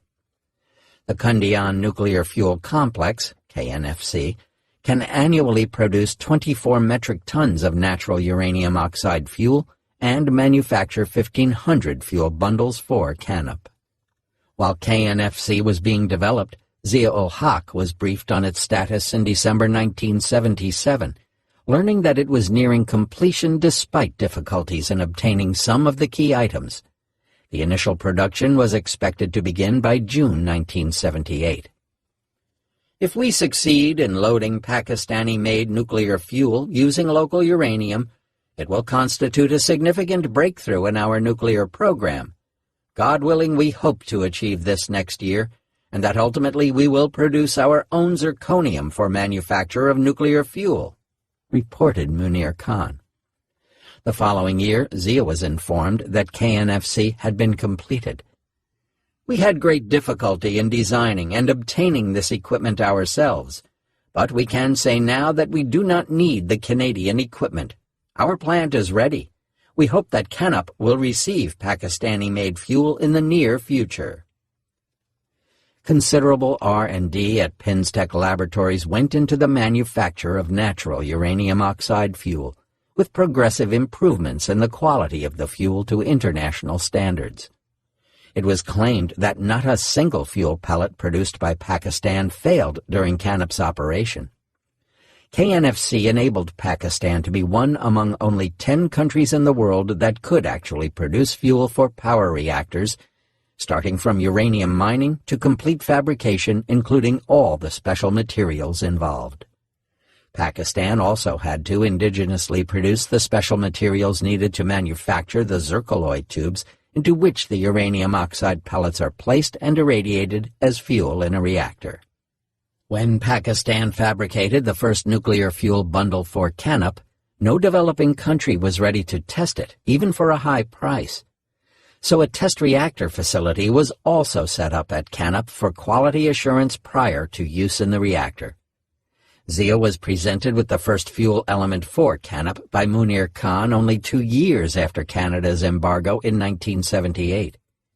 KNFC started production in 1979, and at a press conference on August 31, 1980, Khan announced that Pakistan had achieved self-reliance in the manufacture of natural uranium oxide fuel from indigenous uranium. The first Pakistani fuel bundle was loaded onto the core of CANUP in 1980, and within 10 years the entire core was loaded with Pakistani-made fuel bundles. Production of indigenous nuclear fuel at KNFC saved U.S. $40 million annually for the country. Pakistan also produced the first ton of purified uranium oxide and metal before it produced the first ton of copper or any other mineral using local ore and indigenously developed technologies. Canada's embargo on CANUP fuel proved a blessing in disguise, as it pushed Pakistan toward self-reliance in all high-technology branches of nuclear technology. A 1985 issue of The Nucleus states that manufacturing indigenous nuclear fuel had given Pakistan the distinction of mastering the technology of the front end of the nuclear fuel cycle. By 1980, the KNFC, BC-1, and CPC were producing yellowcake and uranium oxide, uranium metal, uranium hexafluoride, and nuclear fuel for the Karachi power reactor. The infrastructure built and experience gained in fabricating natural uranium oxide fuel made it possible for producing natural uranium metal fuel for the Kushab production reactors in later decades. However, in an October 1981 interview, Munir Khan complained that the government should have appreciated the success in producing indigenous nuclear fuel, and the scientists, engineers, and technicians had not been accorded due recognition.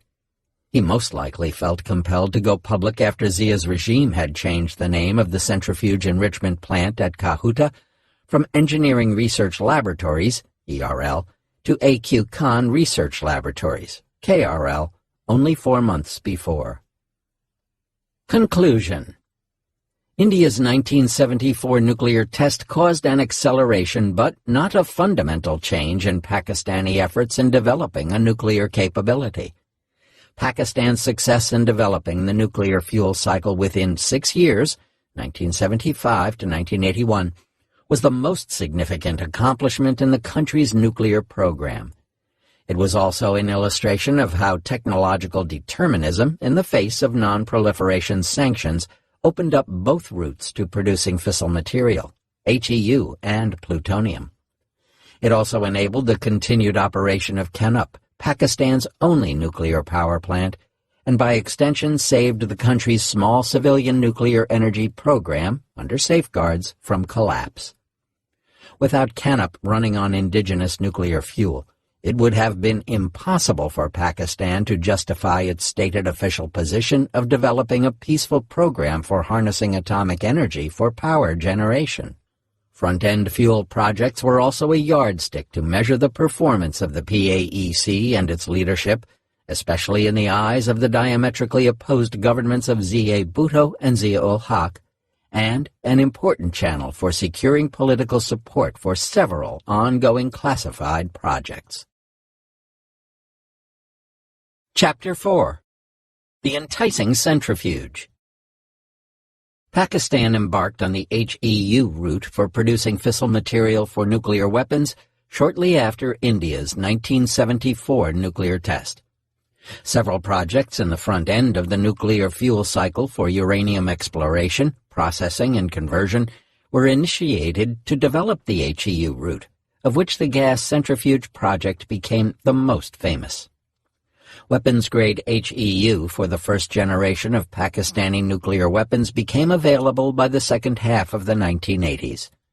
Pakistan was the second country after the Soviet Union that employed gas centrifuge technology to enrich uranium. The Centrifuge Enrichment Project began in February 1975 as the Directorate of Industrial Liaison, DIL, in the PAEC, which became autonomous and was renamed the ERL in 1976 and KRL in May 1981. The drivers and politics that shaped Pakistan's Centrifuge Enrichment Project through its formative years, 1975 to 1981, generated intense bureaucratic infighting within Pakistan's nuclear program for a quarter of a century. It also created the conditions for the genesis of an illicit proliferation network of centrifuge technology that is unique to the second nuclear age.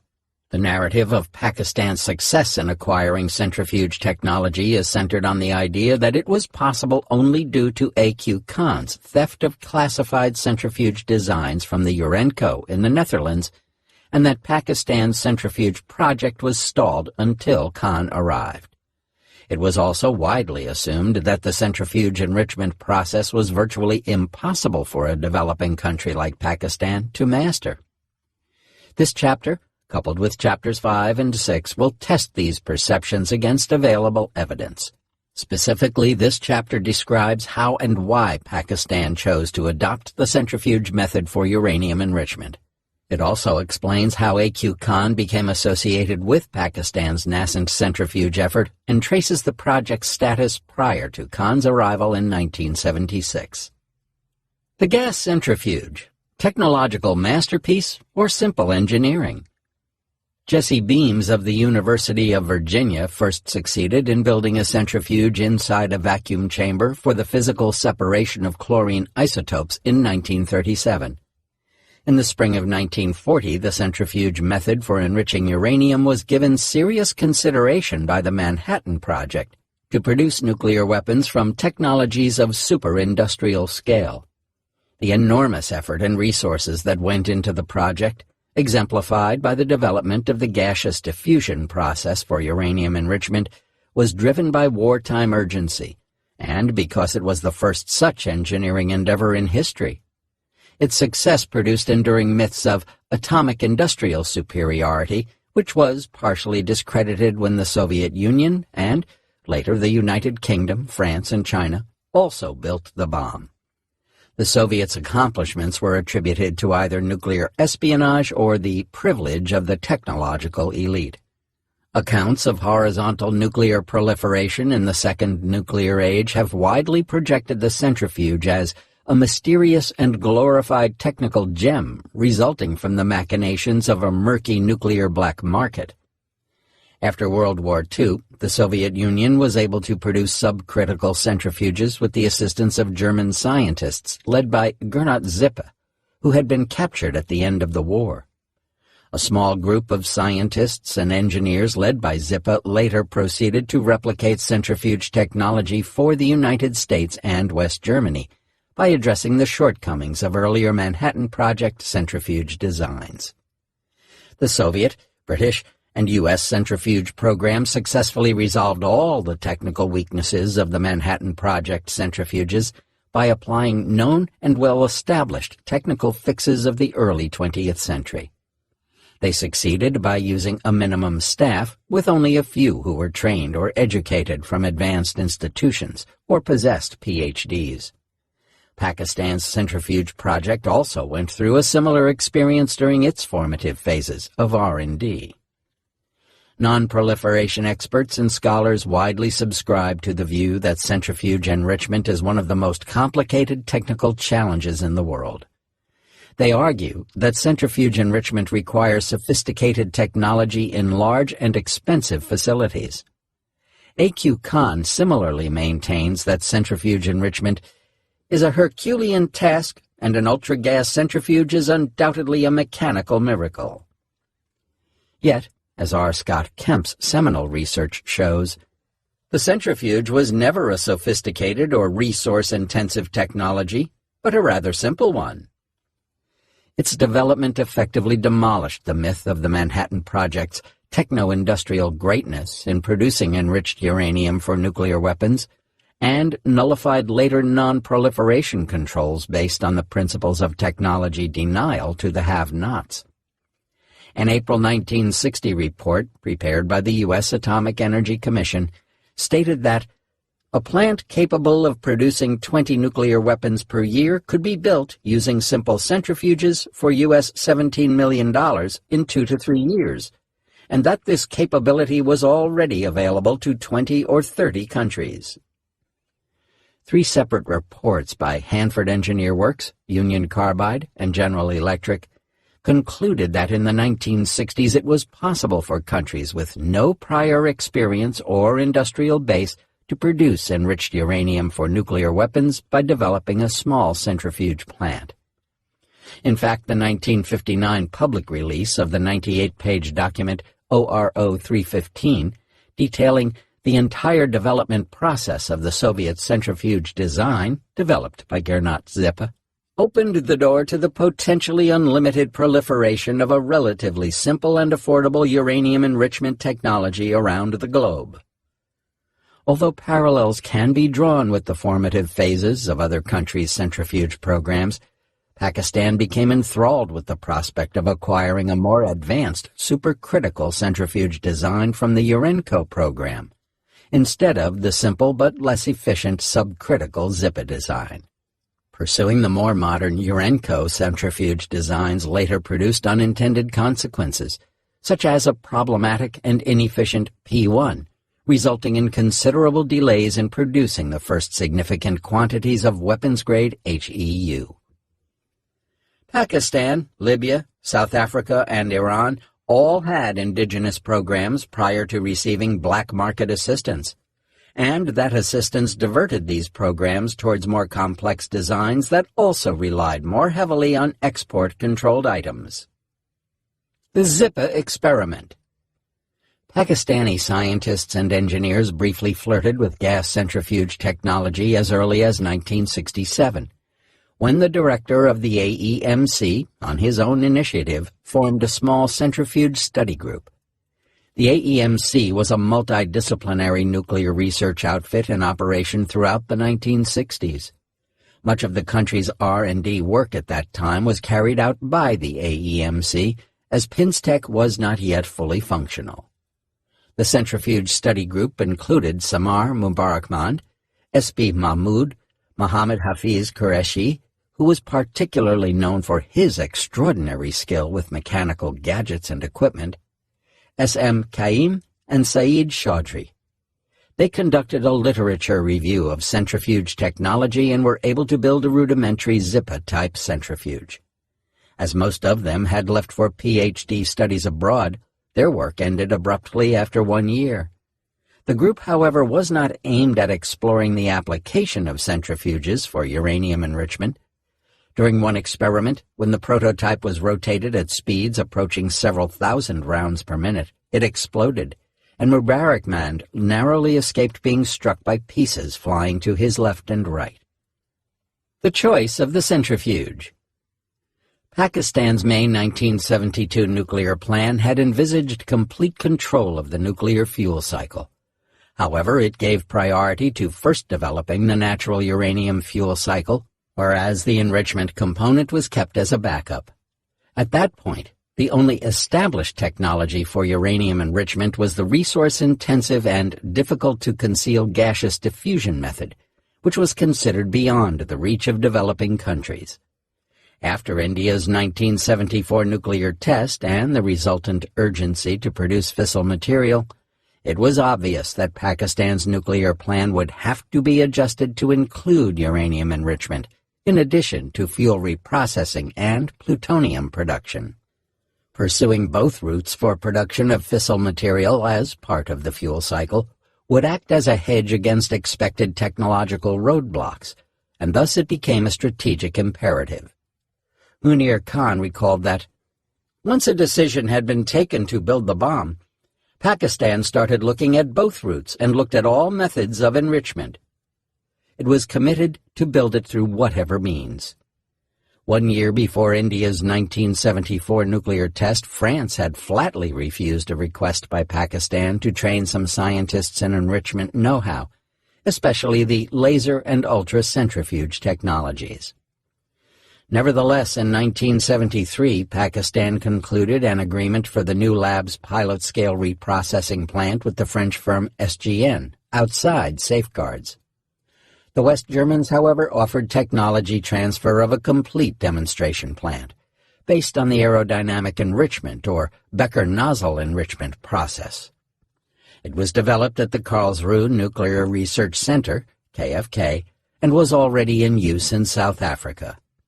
Munir Khan was taken on a tour of that plant in 1974 and was told that Pakistan could acquire it as part of bilateral PAEC-KFK cooperation. However, Pakistan did not follow through on the KFK offer, as the aerodynamic process had not been commercially employed to produce weapons-grade HEU. Meanwhile, Pakistani scientists studying or working abroad were gathering open-source literature on uranium enrichment technologies and sending it home.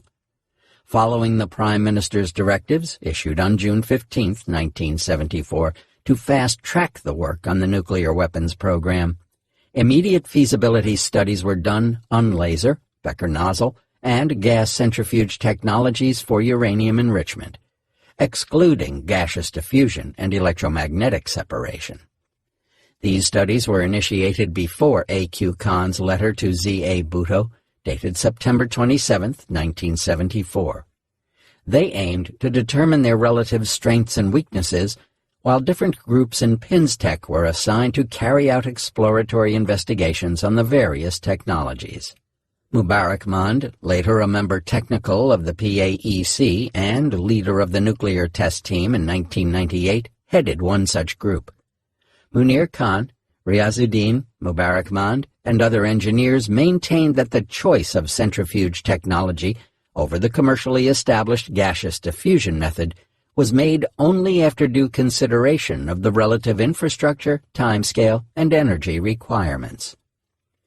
The idea that centrifuge technology was worth the risk therefore gained traction.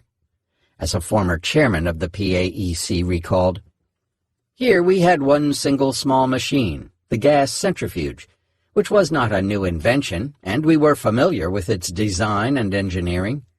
We felt that if we can master one such machine comprising about 100 parts, the same could be produced in large numbers and a whole gas centrifuge plant built on it." Moreover, the complex engineering required in building an indigenous production reactor involving thousands of components, with the attendant requirement of ensuring safety and quality assurance coupled with a lack of a strong domestic industry, deterred Pakistan from opting for such expensive projects, especially as Pakistan was in a race against time. These assessments were endorsed by a 1960 report by the USAEC, which stated that centrifuges were much easier to build than reactors and were therefore within the reach of developing countries. S.B. Mahmood, the first head of the centrifuge project, similarly argued that the actual design and complete dimensions of the Zippa-type centrifuge were available to us. It was enough for an intelligent team to understand and build. It had a rotor made of aluminum and was good enough for enrichment. It was the basis of gas centrifuge technology. He added, "Keeping in mind our country's infrastructure and the fact that we needed only some precision machines for making components used in gas centrifuges, we felt that Pakistan could master this technology." Yet it would take Pakistan 12 years after 1974 to produce one bomb's worth, significant, of weapons-grade HEU. In October 1974, Mahmood got his posting order from CANOP, where he was a principal engineer and had patented a device designed to detect heavy water leaks in CANDU-type power reactors. He had obtained a master's degree in nuclear engineering from Manchester University and previously worked on the process and control problems of the 600-megawatt steam-generated heavy water reactor being built for Australia at Risley, the design center of the UK Atomic Energy Authority. Munir Khan directed Mahmood to quickly prepare a working paper on uranium enrichment technologies based on open-source literature and his own understanding. Mahmoud's participation in the 1967 Centrifuge Study Group and his discussions with South African experts at the British Nuclear Research Establishment at Risley in Warrington, Cheshire, UK, in 1968 and 1969, enabled him to prepare the 15-page working paper, which made a comparative analysis of the different uranium enrichment technologies. He was then asked to prepare a detailed and classified handwritten proposal for establishing a uranium enrichment program based on the use of gas centrifuges. The chairman of the PAEC wanted the proposal the following day because the Prime Minister's military secretary, Brigadier Imtiaz Ali, was asking for it. Mahmoud's 42-page proposal included cost estimates, manpower requirements, time frames, and related details. In November 1974, Munir Khan informed Mahmoud, "We have decided to start the enrichment program, and I have decided that you will head that program. So you should prepare yourself, and I will again say that it is a most secret project." The project's ultimate objective was to produce 100 kilograms of weapons-grade HEU per year. The initial cost estimate was US $35 million, and production of fissile material was expected to start by 1980. The project was given the deceptive name Directorate of Industrial Liaison and came to be known as Project 706 or Special Project. Directives typically were issued for prompt release of finances when required. The offer from Almelo. In December 1974, Munir Khan shared a blue handwritten air envelope with Mahmoud, which contained a message from A.Q. Khan, under the alias Abdul Karim, stating that, "If Pakistan has a program on enrichment, I have information and I can help." Riazuddin, then member technical, recalled that it offered help in the enrichment program, but he added that A.Q. Khan had pointed out that theoretical physicists were useless for Pakistan's nuclear efforts. "We had a good laugh, but decided to initiate contact with him nevertheless." A.Q. Khan's letter was originally addressed to Prime Minister Z.A. Bhutto on September 27, 1974, whose cabinet ministers, along with Foreign Secretary Aga Shahi, suggested that A.Q. Khan should get a chance, as they had nothing to lose. However, contact with A.Q. Khan was established in December 1974 only after the Prime Minister had directed S.A. Butt, the PAEC's main procurement manager in Europe, to verify Khan's credentials by November 1974 per Bhutto's note to Munir Khan dated October 9th. The nuclear establishment was trying to assemble a working team from inside and outside Pakistan comprising any capable and enthusiastic Pakistani scientists and engineers. It was also seeking the latest centrifuge design information from everywhere. It was in this spirit that A.Q. Khan's offer resulted in the formal opening of communication while he was still in the Netherlands. Khan worked at Physisch Dynamisch Onderzoek Technisch Adviseurs, or Physical Dynamics Laboratory, FDO, in the Netherlands from 1972 to 1975. FDO, part of the Dutch firm United Machine Factories, Verenigde Machinefabrieken, or VMF Stork, was one of the major Dutch subcontractors of Ultracentrifuge Nederland, UCN, the Dutch arm of Urenco, but was not directly involved in the Urenco program. A.Q. Khan later cited the Dutch government investigative report to assert his innocence against allegations of purloining Urenco proprietary and classified information on centrifuges. He denied having access to the most sensitive sections of the Almelo facility or passing on any such information to Pakistan while working with FDO. His former boss at FDO and a former senior UCN official asserted that attributing such James Bond-like capabilities to A.Q. Khan was misplaced, as his access to information was limited to the most insignificant parts of the UCN project, and no espionage was really needed for setting up a centrifuge plant, since much of the necessary information was already available in the public domain. Martin Brabers, A.Q. Khan's Ph.D. supervisor, believed that his student was proud of his country, but was neither a patriot nor a scientific genius. Rather, He thought Khan was just internationally oriented and adept at making friends.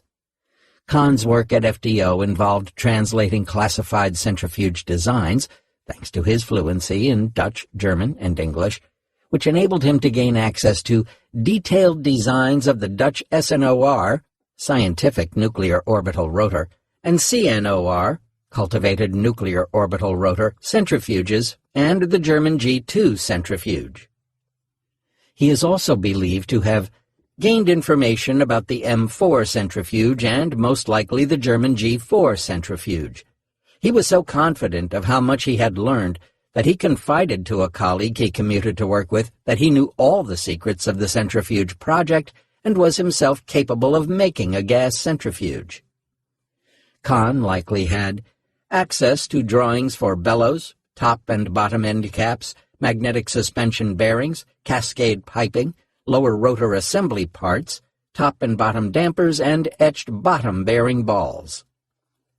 Moreover, sources close to Urenco later explained that during Khan's stint with FDO, he had access to the design data for the bottom bearing of the G2 centrifuge, whereas it was earlier said that his position was limited to that of a technical translator from German to Dutch for the project.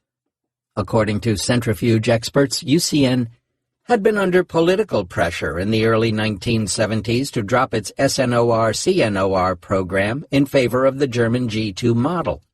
Because of this, when the laboratory at FDO was set up, they were in a hurry to find enough competent staff, and so Khan was hired. Additionally, he was assigned the task of drafting engineering specifications for materials and manufacturing of G2 components on the basis of the design blueprints.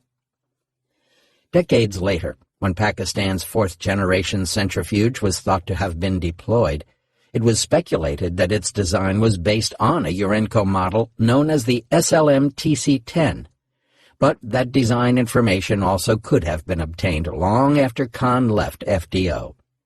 This leads to the suggestion that Khan was not the only source within Urenco, and other avenues independent of Khan might have been tapped in the development of a more advanced centrifuge capability.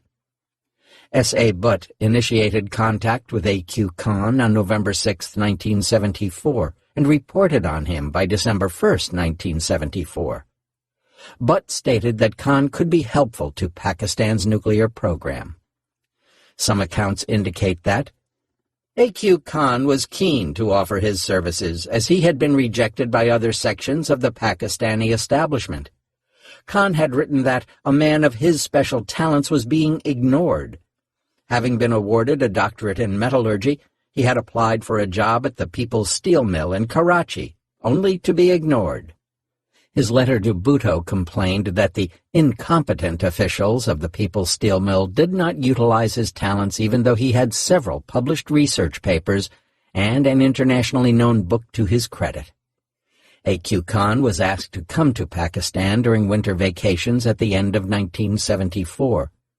He maintains that the Prime Minister invited him for a meeting in Karachi, at which he proposed an alternative route to fissile material production and was then asked to meet with Munir Khan. A.Q. Khan claims to have met with Bhutto again before his return to the Netherlands, this time in the presence of Aga Shahi and Defense Secretary Ghulam Ishaq Khan. In any case, Munir Khan and Imtiaz Ali kept the Prime Minister informed about their meetings with A.Q. Khan. A handwritten note by Munir Khan to his staff officer on January 2, 1975, asked to inquire whether A.Q. Khan had arrived in Karachi from the Netherlands, because he was expected to bring with him a small parcel. The same month, Munir Khan and A.Q. Khan met for the first time. A.Q. Khan maintains that he did not offer much design information on centrifuges and gave only minimal direct assistance during their meeting, and was asked to photocopy everything and furnish a list of equipment suppliers known to him. A.Q. Khan asserts that he told Munir Khan and his staff how to proceed with the centrifuge project, and informed him of the correct method of procurements. Munir Khan directed Mahmud to meet with Butt, who would manage things from his post in Brussels. Mahmoud traveled to Brussels in February 1975, where he and Butt met with A.Q. Khan, who stayed in the attic of Butt's residence for 2 days and held discussions. In their first meeting, A.Q. Khan told Mahmoud, "I am a metallurgist working in the metallurgy section of FDO, and my PhD thesis was on crystallography of copper metallurgy." He also stated his background. He had migrated to Pakistan from India in 1951, obtained his Bachelor of Science in Metallurgy from DJ Science College in 1960 in Karachi, worked as an inspector of weights and measures for a while, and then proceeded to West Germany and then to the Technological University of Delft to earn his Master of Science in Technology in 1967 and a PhD in 1972 from Belgium, with a specialty in copper alloys under the supervision of Bravers.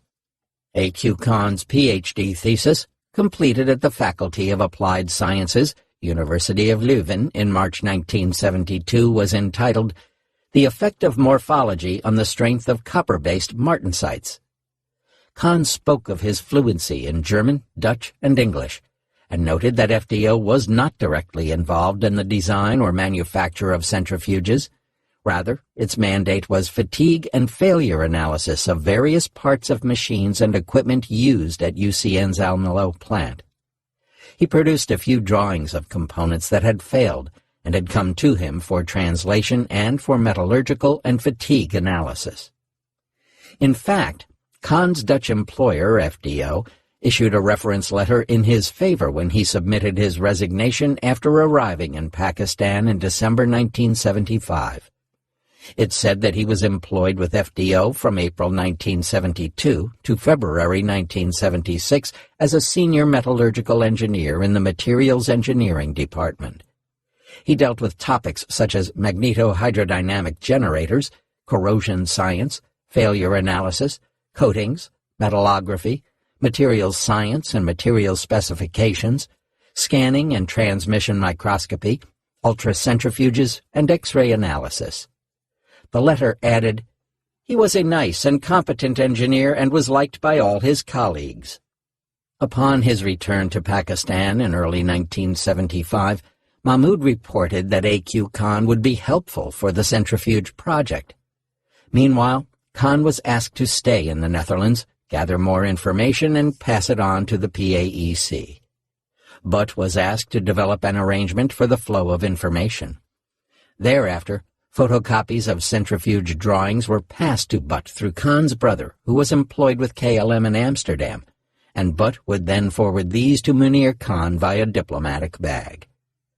Mahmoud asserts that some of this information was unique and useful and increased confidence in their procurement and development strategy, such as a list of machine shop equipment, which confirmed our own lists, but generally the information that he passed on was similar to what they already had. A.Q. Khan also passed on some papers that FDO published on fatigue and failure analyses, stresses, and literature on materials used in centrifuges. Khan later stated that much of this information was publicly available. Information on the CNOR and SNOR centrifuges and some information related to the German G2 centrifuge was also passed on through Butt. Interestingly, the Dutch had abandoned the defective CNOR centrifuge design by April 1973, which led to setbacks and delays in all programs that received such design information, including ones run by Pakistan and Iran. The lists of equipment and materials that A.Q. Khan provided to Pakistan had not yet been proscribed, nor was the information hidden from the trained eye looking for prospective suppliers across Europe. In fact, in mid-1978, when a group of experts at the Oak Ridge National Laboratory were tasked with preparing an export guide on parts and dual-use items required for the manufacture and operation of centrifuges, they found that much of this sensitive information was already in the public domain. This specific point was used to persuade the UK to declassify the export guide that British and American teams employed to approach key supplier companies in Europe to stop them from selling equipment and materials destined for Pakistan's centrifuge project. The guide was initially thought of as a how-to cookbook for manufacturing centrifuges. A.Q. Khan acknowledged that certain orders were placed by Pakistan in that period, 1975, which indicated that an enrichment program had been initiated, but these were all for non-classified equipment and/or materials, information which was obtainable from the open market. During this time, Butt conceded, A.Q. Khan did some daring things, risking his job and imprisonment. In 1975, Butt shipped a container to Pakistan that contained parts of a centrifuge from the enrichment plant at El Mello. The Pakistani embassy official who helped arrange this shipment was unaware of the contents of the container and died of a heart attack while it was in transit. Butt later insisted that nothing in it was stolen or smuggled, and A.Q. Khan later denied sending any parts of a centrifuge to Pakistan, stating that he sent only some aluminum-bronze rods, copper-beryllium alloy sheet rods, and copy of his Master of Science and Ph.D. theses, together with reports of his published articles, as requested by Munir Khan. Mahmoud asserts that A.Q. Khan sent a sample of the scoop, a rotor for the high-speed motor, and parts of the upper magnetic bearing for the centrifuge through Butt. However, it is unclear why any of those items would be of interest to either the chairman of the PAEC or the Prime Minister, unless they were linked to the centrifuge project. At any rate, Munir Khan then took the container to Bhutto's hometown of Larkana and presented it to the Prime Minister with the promise that now his bidding will be done. When he boarded the special military aircraft to Larkana on the morning of February 15, 1975, he was also seeking Bhutto's formal approval for funding a U.S. $450 million nuclear weapons program using the HEU route.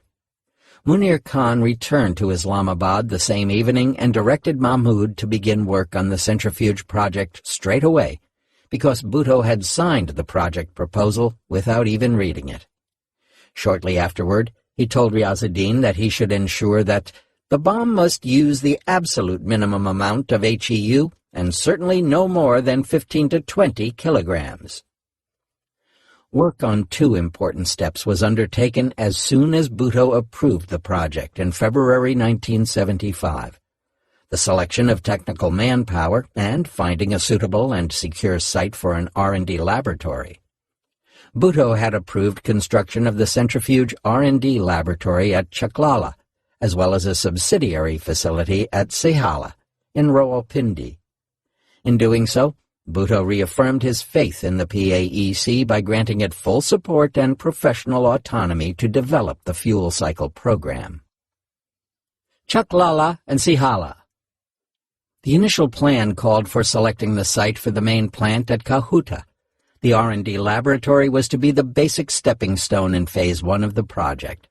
Under Phase 1, an experimental testbed was to be developed where prototype centrifuges would be set up at the Airport Aviation Development Workshop, ADW, in Chaklala, Rawalpindi. Phase 2 would include the first centrifuge cascade, which was to be installed at another pilot-scale facility at Sihala. The ADW was simply referred to as the airport. Like Sihala and Kahuta, the ADW, selected only after ensuring compliance with security requirements, became operational in February 1975.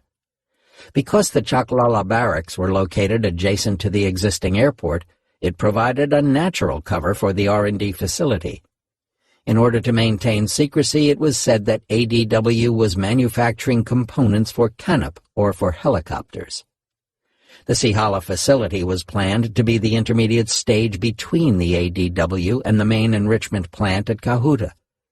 At Sihala, the PAEC took possession of another decades-old abandoned barracks hidden among trees through the intervention of the Secretary of Defense, Lieutenant General Fazal-e Mukim, and the Army Engineer-in-Chief, Major General Shafqat Ahmed Sayed.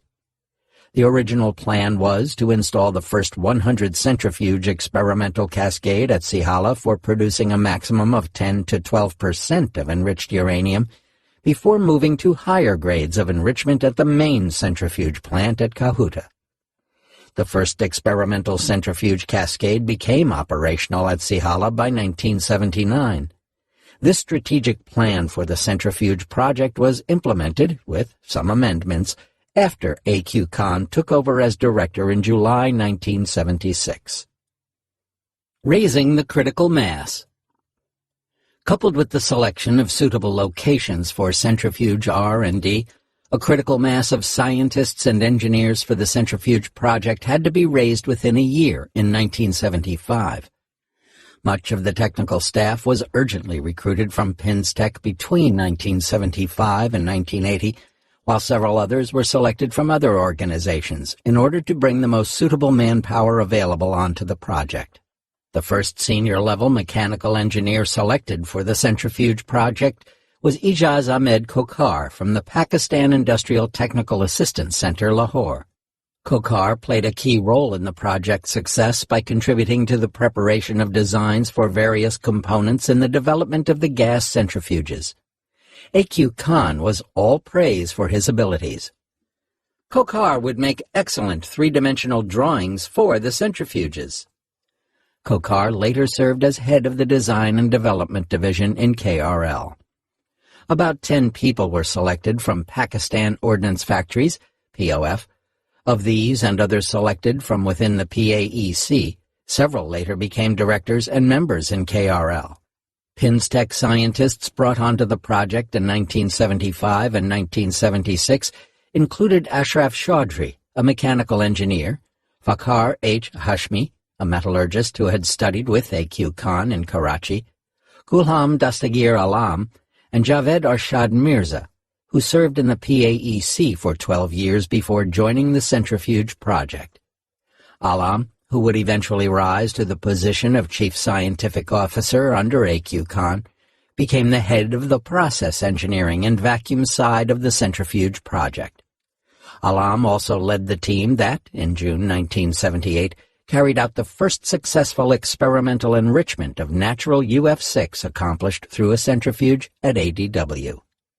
He remained actively involved in setting up the pilot plant at Sihala and the main production plant at Kahuta, as well as in procurements after A.Q. Khan took over the project in 1976. Mirza was given the task of developing indigenous high-frequency inverters for the centrifuges. By 1976, Mirza, along with others in the team, had built a printer circuit board using only a pen and marker on a copper board, which was the first initiative in building integrated circuit technology. Mirza became head of KRL after A.Q. Khan's retirement in 2001. Another scientist who transferred from Pinstech was Ashraf Atta, who later became A.Q. Khan's trusted colleague and eventually replaced Alam. Atta served as director of the Process Technology Division in ERL-KRL, which was responsible for the smooth functioning of the centrifuge plant and ensuring no leakage of radioactive material, controlling the flow and pressure of the gas, ensuring proper enrichment and collection of the end product. In July 1976, Anwar Ali was asked by Munir Khan to cut short his PhD studies in the UK to join the project in the greater national interest. Ali was responsible for computers and control and played a key role in making the centrifuge project a success. The Italian connection. Even as the ADW was being established through the selection of technical staff and the acquisition of centrifuge design information from various sources, primarily Urenco through 1975, there was no information available on the process engineering side of the project. This included information on process engineering for the whole centrifuge plant, the installation of centrifuges and cascades, and feed and withdrawal processes for the UF6 that was incomplete or lacking. When Munir Khan was seeking out his contacts in European suppliers for fuel reprocessing technology in 1972, his former colleague at the IAEA, Carlo Salvetti, Italian governor at the IAEA and vice president of the Italian National Committee on Nuclear Energy, CNEN, from 1964 to 1981, offered to put him in touch with an Italian who knew all about enrichment, Munir Khan was also able to get in touch with another IAEA colleague, Maurizio Zaffarero, who was with the Italian AEC in 1975. He also helped arrange Mahmoud's visit to the Casacchia Nuclear Research Center, located outside Rome, which housed a pilot centrifuge facility. Mahmoud was able to copy the designs of both the plant itself and the installed centrifuges within, with the remaining knowledge gaps filled in by the Italians on a later visit to Pakistan. The Italian information was useful for the team working at the ADW, which was at the initial stage of finalizing the centrifuge design for its first prototypes under development. They had allowed Alam and his colleagues to make improvements to the process engineering drawings. After A.Q. Khan's arrival in Pakistan, Munir Khan told Dutch officials in mid-1976 that Pakistan had no interest in developing centrifuges for uranium enrichment. He did acknowledge that Pinstech had carried out an exploratory gas centrifuge investigation and had set up between 10 and 20 gas centrifuges in a laboratory in Rawalpindi, that is, Chaklala.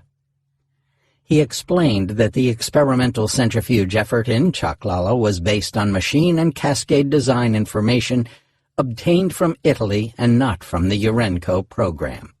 Italy had begun its own centrifuge R&D in 1969, and by 1973 it had done some separation work using a relatively simple Zippa-type centrifuge, which provided the engineering and physics basis for both Italian and Urenco machines. One of the Dutch officials mentioned in a 2005 Nucleonics Week report was ACM Kois from FDO. Kois visited Pakistan in September 1976 and met with Munir Khan, who told him, "Pakistan would not have the technological capability to build an industrial-scale gas centrifuge plant for 20 years. Nevertheless, unknown to Kois, Munir Khan's point man in Europe, S.A. Butt, was seeking centrifuge-related equipment and materials. Kois believed Munir Khan's assertions and FDO agreed to sell a variety of dual-use equipment to the Special Works Organization, the entity set up to oversee the construction of the Kahuta enrichment facility. A.Q. Khan informed the Dutch foreign minister in 1979 that process and plant information has been eagerly sold to us by many American and European companies, except Holland. Centrifuge machine design is of old Italian and French origin with our own modification in the light of my advice." The design for the UF-6 gas handling equipment, supplied by the West German firm Leybold Heraeus, however, was not available to A.Q. Khan while he was working in the Netherlands. Conclusion. After careful analysis of the options and resources at hand, Pakistan's nuclear elite decided to adopt the centrifuge method to enrich uranium as an essential element of the nuclear fuel cycle. Their decision to opt for the centrifuge method to enrich uranium and to acquire advanced centrifuge machine and plant design know-how from a variety of foreign sources had an important and long-lasting effect on the nature and shape of the project. A blitzkrieg-type procurement effort had to be initiated before indigenous workshops could begin production, through an import-oriented procurement network of materials, machines, and equipment related to centrifuge projects in Europe and elsewhere. The need for this kind of network might have been avoided if the project had depended only on the simpler but inefficient subcritical Zippa-type centrifuge design, which was publicly available. Instead, the lure of a supercritical centrifuge design resulted in unforeseen delays in producing weapons-grade HEU as originally planned and later promised by A.Q. Khan. Chapter 5. Procurements and Politics of the Special Project. Pakistan embarked on a two-pronged strategy for setting up the gas centrifuge project in 1975, which was to be built through foreign procurement coupled with progressive indigenization. To this end, Munir Khan relied heavily on the judgment and services of S.A. Butt, who founded a surreptitious, import-oriented procurement network in Europe in 1973. This chapter details Butt's procurement campaign for vital materials and equipment for the centrifuge project during its formative phase of 1975 to 1978. It also examines how and why the centrifuge project became an autonomous entity under A.Q. Khan from 1976 to 1977. By employing elite interviews and primary source evidence, it sheds light on the causes and consequences of bureaucratic politics that divided the nuclear program for 25 years. This division led to the genesis of an autonomous enclave within Pakistan's nuclear program, free of any oversight, that delayed Pakistan's timeline for producing fissile material by at least 5 years. More significantly, it directly enabled the rise of an illicit and private proliferation network. The best man for the job. Pakistan's import network for critical materials, machines, and equipment for various fuel cycle projects came into being as a Khan network by the early to mid-1970s, but with reference to Munir Khan only. He was its operational commander, and under his guiding hand, S.A. Butt would organize Pakistan's surreptitious purchasing network from a little office on the outskirts of Paris and later Brussels, running the most successful foray into nuclear espionage since the Soviet Union set out to penetrate Anglo-American nuclear efforts during and after World War II. Butt held a degree in biochemistry and possessed a very good understanding of many technical issues. He went to work for POF in Wa, in northern Punjab province in the 1950s, and spent the next decade as its procurement agent in Europe, which acquainted him with most of the procurement sources. Butt is also dubbed as the best man for implementing the procurement strategy to develop nuclear capability for Pakistan as directed by Z.A. Bhutto in 1972. In the wake of India's 1974 nuclear test and the technology denials by Western supplier states, Pakistan decided to complete the amended May 1972 nuclear plan on its own, which included UF-6 production and a centrifuge enrichment project. In early 1975, S.B. Mahmood and Butt were directed by their chairman, "Don't wait. Order all the manufacturing equipment and stockpile the essential materials within 2 years." Butt succeeded in obtaining most of the key materials, machines, and equipment that enabled the completion of the pilot reprocessing plant, uranium conversion, heavy water production, centrifuge enrichment, and other fuel cycle projects. He also secured at least 100 separate contracts for the supply of individual materials, machines, and equipment for the centrifuge project between 1975 and 1977. Amounting to several million U.S. dollars and hundreds of millions of Pakistani rupees. A note lauding his services states, "While Mr. Butt was working with MS Belgio Nucléaire, he was entrusted with the responsibilities to help Dr. A.Q. Khan in getting the necessary drawings and hardware from Amsterdam to Brussels for onward dispatch to Pakistan. Mr. Butt came to the rescue of Dr. A.Q. Khan during the last stages of his transfer to Pakistan." It adds that he not only purchased the entire nuclear equipment for hot, pilot-scale reprocessing, laboratories, but also carried out procurements for the initial requirements of the enrichment project against heavy odds and at the risk and cost of his life.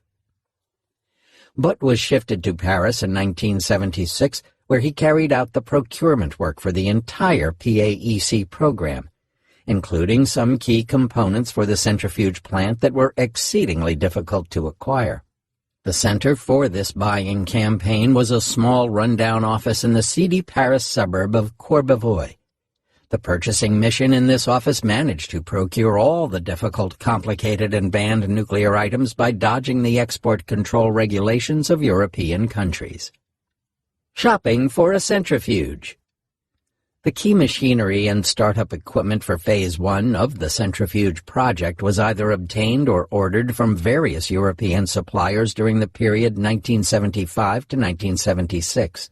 This included frequency inverters from the UK, Maraging steel, aluminum tubes, and flow-forming and electron beam welding machines from West Germany, bellows from France, vacuum equipment and feed and withdrawal systems from Switzerland, and centrifuge balancing machines from the Netherlands. The rationale behind such a large volume of purchases was that the equipment could remain in stock for future use and provide a hedge against possible supply-side disruptions.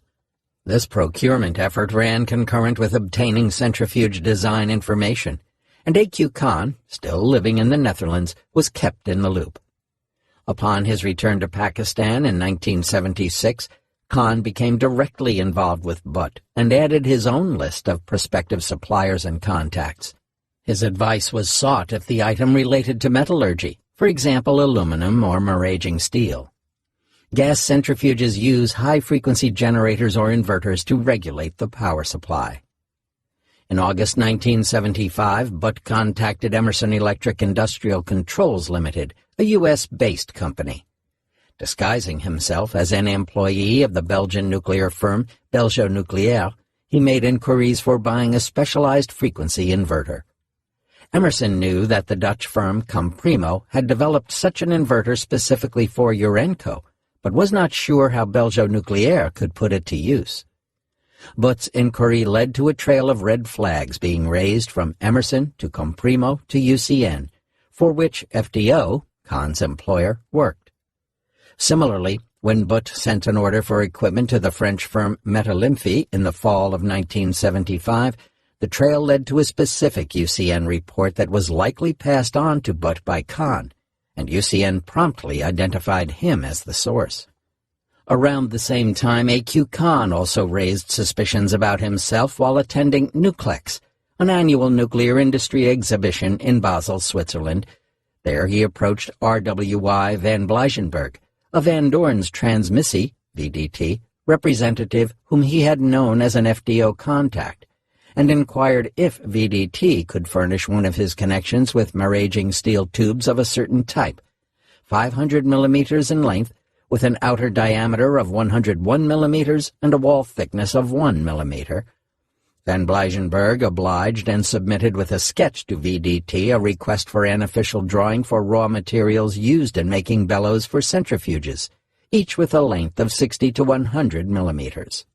The model drawing, prepared by VDT and dated November 21, 1975, proposed that each maraging steel tube might make up 5 to 8 bellows and was based on classified UCN designs for experimental versions of the CNOR and SNOR centrifuges. VDT did produce a written proposal to produce these tubes, which required a very high degree of manufacturing precision that was considered beyond Pakistani abilities at the time. VDT's proposal went unheeded. Meanwhile, Butt's procurement effort continued unabated through 1976. Flow-forming equipment, considered vital for making centrifuge rotors, was at the top of his shopping list. Dusseldorf, West Germany, was one place where 3-roller high-compression flow-forming machines were being specially manufactured. These were designed to squeeze metal and convert it into the thinnest possible highly uniform file, suitable for aluminum and maraging steel rotors. Seeking out this essential piece of equipment, Butt and Mahmoud first went to the West German firm of Liefeld in Dusseldorf in March 1975, masquerading as businessmen from local Pakistani industries engaged in manufacturing stainless steel appliances. The German whom they met, however, understood exactly what they were looking for. He offered another machine with a higher performance specification and said, "This can make rotors for gas centrifuges also." The Pakistanis knew the machine was for the manufacture of aluminum rotors, but did not want to acknowledge it.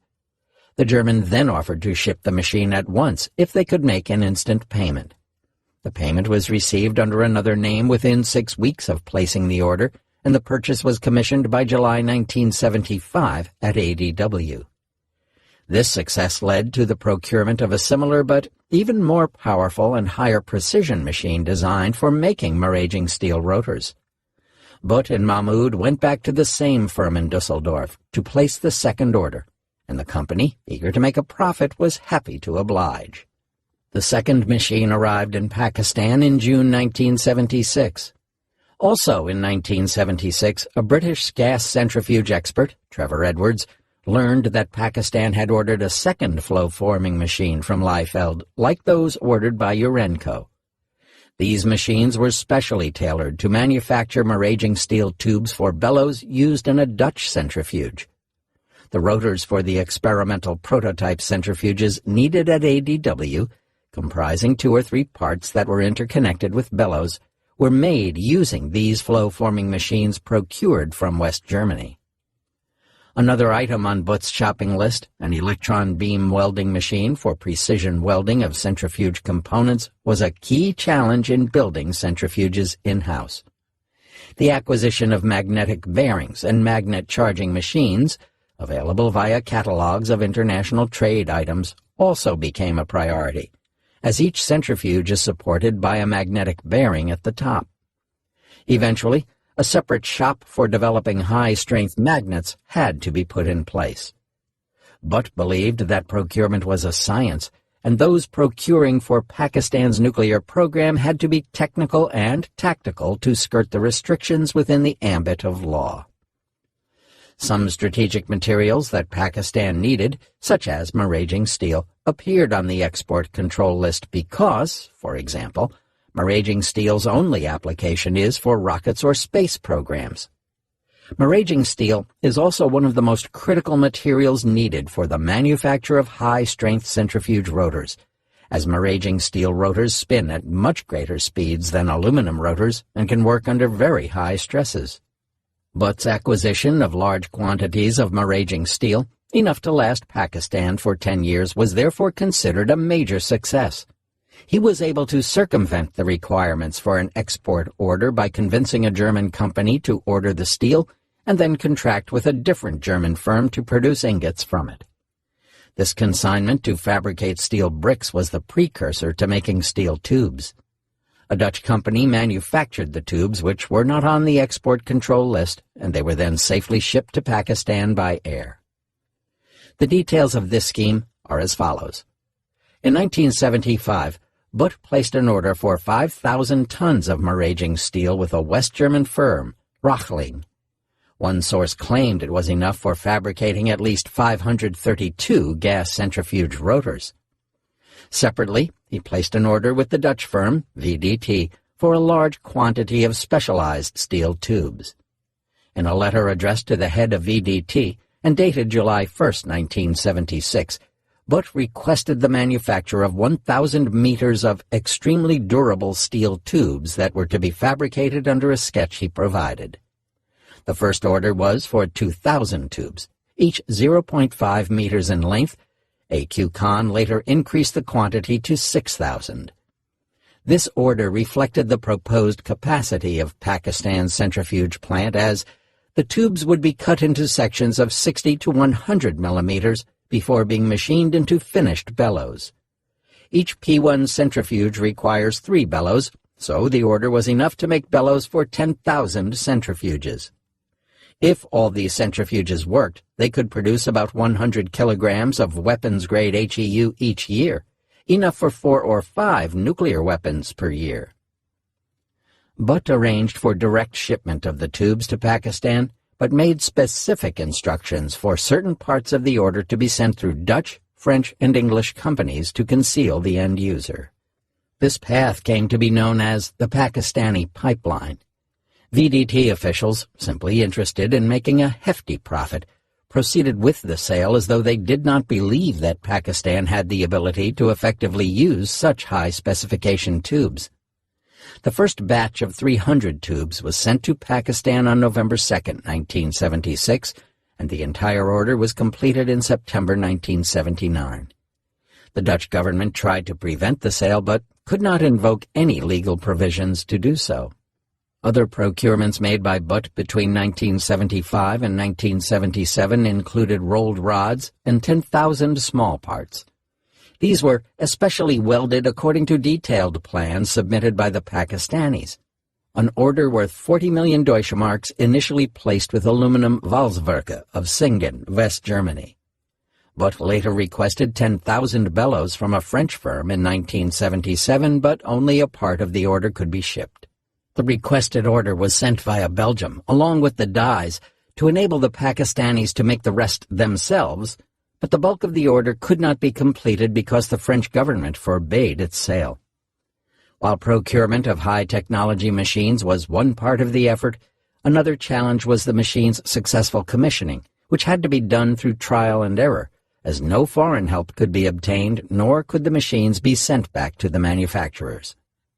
Sometimes it was difficult for Butt to explain the acquisition of highly specialized equipment from manufacturers and suppliers. In one case, he was negotiating the purchase of a precision-cutting lathe machine from a Japanese company whose executive was a Buddhist. When the executive visited Pakistan, as a mark of courtesy and hospitality, he was taken on a guided tour of the Taxila Museum, which houses the remains of the Buddhist civilization and is revered by Buddhists worldwide. On the way, he saw a farmer working his field with an ox-driven plow, and exclaimed, "Mr. Butt, I do not understand your country. Here you are who wants a machine that should be accurate to the millionth part of an inch, and in this field you have this farmer who is using Stone Age technology." In the winter of 1976, Butt and G.D. Alam visited Switzerland and West Germany, where they were able to procure thousands of high-vacuum valves from a small firm, Vacuum Apparat Technique, VAT. They were also looking for a UF6 gas handling or gasification and solidification plant. This unit was intended to feed the natural UF6 into the gas centrifuge cascades at the beginning of the process and then extract it out at the end. The plant was ordered from Cora Engineering. The UF6 handling plant was a critical piece of equipment for developing a functional centrifuge plant and was a vital link in the success of the entire enrichment project. In order to procure the auxiliary equipment, Pakistani officials reached out to Leibold Heraeus, a company based in Hanau, West Germany. In 1974, its sales executive, Otto Heilingbrunner, had hired a local Pakistani firm, Arshad Amjad and Abid, AAA, as his company's agent in Pakistan. Leibold Heraeus was well known for being a leader in the manufacture of vacuum technology products used in regulating the flow of UF6 gas in centrifuges. Alam informed the Germans that they were looking to acquire a box-like plant to handle UF6 gas, which would function under complete vacuum. The Leibold Heraeus executives shared a design for such a plant, which they had also supplied to Brazil. Alam studied the design during the night, and the following day he suggested modifications to meet Pakistan's requirements. Alam's hosts, eager to secure the deal, replied, "We know exactly what you want." Following in Heilingbrunner's footsteps, Gotthard Lurch, a German engineer and one of Leibold Heraeus's key executives, visited Pakistan in 1977 and held meetings with A.Q. Khan. He supervised the completion of the contract, became a regular supplier for KRL in subsequent years, and formed a long-lasting business association with Khan. Alam and Butt had originally planned to procure a flow-forming machine from Leibold Heraeus that was known to manufacture such machines as well, but they eventually placed only the order for another UF6 handling plant. Within a fortnight of Alam's return to Pakistan, both VAT and Leibold Heraeus had sent detailed drawings of the UF6 handling equipment to the PAEC, after which orders were placed for their supply.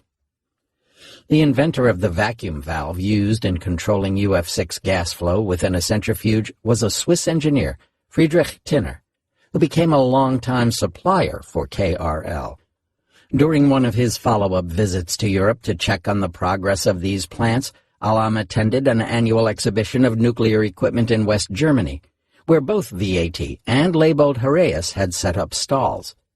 One Leibold Heraeus executive asked Alam whether Pakistan had ordered a UF6 handling plant from VAT identical to the one on order from his firm.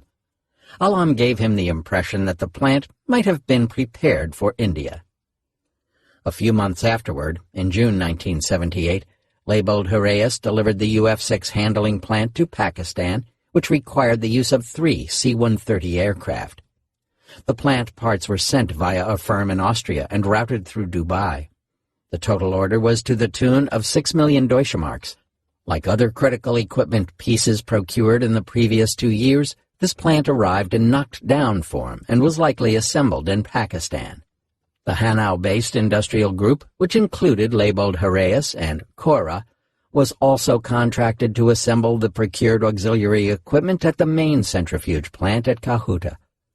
In August 1978, the Special Works Organization, ERL's main procurement front company, asked the Hanau Group to assemble a V3A vacuum plant for the UF6 feed and withdrawal system, including a purification system.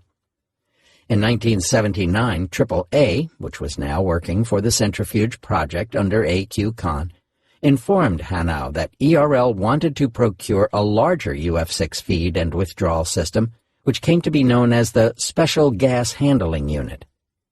The contract specifications included the supply of the larger UF6 feed and withdrawal system, the extensive piping needed to link the system to thousands of gas centrifuges, and an electrical control system to run the plant. The equipment was to be installed at the main centrifuge plant at Kahuta, which was to be outfitted with thousands of centrifuges. The entire system, priced at over 33 million Deutsche Marks, was to be modular, making it easy for transport and on-site installation. In November 1980, labeled Heraeus agreed to sell the Special Gas Handling Unit, a 100-ton-per-year separation work plant. Such an enormous plant was thought to be outside Pakistan's capacity to build at the time and would have housed up to 50,000 P1 gas centrifuges, sufficient for several hundred kilograms of weapons-grade enriched uranium per year. Despite strong protests by the United States in 1979 and 1980, Cora Engineering, as part of the Hanau Group and working with labeled Heraeus, continued to prepare equipment for Pakistan. However, on February 20, 1981, a bomb attack occurred outside the home of Cora's managing director, followed by telephoned warnings to stop all shipments of equipment to Pakistan. Cora soon announced that it was suspending all shipments to Pakistan, despite having received a sum of 6.4 million Swiss francs. On June 29, 1983, Lurch and Heilingbrunner visited another Swiss firm, Metallwerke Busch AG, MWB, and made a contract worth 2 million Swiss francs for the supply of a complete feed and withdrawal system. The contract was eventually completed through Lurch. The system was delivered to Pakistan around Christmas 1985 via multiple and deceptive routes and front companies in Europe and the Middle East. Indigenization initiatives were being devised in parallel with foreign procurements throughout 1975 and 1976. This approach led to a comprehensive survey of local industries by DIL for pre-qualification as subcontractors for local production. The strategy grew out of DIL's basic mandate and was also adopted in several other fuel cycle projects. Local workshops were to be set up under the guise of making spare parts for Canup. To further maintain secrecy, DIL distributed the project into 100 sub-projects. A handout or worksheet prepared for each sub-project spelled out the specific job that was to be given to an individual who joined the project. Each sub-project was assigned a different code and cover names for the spare parts and components that were being made for the centrifuge project.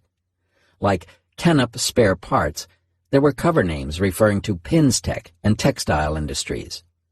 This strategy, which symbolized the culture of innovative improvisation, or jugarda, was used during the fabrication of the base of the centrifuge machine at the beginning of 1976, when a high-speed electric motor was being designed to run at 60,000 RPM. The work was subcontracted to small-scale industrial companies all over central Punjab province, where the ceiling and pedestal fan industry was well established. The owner of one local copper store, known for expertise in metal die casting, was asked to produce a sample base for the centrifuge motor. According to Mahmood, he and A.Q. Khan went together to see the work for themselves. When the prototype sample was tested, the base passed the requisite standards. Khan inquired from the worker how he had done it, because he was also a metallurgist. However, given the rather short time frame since the startup of the centrifuge project in early 1975, it was unrealistic to expect quick results in the indigenization initiatives. Coming in from the cold. By the fall of 1975, A.Q. Khan's indiscretions had brought him under suspicion within FDO as a potential spy, and he was promptly posted to a less sensitive section of the company, effectively blocking his access to information. Former Dutch Prime Minister Ruud Lubbers maintains that Khan understood the signal and, sensing the approaching danger, came in out of the cold. Munir Khan immediately began receiving hectic phone calls from A.Q. Khan, complaining that he had been exposed, that he might be caught or jailed, and that the PAEC had used him and now disowned him. He demanded that he be brought back to Pakistan. Consequently, Butt was asked to verify these claims. Butt reported back that his own trip to the Netherlands had shown that everything was normal.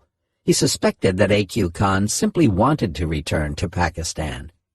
However, Butt confirmed that the flow of information from Khan had virtually stopped and things were not the same on his part. Therefore, it was decided to facilitate Khan's return to Pakistan, as they needed people in their team, and if A.Q. Khan stood exposed, then the centrifuge program would also be exposed. Butt was directed to arrange Khan and his family's travel to Pakistan. Butt had maintained contact with Khan throughout 1975. He told Munir Khan that A.Q. Khan was very ambitious, and he strongly opposed bringing him on board, as he was no longer needed for centrifuge design information or procurement sources. Butt's opinion, who displayed unwavering loyalty to Munir Khan, was shared by Mahmoud and would profoundly impact the chairman's assessment of A.Q. Khan and their future professional interactions. A.Q. Khan left for Pakistan on December 15, 1975 on holiday, and sent his resignation to FDO on January 26, 1976. In doing so, he committed one more indiscretion. He sent his wife to the Netherlands with a letter to his FDO colleague Frits Veerman containing 3 requests: to collect all the materials from his filing cabinet, to give his wife the home address of a mutual friend who was an expert in the mass production of centrifuge components, and to make arrangements for this contact's visit to Pakistan through A.Q. Khan's brother, who was still in the Netherlands. Instead, Veerman informed the Dutch authorities. Moreover, Khan was increasingly becoming aware that he was now exposed to charges of espionage and probably realized he had no other option but to stay in Pakistan, albeit not without securing a promising and important place for himself in the centrifuge project. The coup in Chaklala and a nuclear separation. With the arrival of A.Q. Khan in December 1975, the nuclear program began to experience intense bureaucratic politics and nuclear myth-making, which is a manipulative activity.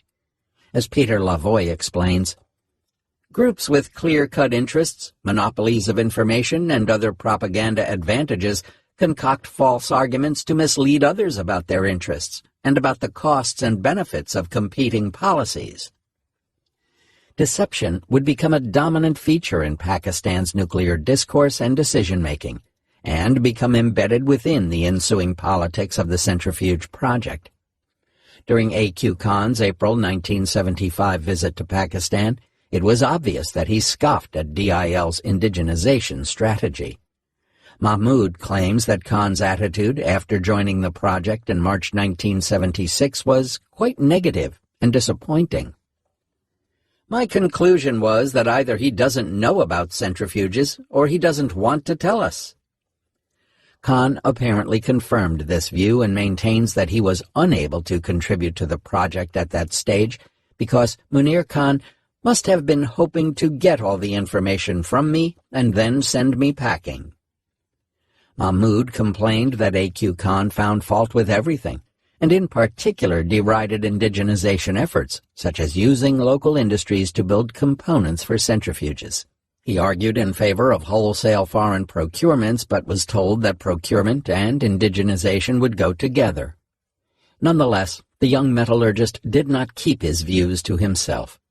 Munir Khan directed Mahmoud to address A.Q. Khan's reservations, but all attempts failed. According to Javed Mirza, The ADW was housed in very old barracks with hot tin roofs, with ceiling fans that blew more hot air, and lots of snakes that resided in the building basement. A.Q. Khan maintains that the team working at ADW comprised 20 persons, along with 8 military personnel who were provided with only one old pickup truck and a wagon in dilapidated condition. These working conditions would drastically improve after A.Q. Khan took over. Mahmoud acknowledged that some parts of the barracks were indeed shabby and old, but that its outer approaches were deliberately kept that way to maintain secrecy and deflect attention while the working areas inside were furnished well. He also added that the management philosophy of obtaining results at minimum cost was successfully implemented in all other projects, including the Kushab-1 production reactor project, which he headed up a decade later. A.Q. Khan, however, saw the rudimentary environment at ADW as hostile and complained that it was not conducive to productive research. Mahmoud explained that a fully furnished high-tech environment would eventually be created, but that the work at hand had to take priority to save time. Munir Khan and Mahmoud insisted that indigenous development was absolutely critical for the long-term sustainability of the enrichment program, and this project cannot survive if it is ever dependent on procurements from abroad. A.Q. Khan was not convinced and complained to his colleagues in the project that his bosses didn't understand the requirements of centrifuge technology and were trying to build carts instead of cars. A.Q. Khan also considered himself most suitable for a procurement-based development strategy for the centrifuge project. In this regard, he later maintained that Pakistan did not have the technological infrastructure to build the components needed for a centrifuge plant. He believed that pursuing an indigenization-led strategy would have cost an enormous amount of time, and that it would surely have aborted the centrifuge project at a very early stage.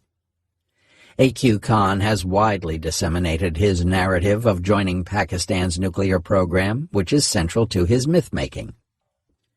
I came to Pakistan on vacation in 1976 and stayed on at the personal request of Z.A. Bhutto to work on Pakistan's nuclear program, he said. He claimed that Bhutto asked him to stay on in order to save the fledgling centrifuge project, which had not moved an inch since his previous visit. Nonetheless, A.Q. Khan's decision to leave the Netherlands may have been purely professional and personal. In a 1979 letter to the Dutch foreign minister, he explained the bleak career prospects in the Netherlands prior to his departure for Pakistan. Because FDO, Werkspoor first and then VMF as a whole, were in bad financial position, a number of people were leaving and trying to find new places. My own work covered simple and rather unintelligent topics, and I was extremely keen to get away. He added that the work I was continuously doing related to the structure and mechanical properties of aluminum alloys and maraging steel. Because of the low standard of work available, I was extremely uneasy and was trying to find a job where I could utilize my education and experience in a better way. I was keen to go the educational line. My letters to the Middle East Technical University Ankara and to Professor, name redacted, in Australia can testify to it. Copies are enclosed. On a more personal level, Khan explained that he wanted to be with his ailing mother and was trying to secure employment with the Pakistan steel mills. Ultimately, my decision to settle down in Pakistan was only and only because of this consideration. Meanwhile, on March 19, 1976, Munir Khan informed Bhutto that the main equipment for the centrifuge project has arrived and is being installed. A.Q. Khan had joined the centrifuge project in Pakistan when his resignation with FDO took effect. Initially, a house was arranged for him in Islamabad's youngest residential sector, F8. We gave him very good facilities, but he was very unhappy, asserts Mahmoud. A.Q. Khan officially joined ADW-DIL as of March 1, 1976, when he was given the job of Director R&D Advisor to the PAEC at a monthly salary of 3,000 rupees. This was almost equal to the salary of a secretary in the federal government at the time, while the chairman's take-home salary was less than 4,000 rupees per month. Nonetheless, A.Q. Khan repeatedly complained that he was being treated shabbily and that he had left behind a lucrative career and therefore expected to be appointed to an important position, especially since he had given Pakistan access to centrifuge design information. Interestingly, shortly after the nuclear tests in 1998, A.Q. Khan wrote to Mahmoud and stated, "I cherish the memories of the old days when we worked and ate together in the initial stages of our work, and the family atmosphere that was provided by you and your wife so generously." Javed Mirza, who succeeded A.Q. Khan in 2001, maintains that Khan never complained and focused only on his work. However, during one occasion, Mahmoud told Khan that with his arrival, he and others in the project were expecting the project to move ahead. But, on the contrary, work has stopped and the team has become demoralized due to Khan's constant complaints and instigating the staff against the management. A.Q. Khan replied that he was not happy and wanted to leave. In order to provide a better salary and a house compared to other members of the DIL staff, the government rules had to be amended, which required the Prime Minister's approval. In a handwritten letter, Munir Khan built a case in A.Q. Khan's favor, with accolades for the young metallurgist and hopes that the project would make further progress with his arrival. During a meeting at Mahmoud's residence the same evening, Munir Khan handed A.Q. Khan a copy of this letter. As he was leaving, A.Q. Khan told Mahmoud, "What does he think of himself? Now I will teach him a lesson and will play with him like a child plays with a ball, and then I will kick him off. You'll see." Munir Khan laughed it off the next morning. Mahmoud claims that A.Q. Khan shared the chairman's letter with senior bureaucrats Aga Shahi, Ghulam Ishaq Khan, and Imtiaz Ali, and told them that he should be appointed director of the centrifuge project. Not long afterward, on April 19, 1976, an emboldened A.Q. Khan wrote a letter to Munir Khan stating his displeasure at the state of affairs of the project and expressing his desire to leave because he was unable to contribute as much as he wanted, since lately a number of very experienced and able engineers have joined or are about to join the project, and they should be able to see the project through under their able and intelligent director and your guidance. I think my presence here will now in no way be of much help to the project. A.Q. Khan continued to assert that when he took over the project in 1976, it was in a completely moribund state, and maintained that not the slightest sign of any advanced scientific infrastructure was available from where one could kick off. According to David Albright, in early 1976, PAEC had already identified a workable centrifuge design and placed orders in Germany and Switzerland for parts. These were notable benchmarks given that the program's main pipeline for information had been cut off a few months prior. Yet A.Q. Khan complained to Bhutto that the project was failing and stagnating, blaming Munir Khan and Mahmoud. It was a self-serving claim, aimed to deflect any accusations about time lost due to Khan's removal from FDO, but also geared at seizing control of the program. A.Q. Khan had, in fact, privately expressed satisfaction on the technical side, and raised objections only on political and administrative grounds. In a handwritten letter to Munir Khan on June 6, 1976, he flagged two contentious areas. Besides the organization, the other most important field is procurement.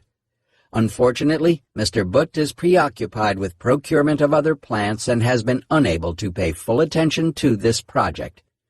Though he deserves all the credit for his extremely hard work, he has limitations and has just not time to devote to so many things. This was A.Q. Khan's first attempt at removing Butt from the procurement chain for the centrifuge project and moving the project under his direct control. Before this could materialize, however, it was also necessary to have Mahmoud removed. A.Q. Khan argued that In the interest of the project, so vital for our country, I request you please to take quick action regarding organization and procurement.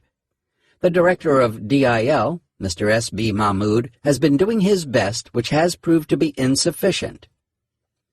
Nonetheless, at this stage, A.Q. Khan was not yet advocating for the project's separation from the PAEC, but suggested that either the project be made autonomous with a board of directors headed by Munir Khan, or that Mahmood be replaced with a senior scientist. He also submitted an outline of the organizational structure of his choice. More importantly, however, A.Q. Khan suggested that the project board shall be autonomous and shall be empowered to make and apply rules and regulations in the best interest of the project. No normal PAEC government rules and regulations shall be applicable. This template for action would prove to be a mirror image of the future shape of the centrifuge project. Within 4 days, on June 10, 1976, A.Q. Khan wrote another detailed memo to Munir Khan, entitled Status of the Project. He again called for a rapid reorganization of the project, a clear message to replace the incumbent director with himself. At this stage, we have more or less all the know-how regarding the machines. We have about 80% information on the design of the machine and have been able to fill the remaining gaps, and we are confident that our design will meet the requirements. Contrary to his own public description of the dilapidated state of the project before his takeover, A.Q. Khan wrote, "Most of the materials have been ordered, and the majority has already reached Pakistan. Orders are being placed for the remaining materials, and we do not expect any problems in this matter. Most of the essential equipment has been bought and is already in Pakistan." More significantly, A.Q. Khan implicitly acknowledged Butt's procurement effort during the previous 2 years. The project would not have had a chance of success if the flow-turning machine, mass spectrometers, electron beam welding machine, and high-frequency inverters were not in our possession. The procurement of this equipment, which is more or less subject to safeguards, gives us a very good chance of success. He added, "If we look at the treasure of information at our disposal and check the most trustable sources, we have no alternative but to bring this project to a successful conclusion. It is within our reach, and we give it an 80 to 90% chance of success. There is a shortcut to information and know-how, but there is no shortcut to R&D and experience." He again called for a change in the project's leadership, suspension of all normal government rules and regulations, and removal of all oversight and controls, particularly in relation to ongoing procurement worth millions. Once his proposed changes would be in place, he predicted that the project could be completed within 3 years. A.Q. Khan wrote 2 follow-up letters that same day, June 10, 1976, on the status of the project. In one letter, he described the centrifuge R&D underway at ADW in the previous few months and still under Mahmood, which focused on developing the first 5 prototype centrifuges. He again demanded the suspension of normal rules and regulations and procedures that will cause unnecessary delay and might jeopardize the whole project. In the other letter, entitled 1,000 Machines, he wrote, in part, "As has been described under immediate target, we are expecting some initial setbacks once we run our first prototype machine and the first cascade. This hurdle could be remedied by examining and addressing the hiccups in the test program, which would help in determining the target of setting up a 1,000-machine centrifuge pilot plant." While asking for a free hand, Khan stated, "Most of the essential equipment and materials have either been procured or have been ordered. We expect most of these things to be in our possession before the end of the year." Given that the project was still in its infancy and R&D phase, Khan underscored the need to recruit Pakistani engineers from abroad and advocated wholesale procurement. While the vacuum furnace is being ordered, the Maraging steel tubes are about to be shipped. Mahmood maintains that the Maraging steel that was already in Pakistan and had been procured in large quantities in 1975 became the cause of his removal in July 1976. According to Alam, A.Q. Khan was unwilling to accept Mahmoud as the head of the centrifuge project, who held all administrative powers while he was director research. He suffered from frustration while working under Mahmoud and threatened that he would not work as his subordinate but would rather return to the Netherlands. Therefore, Munir Khan set up a board of directors that included A.Q. Khan, Alam, and Mahmoud. It was agreed that a director of finance would later be added. Until then, administrative powers would remain with Mahmoud. Indeed, A.Q. Khan had written a letter to Munir Khan on June 12, 1976, that proposed the project to be reorganized under the chairman and outlined his preferred administrative setup. This was, in fact, a draft of an office order to be signed by the chairman. Alam recalled that soon this was also unacceptable to A.Q. Khan, who wanted everything to be under his control. One former colleague in KRL remarked in 2006, "Khan centralized everything, at least subliminally. He wanted to rule everyone. Khan was no Einstein. He wasn't very creative, but he knew how to get things done." When A.Q. Khan joined the PAEC in the spring of 1976, he asked Munir Khan to recruit one of his old classmates from West Berlin, Syed Akhtar Ali, to the centrifuge project, who was not selected. Akhtar Ali himself was first cousin to General Imtiaz, military secretary to Bhutto Sahib. This connection became invaluable to me, as, through General Imtiaz, I could see Bhutto Sahib at a day's notice. This relationship was one of the most important factors for the success of our program, recalled A.Q. Khan. Salim Mahmood, the chairman of Suparco, interviewed A.Q. Khan soon after his arrival in Pakistan on Munir Khan's request. When Salim shared his adverse feedback, Bhutto's military secretary replied, "The Prime Minister has already made up his mind." A cabinet minister was also used to convey complaints to Bhutto. These efforts were successful in gaining Bhutto's attention, and Mahmoud's departure from the project was now only a matter of time. Mahmoud's management style also contributed to the polarized environment. He was accused of assertively and singularly controlling the recruitment process. As the power struggle for control of the centrifuge project continued, A.Q. Khan purportedly wrote a letter to Bhutto on July 25, 1976, in which he demanded to be appointed project director or else he would leave, and he strongly denounced the credentials and competence of Mahmoud and Munir Khan. He also accused the chairman of misleading Bhutto and claims to have told the Prime Minister that, "Munir Khan has been pressing me to tell you lies that he would be able to explode a plutonium device by the end of 1976. He is a liar and is taking you for a ride."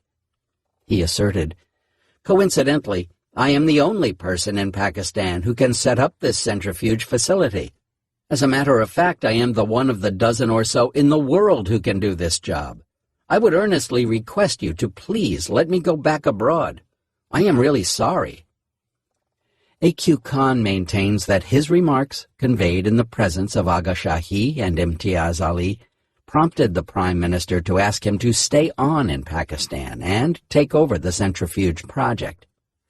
PAEC scientists assert that A.Q. Khan wanted to be known as the super genius and aimed to disparage Munir Khan's leadership of the nuclear program. A.Q. Khan recalls that, after Mahmoud's removal, he instantly became the victim of professional jealousy as his rivals tried to convince Bhutto and Ghulam Ishaq Khan that he was a sharp young man trying to deceive them who would flee after making money and taking them for a ride. His contention was that, "I have no lobby. I am alone, and too much pressure is being put on me. Everyone thinks I am wasting their time." Khan recalled that his detractors pointed out the uncertainty in putting all eggs in the centrifuge basket because it was still a commercially untested method. But Bhutto and Ghulam Ishaq Khan were men of wisdom and foresight, since they believed in his sincerity and reposed faith in his abilities. Khan also complained that he was discriminated against on an ethnic basis. Most of the technical staff in the nuclear program and the centrifuge project were Punjabis, and he asserted that they did not accept him as an equal and mockingly called him that Bhopali, referring to his birthplace in India. He has continued to complain of being the victim of ethnic and linguistic prejudice ever since. In 1976, claims of ethnic bias and discrimination were readily believable in the backdrop of the separation of East Pakistan.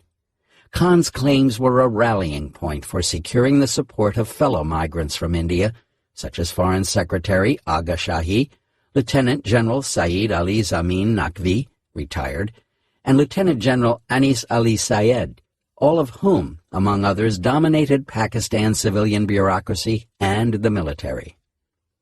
These controversies encouraged elements in the powerful civilian bureaucracy who resented the autonomy enjoyed by Munir Khan. According to A.Q. Khan, when Bhutto wanted to replace Munir Khan, Shahi tried to persuade Baki Beg, then at the Rockefeller Institute in New York, to return to Pakistan, but Beg politely declined. A.Q. Khan claimed that he was offered to take over the PAEC, but he only asked for autonomous control of the centrifuge project, which was granted. However, according to Shahi, the uncertainty regarding the success of the centrifuge project went in favor of Munir Khan, who could continue as head of the PAEC. Bhutto's alliance with Munir Khan, however, remained unaffected, but the Prime Minister opted to give A.Q. Khan autonomous control of the centrifuge project. When Bhutto asked Munir Khan in March 1976 how things were going, he pointed to the growing opposition and controversies against him. Bhutto replied, "Forget about it. You do your work." The circumstances that helped the PAEC's detractors to divide the program revolved in part around the protracted negotiations for the French reprocessing plant, on which the chairman of the PAEC and the Prime Minister disagreed. Certain government circles also alleged that Munir Khan was deliberately dragging his feet or intentionally going slow with respect to the negotiations with the French regarding the reprocessing plant. The Safeguards Agreement of the Chashma reprocessing project was approved by the IAEA Board of Governors in March 1976. Khan believed that Aga Shahi and Imtiaz Ali had been plotting against him since 1974, when Shahi arrived from his posting in China to become Foreign Secretary.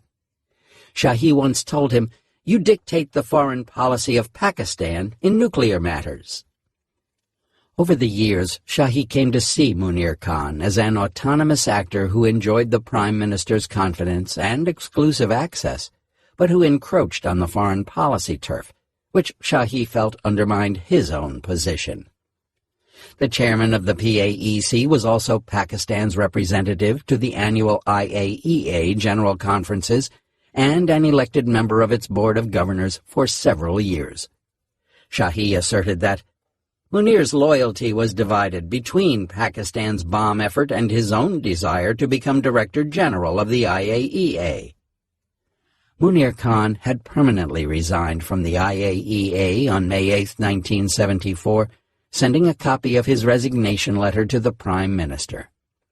Bhutto was all praise, but the very next day of receipt of the IAEA offer, India's nuclear test occurred. Meanwhile, his critics in the West would later accuse him of the opposite of what Shahi believed. Munir was no saint. He was actually chairman of the IAEA board from 1986 to 87. Supposedly the chairman of the world's policing authority, back home he was engaged in subverting it. Presumably earlier, when he had been an important staff member, he was building up the contacts and knowledge he later milked to build the bomb at home. In another twist to the ongoing controversy, although it is generally believed that biotechnologist Amir Muhammad Khan was being tipped as a possible replacement for Munir Khan, he was in fact being considered as a replacement for Mahmud. Apparently, Imtiaz Ali and Shahi had suggested Amir Khan to the Prime Minister as Mahmud's replacement. Munir Khan told Bhutto, "This appointment will make you the laughingstock of the whole world." Bhutto then called up Shahi and told him what Munir Khan had said. Shahi asserted that they would all help Amir Muhammad with the new assignment. Munir Khan believed that the idea was to take the enrichment project away because Shahi and Imtiaz wanted control over it, and, by extension, over one segment of the classified nuclear program. But as Munir Khan recalled, Bhutto said no. I will give more autonomy to the centrifuge project, but it will remain in the hands of the AEC. A new nuclear enclave, the ERL.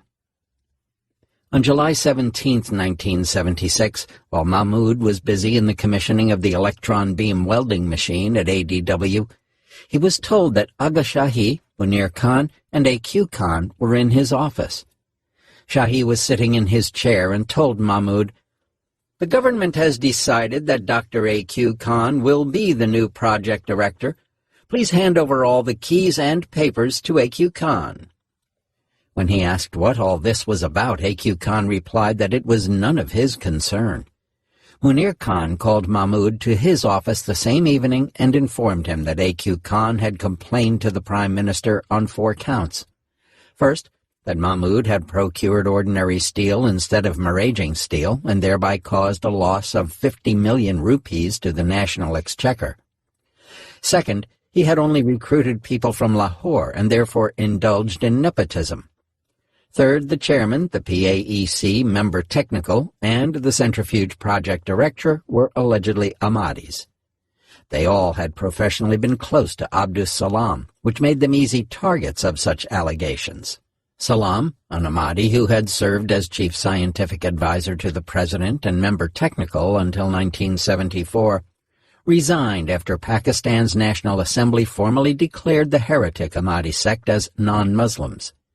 Therefore, this intended slander was the easiest way to discredit their credentials. Not only was being Ahmadi viewed as unpatriotic, but no one belonging to a minority sect or community could be allowed to work in any classified project.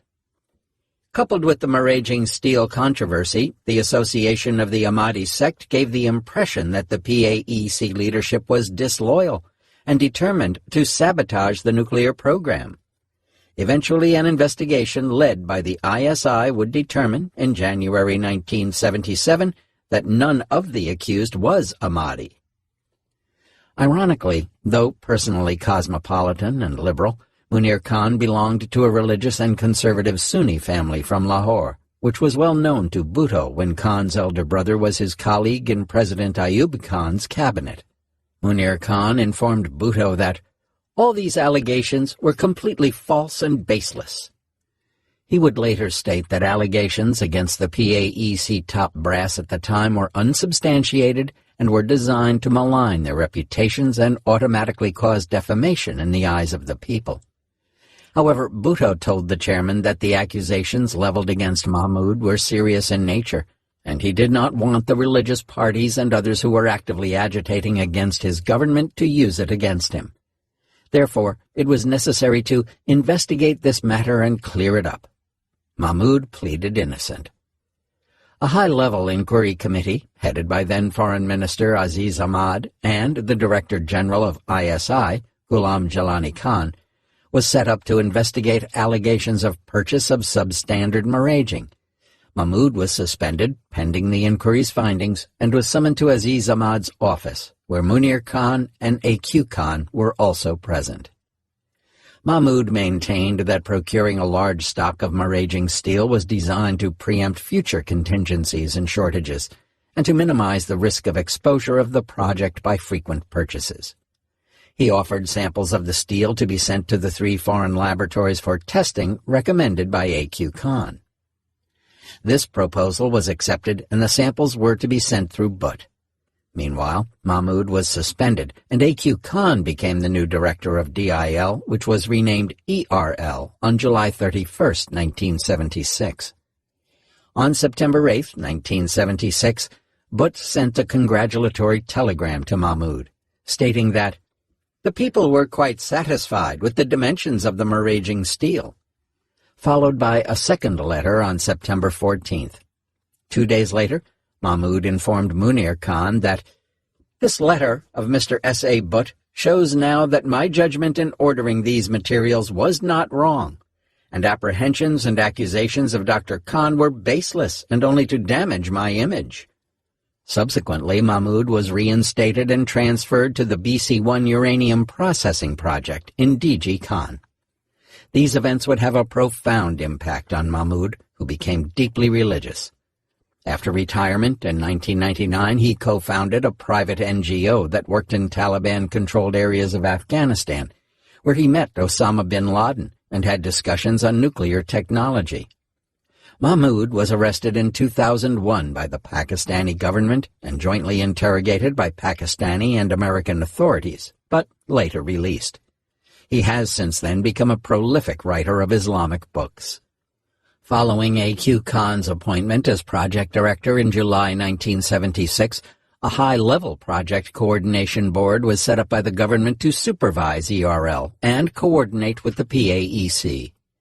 Bhutto picked a senior bureaucrat, A.G.N. Kazi, Secretary General of Finance and Economic Affairs, as chairman of the ERL's project board, along with members Ghulam Ishaq Khan, Secretary General-in-Chief, who later replaced Kazi and served for 17 years, Agha Shahi, Secretary General, Foreign Affairs, and Munir Khan.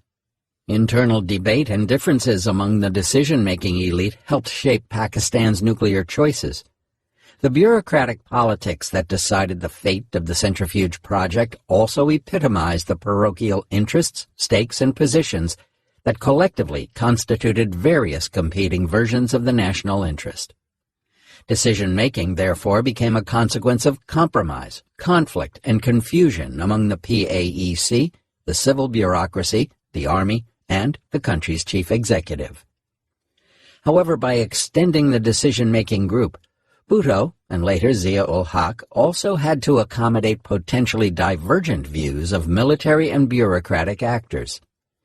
This was done primarily to ensure sustainable coordination between competing personalities, Munir Khan and A.Q. Khan, by institutionalizing it in a new or newly empowered bureaucratic organization, which was the ERL Board, whose project director now reported directly to the country's chief executive but was nominally under a project board.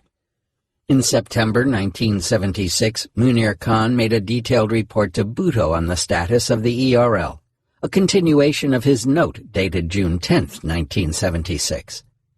The initial phase of the centrifuge project, comprising the setting up of equipment and machines, was nearly over, and it was entering the next crucial phase of testing, production of prototypes, and design of a pilot plant.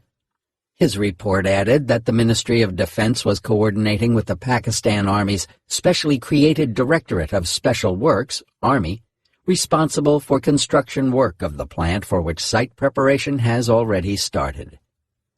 But had been instructed to buy components for the pilot plant without waiting for local production, and duplicates of certain key machines were being ordered to meet the future requirements of the project.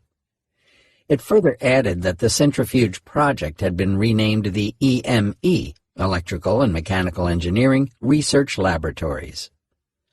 All essential materials and equipment were in place or on order. Know-how was there, and action was being taken to speed up the project, including the selection of manpower, which was being transferred from within the PAEC, Canup, Pinstech. The Kahuta site was satisfactory for 2,000 to 5,000 machines and, ultimately, for 15,000 machines. Local industry, public and private, was being mobilized, and a list of all the items with drawings had been prepared and allocations made to industrial establishments. In parallel, efforts to get components manufactured outside the country were continuing. Clear-cut targets had been fixed for various stages of the project regarding the number of prototype centrifuges planned for each site and the setting up of the pilot plant by mid-1977. Inverters, 5,000 tons of maraging steel, aluminum tubes, vacuum pumps and fittings, centrifuge balancing machines, and bellows were either on order or had already arrived in the country.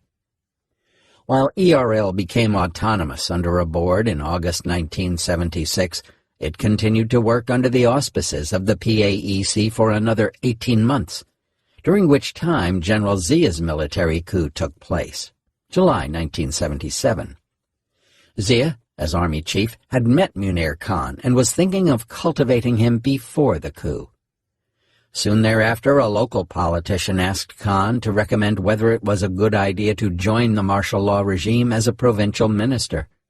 He replied that if a man wished to stay in politics, he should not join the regime, because it was not going to last very long. This remark was promptly reported to Zia, who also knew that Munir Khan was visiting Bhutto in jail, and kept the deposed prime minister updated on the status of the nuclear program. "I was Bhutto's man," Khan said, who was also keeping in touch with Bhutto's family. At this time, when other members of the PPP and the federal cabinet had been placed under arrest, some of Zia's close associates advised the chief martial law administrator to remove the chairman of the PAEC because of his loyalty to Bhutto. Zia decided to retain him, but ordered the administrative separation of ERL from the PAEC. However, according to Ishfaq Ahmad, chairman of the PAEC from 1991 to 2001, and Javed Mirza, chairman of KRL 2001 to 2006, the official division of the centrifuge project, ERL-KRL, from the PAEC did not take place for another 20 years, when KRL was designated an independent commission in October 1998, giving it equal status to the PAEC. Until 1998, KRL continued to function as an undocumented yet autonomous project of the PAEC. Conclusion.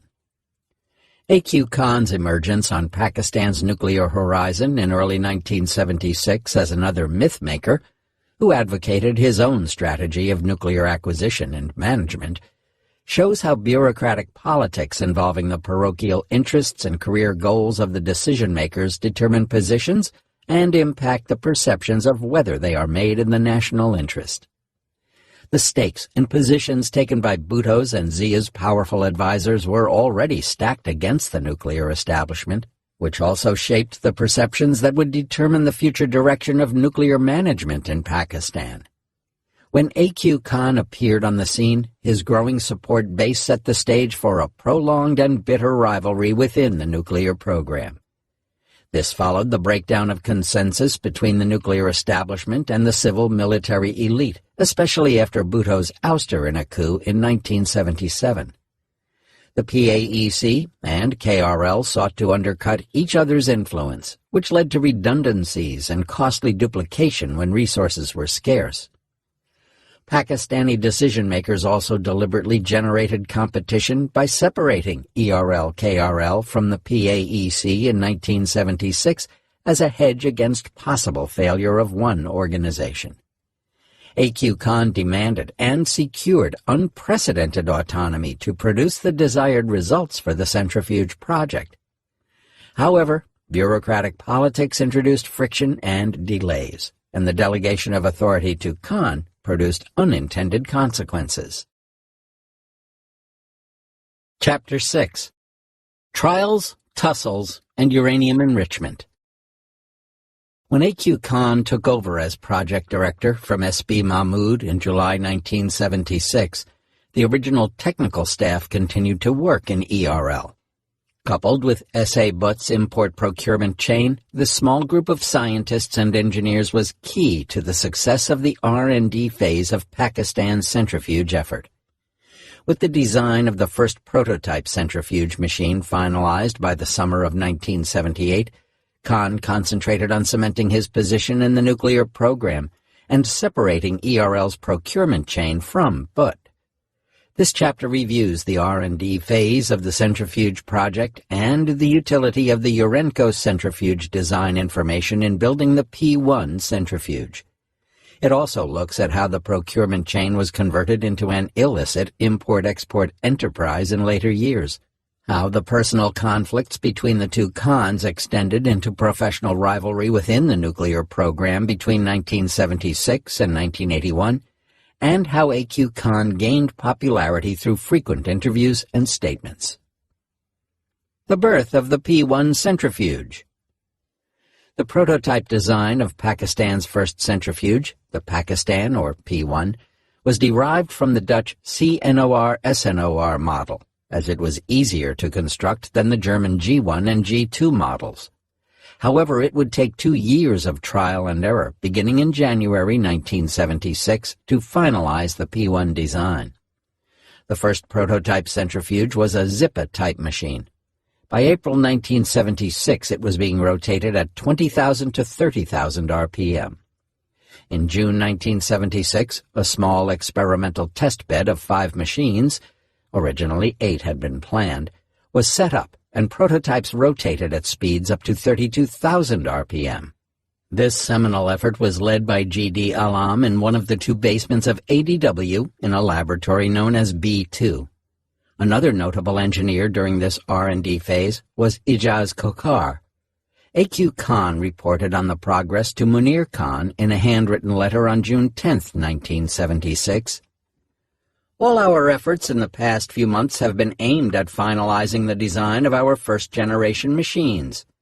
This has been accomplished, and we are confident that the design shall meet the requirements. At this moment, we are embarked upon the program of manufacturing about 5 centrifuge machines in the shortest possible time. R&D continued unabated in the months following A.Q. Khan's appointment as head of the centrifuge project in July 1976. The flow-forming machine acquired by Butt from West Germany in 1975 was employed to manufacture rotors for the experimental centrifuges, and the bellows were manually fitted onto the rotors. The ADW team began its experiments using one centrifuge comprising 3 rotor tubes interconnected with bellows. The team successfully managed to get a prototype centrifuge with 1 rotor tube to rotate, but spinning centrifuges with 3 rotor tubes proved to be a time-consuming effort. The first 3-rotor centrifuge was placed in a glass casing in order to observe its rotation. Alam and other members of his centrifuge design and development team, Khokhar, Anwar Ali, and Javed Mirza, observed the experiment from an adjacent room. Just as they began to rejoice, the spinning rotor exploded with a force that caused one piece of the centrifuge to be permanently embedded in the ceiling. It remains there as a token of ERL-KRL's first-ever successful rotation of a centrifuge. Mirza recalled, "It was then that we realized we all had a narrow escape. We then had a clever idea. We turned the machine around towards the wall, so next time if it crashed it would hit the wall. These were our learning steps." The group then decided to install a glass window and strobe light in the centrifuge case so as to analyze the speed and rotation of the centrifuge to determine if the speed of rotation was equal to the speed of strobe lights or double or triple. A crude magnetic device was built using a bent rod with coils around it, and then we magnetized it, and then, by using some coil outside, we were able to get the signals, recalled Mirza.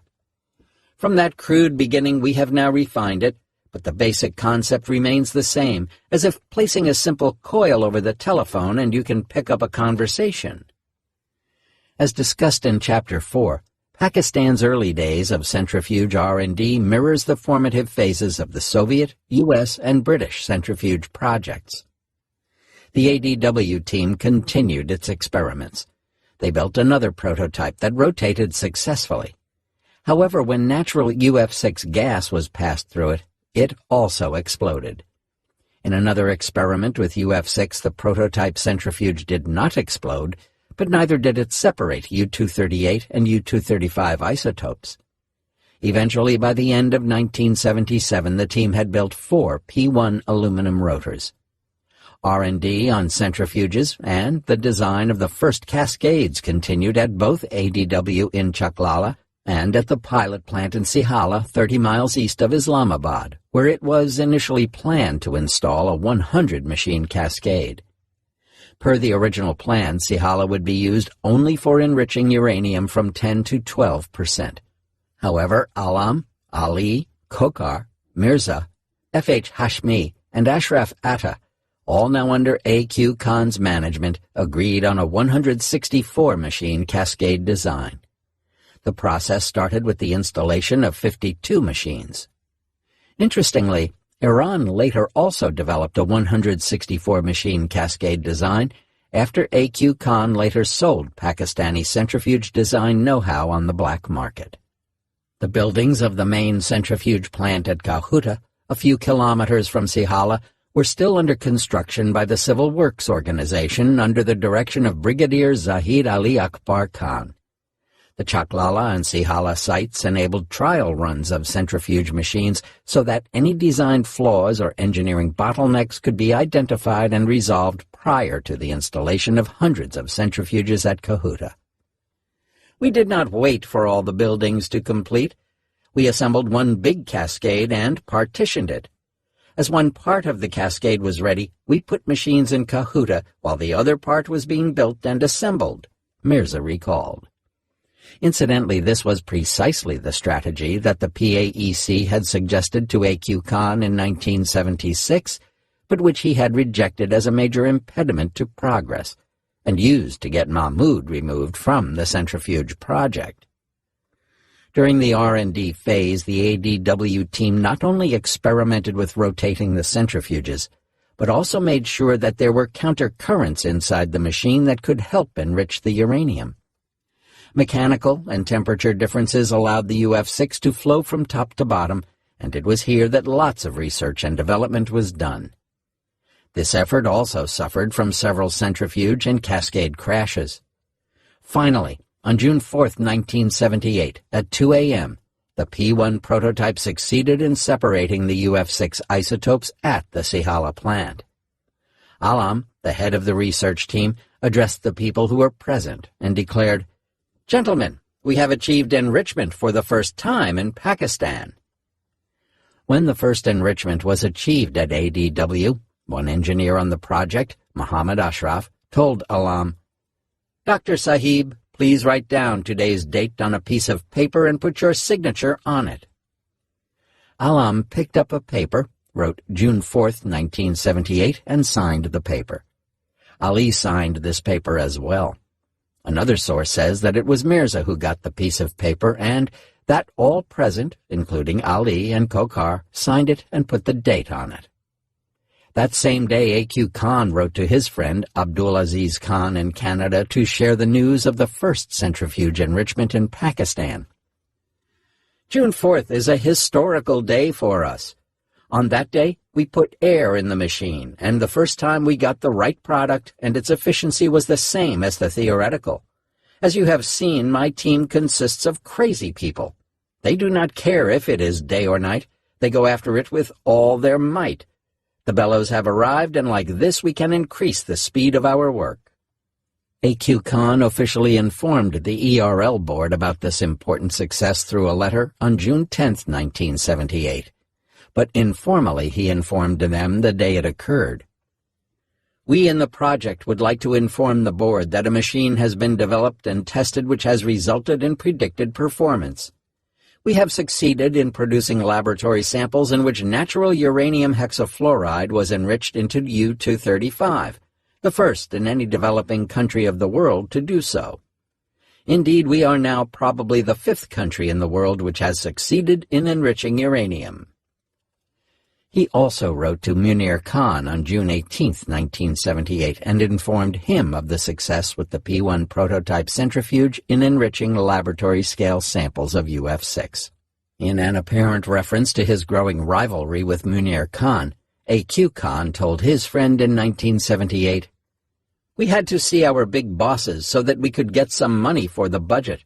When this news was given to them, they were quite happy and congratulated us. The big bosses said that they had full confidence in me despite the objection from a few people." General Zia-ul-Haq, who had overthrown Zia Bhutto in a coup in July 1977, responded to A.Q. Khan's message, "I congratulate you all. Please come and see me." The Urenco heist, magic wand or deceptive mirage? It is widely believed that A.Q. Khan's appropriation of classified centrifuge designs from the Urenco enrichment facility at Almelo in the Netherlands enabled Pakistan to develop a working centrifuge machine. Legend also has it that without these drawings, Pakistan could never have succeeded at producing a working centrifuge. Within months of the R&D effort at ADW, it was apparent to the team that the drawings brought by A.Q. Khan were incomplete, and that inaccurate design information would essentially compromise the benefits of the more advanced centrifuge designs in operation at Almelo. As Mirza explained, "You can say some designs, photocopies of drawings and notes that A.Q. Khan brought were with the group, but as far as mechanical machine and experience how to run the plant and how to do the process control, we had to learn all that ourselves. For example, it would be impossible to work on the drawings and make a centrifuge run. Balancing a running centrifuge at such high speeds is not an easy job, and we had to have a perfect balance." However, the ERL team began to incorporate CNOR design elements into their prototype, but what Mahmud, Alam, and apparently A.Q. Khan did not realize was that they were poisoning their program. The CNOR design was highly flawed. G.D. Alam headed the Centrifuge Machine Assembly and Testing Division, both under the PAEC DIL and later in ERL. A.Q. Khan concedes that Alam was given the enormous responsibility of assembling, testing, and erecting the centrifuge machines. He was also made responsible for the erection and commissioning of the UF6 gas feed and collection system and was a serious and willing worker. After this, he was given the task of assembling, testing, and erecting the machines in the Kahuta main hall. In an interview a week after Pakistan's first nuclear tests in 1998, Alam claimed that they were unable to construct a working centrifuge based on A.Q. Khan's incomplete and inaccurate drawings. The prototype centrifuge finally worked only after many months of indigenous R&D. In this respect, David Albright adds, "Although Khan stole a wide variety of gas centrifuge designs, he missed information for some critical components. In the early Dutch designs, one of the scoops which extract uranium gas from the rotating cylinder vibrated excessively." This flaw in the CNOR-SNOR designs was addressed, but the sketches were not included with the original designs, which caused the P-1 centrifuge to often crash. A former senior Urenco official who saw the Pakistani centrifuge designs says that the P-1 even had pieces designed to hold one of the new Dutch components, but the Pakistani designers did not know actual parts were supposed to go there. The ERL team resorted to indigenous modifications in order to arrive at a workable design. In fact, the P-1 was indeed a modified centrifuge design. It had 4 tubes connected by 3 bellows, one less tube and bellows than the original model, but it had a SNOR rotor tube and an improved CNOR bottom bearing. It also had inward-pointing bellows, which were more advanced and harder to make than an outward-pointed bellows. After experimenting with various prototypes, the ERL group settled for building a simpler composite design that was considered within their grasp. Despite these teething difficulties, the ERL's success was a seminal accomplishment that Pakistani scientists and engineers could be proud of. Munir Khan later claimed credit and attributed this breakthrough by ADW to the best brains of PAEC.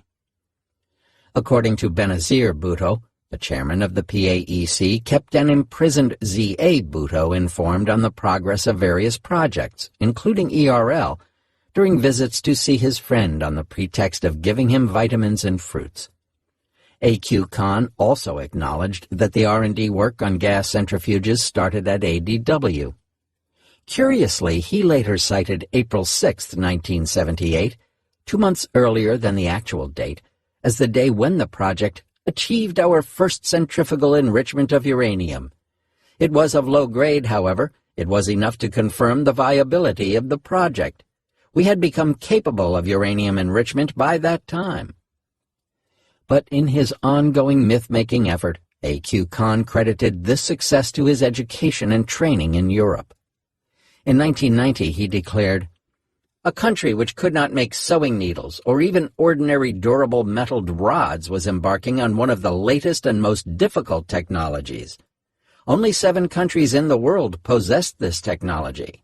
He would later also claim that no Pakistani scientist before him had ever heard of a centrifuge, and that Pakistan did not spend a penny on centrifuge technology, while he brought technology worth $2 billion US from the Netherlands, and without him, Pakistan could never have become a nuclear power.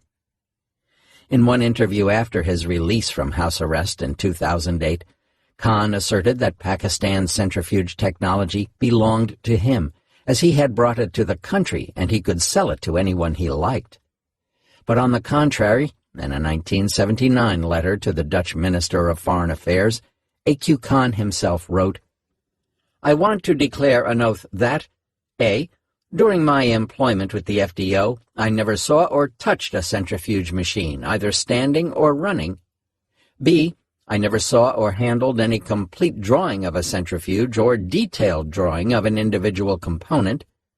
C. I never saw or handled any information, drawings on the running of machines, process parameters, or vacuum gas pipings."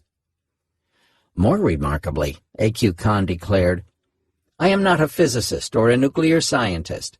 I am just a metallurgist and have no understanding or conception of nuclear physics, process technology, vacuum technology, or production technology. Please ask this from my professors or from the engineers and scientists of FDO UCN." Though Alam disparaged A.Q. Khan's technical contribution to the centrifuge project, he acknowledged Khan's administrative skills in an interview 1 month after the May 1998 nuclear tests. Alam declared that before joining Pakistan's nuclear program, A.Q. Khan had no direct knowledge of and had not participated in the manufacture or operation of centrifuge, and even now he was in no position to play any practical role in uranium enrichment. Alam conceded that Khan had undoubtedly worked to obtain the drawings of a centrifuge from the Netherlands in Pakistan's national interest, yet it was a fact that the centrifuges were developed and operated by other scientists and engineers. With regard to the utility and significance of the stolen Urenco designs, Alam maintained that the upper part of the drawing of the Dutch centrifuge that Khan had copied was incorrect and incomplete. When this was flagged, Khan first showed amazement, but was quick to accept it. He remarked that there was no upper part in the Dutch gas centrifuge design, and he himself had drafted the design for this part of the centrifuge, due to which there was a mistake in the drawing. MIT centrifuge expert R. Scott Kemp has summed up the CNOR design dilemma, which would plague Pakistan's centrifuge project for 10 years. Pakistan was on course to build an indigenous subcritical centrifuge, just as other indigenous programs had, until A.Q. Khan diverted the program to the pursuit of the CNOR supercritical centrifuge. Design flaws, incomplete information, and tacit knowledge challenges specific to CNOR, as well as counter-proliferation efforts aimed at interrupting Pakistan's supply of foreign technology, worked to delay Pakistan's program. Although Pakistani scientists and engineers successfully addressed all design flaws, the challenges were more complex than programs that used simpler subcritical Zipa-type centrifuges. In the end, Pakistan produced a slightly shorter but still supercritical version of CNOR, which it rebranded the P1 around 1981 or 1982. The machine took roughly 6 years to complete, in contrast to the average 2 years for indigenous subcritical centrifuge programs. More specifically, Pakistan's centrifuge challenges were rooted in the CNOR design itself. The CNOR was an early attempt by Dutch designers to improve on the basic subcritical centrifuge. They sought to quadruple the performance of their subcritical centrifuge by increasing the length of the centrifuge and rendering it supercritical. Doing so, however, severely complicated the manufacture and operation of the centrifuge.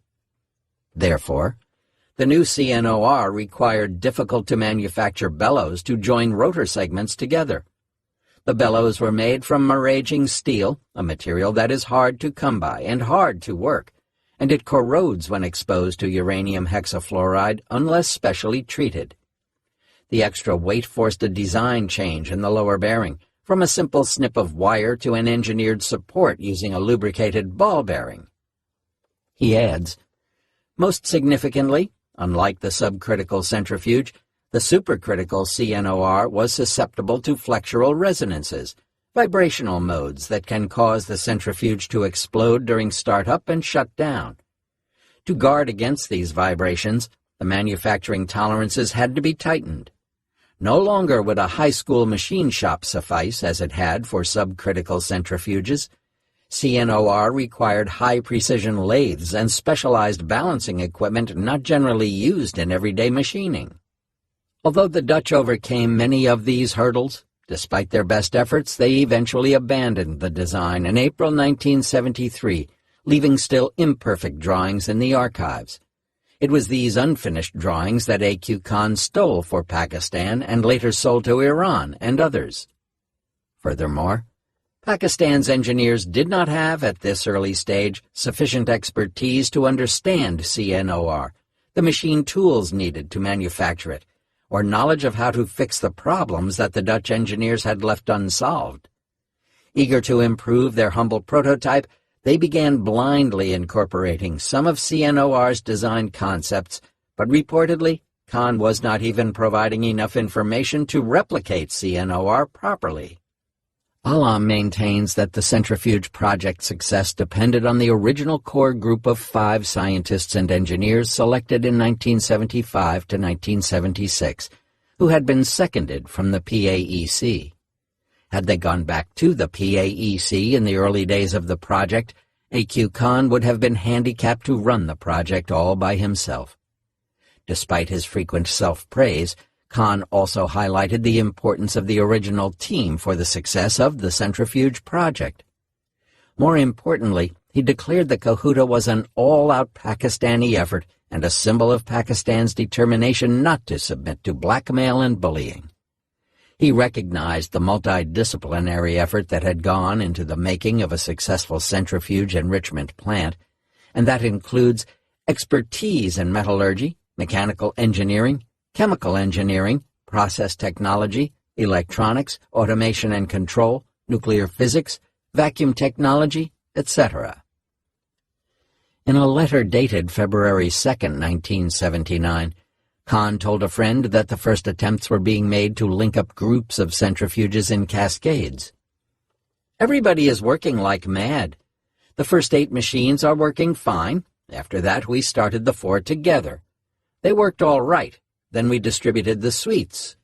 He revealed that work on the big plant was also speeding up, with the main laboratory buildings, gas centrifuge hall B1, and administration block almost finished. He added, "We hope by April many groups of gas centrifuges would be transferred there," and expressed his desire for more staff as the work was increasing.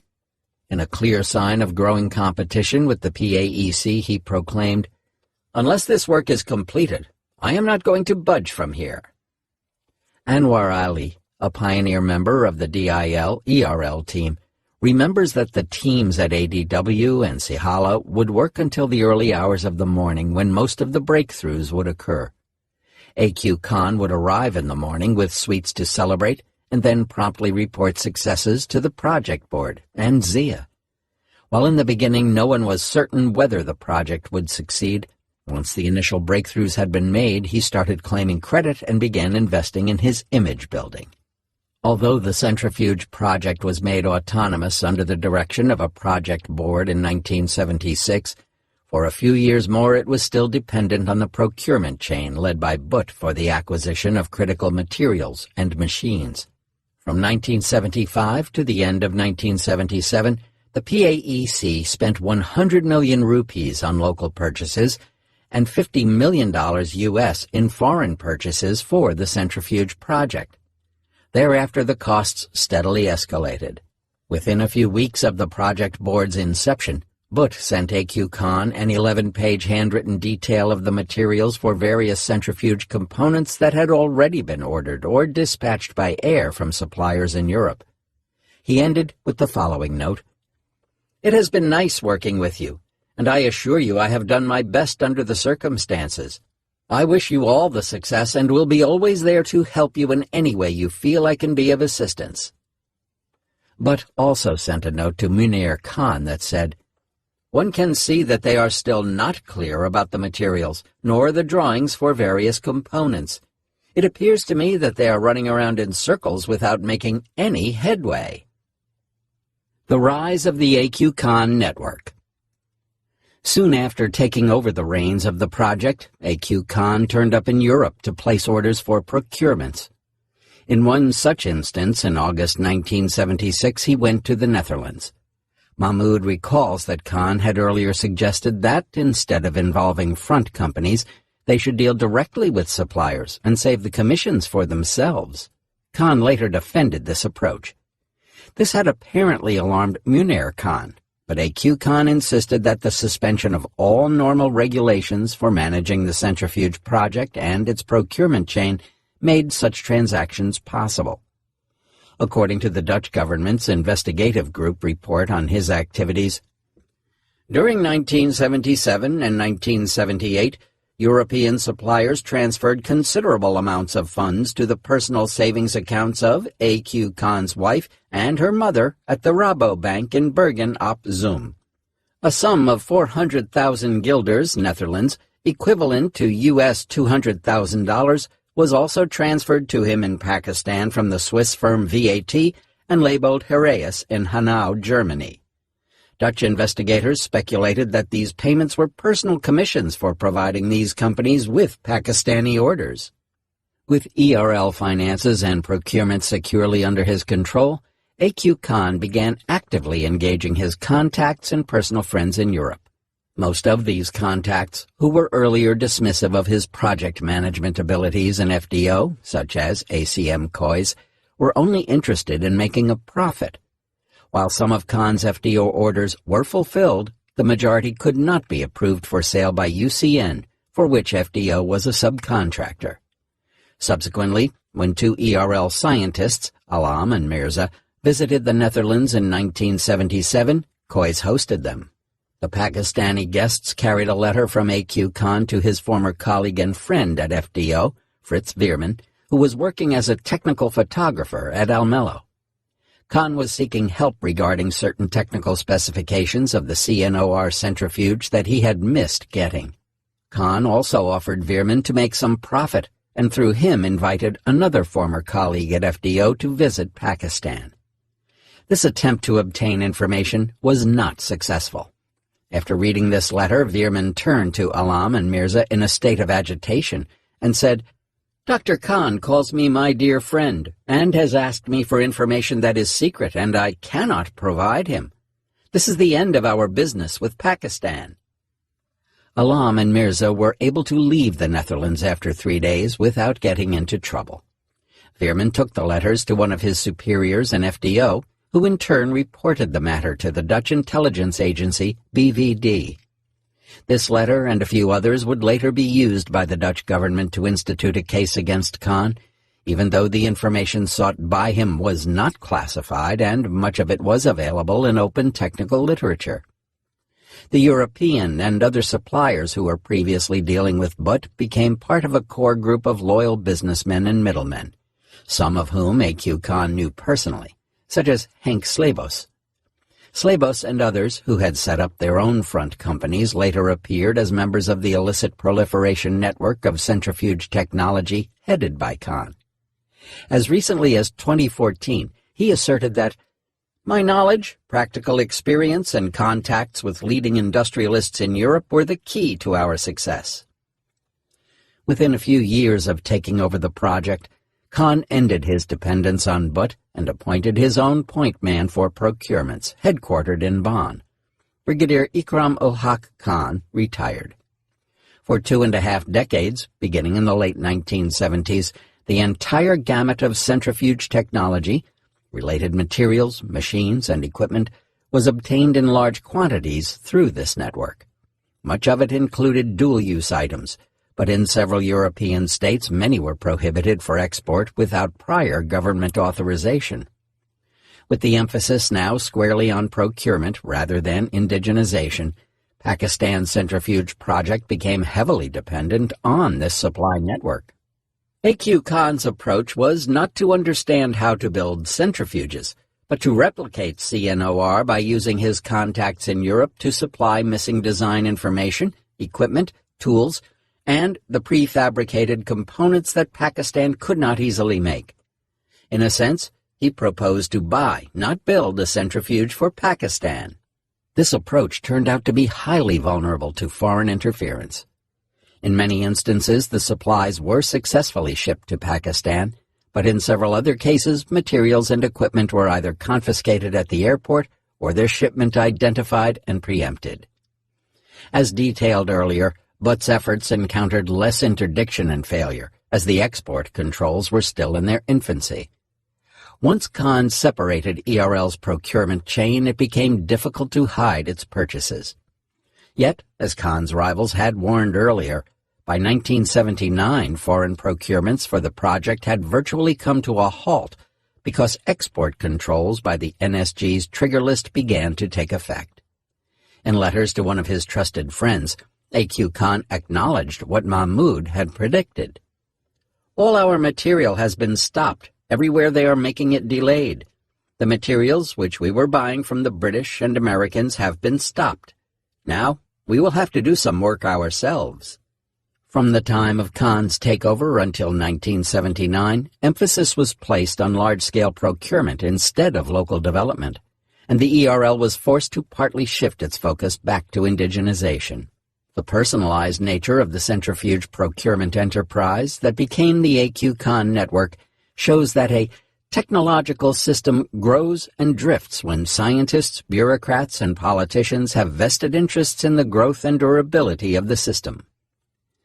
Heavy reliance on foreign procurements also exposed the scale and dimension of Pakistan's uranium enrichment effort at a time when the government was repeatedly assuring the exclusively peaceful nature of the nuclear program. This strategy also landed detailed design specifications and Pakistani drawings of centrifuges, cascades, and materials on the nuclear black market of European suppliers, and potentially made this information available to prospective customers. These suppliers would also meet the requirements of the Libyan, Iranian, and Indian centrifuge programs for almost 2 decades. As discovered from one of A.Q. Khan's suppliers in South Africa, the Pakistani cascade design plans were described as the product of original German drawings and descriptions as adapted by Pakistan test results, experience, and reference calculations. The plans show 4 blocks of cascades totaling 5,832 centrifuges. The first block had 2 parallel cascades of 1,968 machines each and enriched natural uranium up to 3.5% uranium-235. The second block had 1,312 machines and had enriched the original 3.5% material to 20% uranium-235. Moreover, the third block, with 456 machines, further enriched it to 60% uranium-235. The final block, of 128 machines, produced 90% enriched material. There are separate feed and withdrawal stages for each of these 5 cascades, which would allow, in principle, each enrichment stage to be carried out in a separate facility.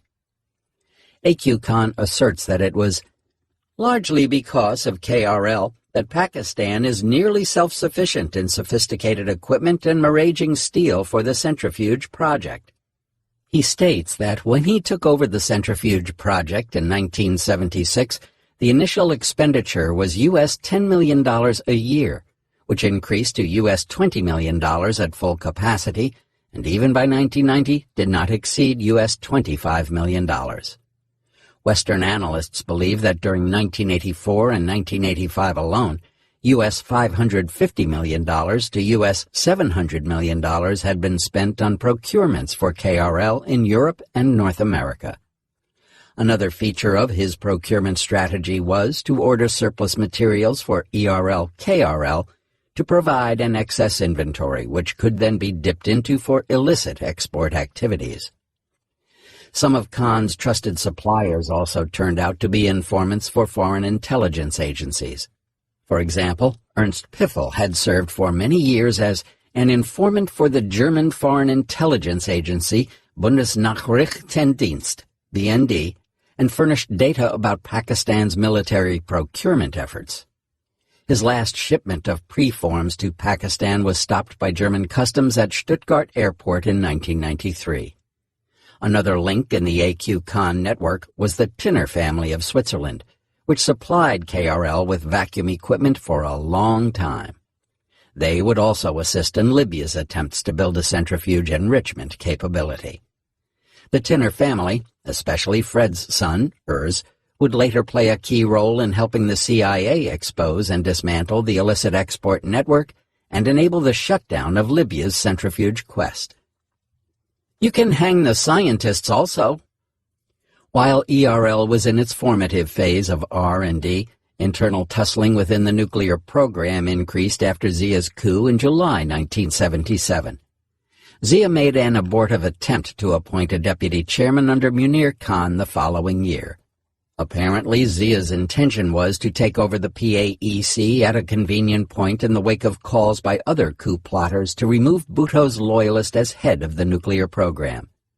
Zia invited Munir Khan to Army House in Rawalpindi, introduced him to Lieutenant General Syed Ali Zamin Naqvi, retired, Zia's former instructor at the Staff College, and said that he wished to appoint Naqvi as deputy chairman of the PAEC.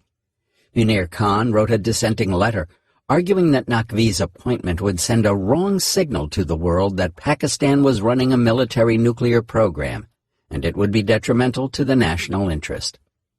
When Zia asked what could be done, Munir Khan recommended that Naqvi be appointed advisor, security, for the PAEC and ERL, a compromise that stopped short of a complete military takeover of the PAEC. Meanwhile, Foreign Secretary Agha Shahi pledged his loyalty to Zia and was promoted to Secretary General of Foreign Affairs. Shahi, Ghulam Ishaq Khan, and other influential bureaucrats also portrayed the abortive negotiations on the French reprocessing plant as a failure of the plutonium program. At this point, A.Q. Khan joined hands with Naqvi and Shahi to fortify his separate nuclear enclave. Munir Khan later maintained that the impression given to the army was that all they needed was the centrifuge to get the bomb, and they did not need the PAEC. A.Q. Khan also opened up appointments in ERL to army officers and created several jobs for them.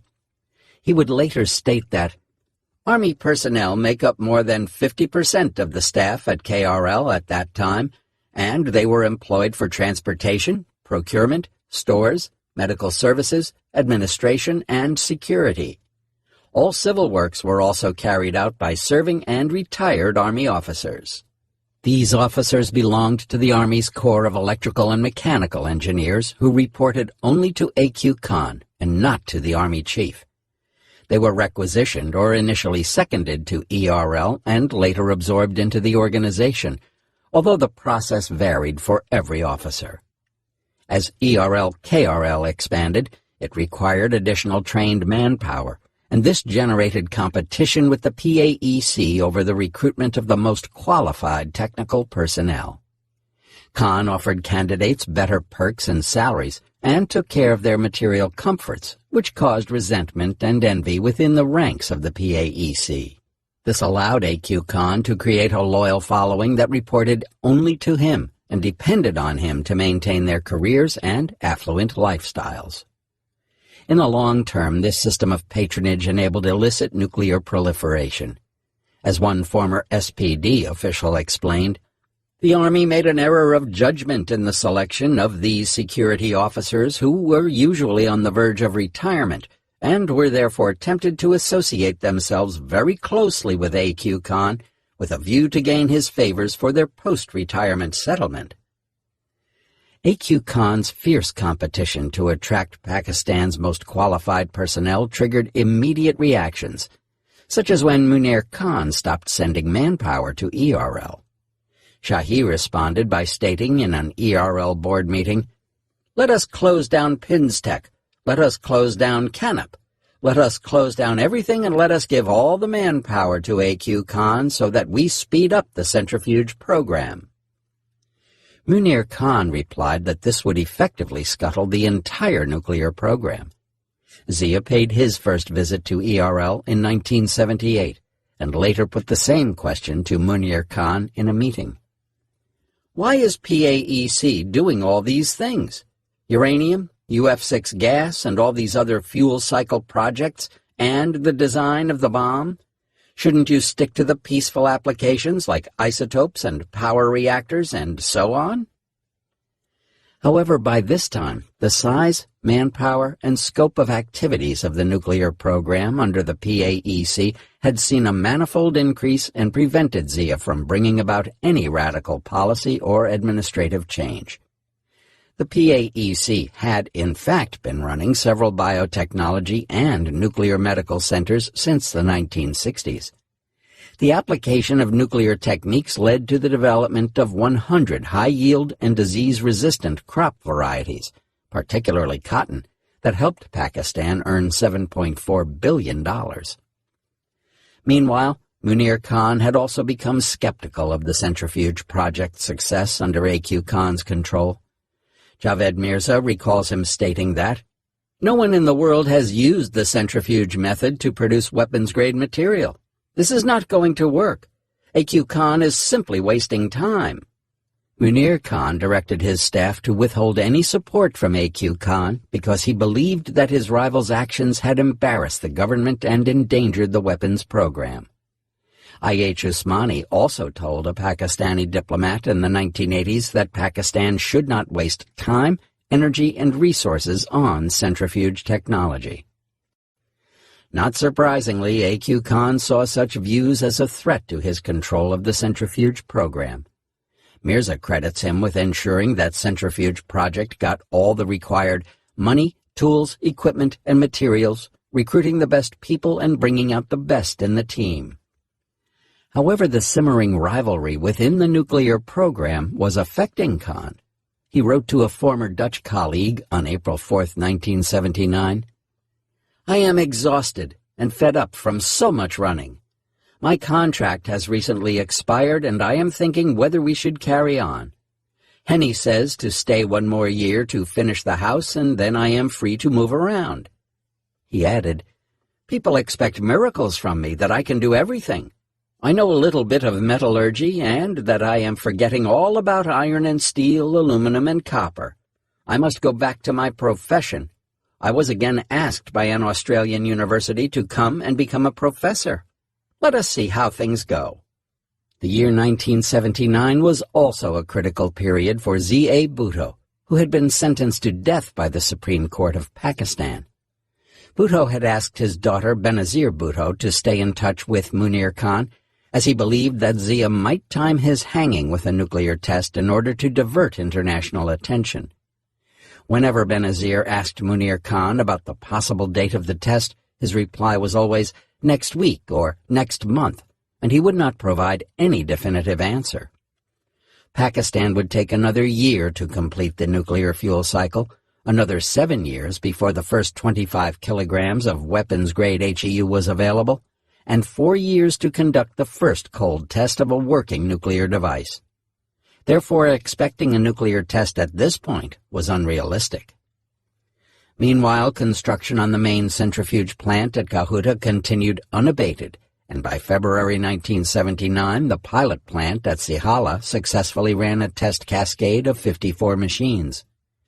By 1981, the outer ring at Kahuta was completed, and the halls were being prepared for installing hundreds of centrifuges in cascades. The Kahuta plant required an uninterrupted supply of feedstock for the centrifuges in the form of natural uranium hexafluoride gas to begin operations. The UF6 had to be of the highest purity because impurities such as molybdenum hexafluoride, MOF6, and other oxyfluorides can condense and thereby trigger blockages in the valves and piping of the centrifuges in cascades, triggering their crash. However, in late 1979, the chemical plants complex was facing difficulties in the production of fluorine gas. A.Q. Khan claimed that ERL-KRL was ready for enrichment, but was hampered by the supply shortages of UF6 being caused by the PAEC. To address this problem, in January 1980, Munir Khan dispatched Ishfaq Ahmad, member technical, Samar Mubarakmand, and Parvez Butt to investigate. One of the fluorine plants at CPC, built by the West German firm CES Kalthoff, had caught fire, and the manufacturer was suspected of deliberate sabotage when the West Germans abruptly left Pakistan. The firm's boss, Albrecht Migul, and his associate, Heinz Mabus, who also had an engineering enterprise in Erlangen, Germany, was Ernst Piffel's father-in-law.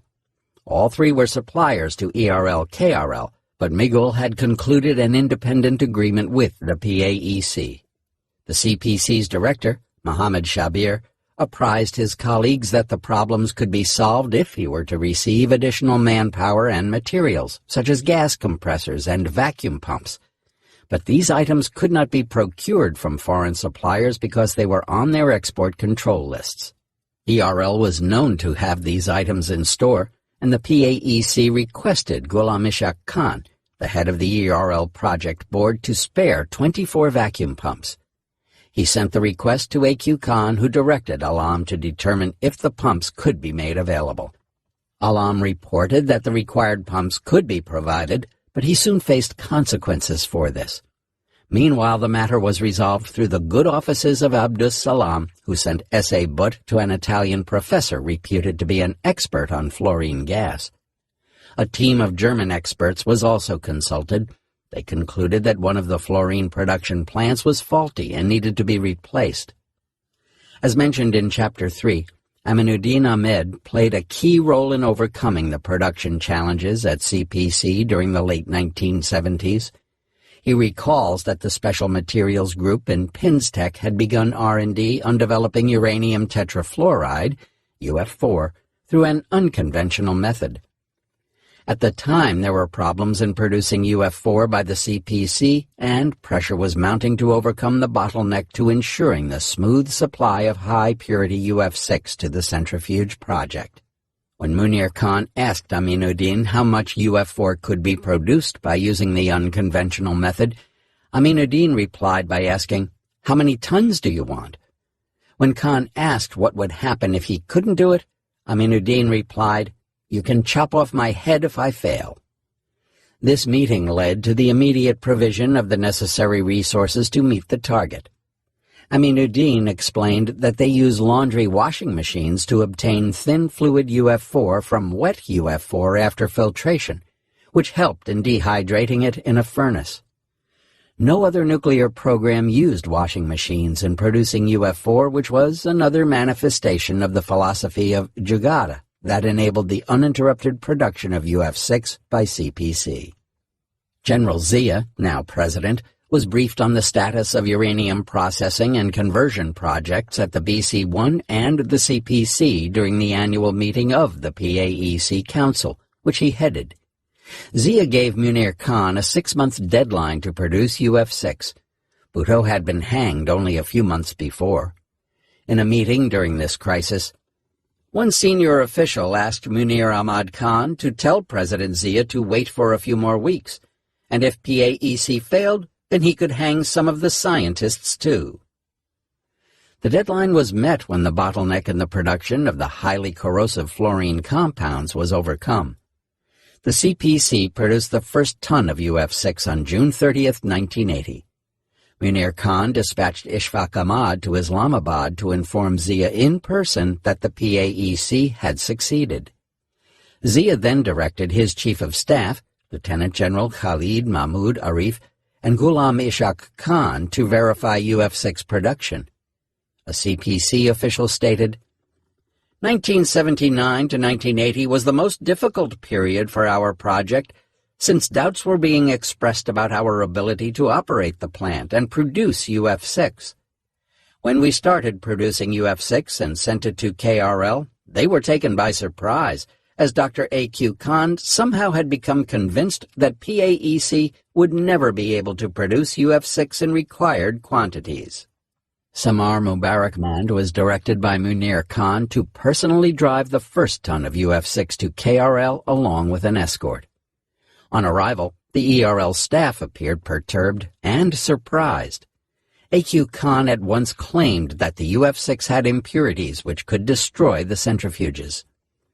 "I have a clean plant which would be affected by the impure gas."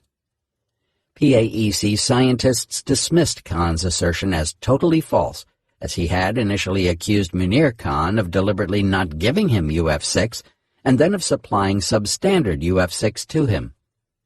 This controversy led Zia to again depute Lieutenant General K.M. Arif to probe the matter. Arif spoke to A.Q. Khan and the ERL officials responsible for handling the UF6. Mirroring the raging steel controversy in 1976, Zia directed to have a sample of the UF6 tested by a foreign laboratory, one recommended by A.Q. Khan, to resolve the matter. The laboratory later reported that the UF6 produced by CPC was indeed of the right quality. Eventually, a joint PAEC-ERL team resolved these quality control issues. A.Q. Khan recalls that as Pakistan encountered challenges in producing UF6, China gave Pakistan a one-time shipment of 10 tons of UF6, natural, and 5 tons of UF6, 3%. However, Aminuddin Ahmed asserts that the first enrichment trial runs at ERL used lab quantities of UF6 produced by Pinstech. Apparently, A.Q. Khan needed more time before the centrifuge cascades were ready to consume the UF6, and this controversy came in handy. It is likely that the UF6 gas controversy, first over its supply and later over its quality, had a clear political purpose: to convince Zia that the PAEC under Munir Khan could not deliver.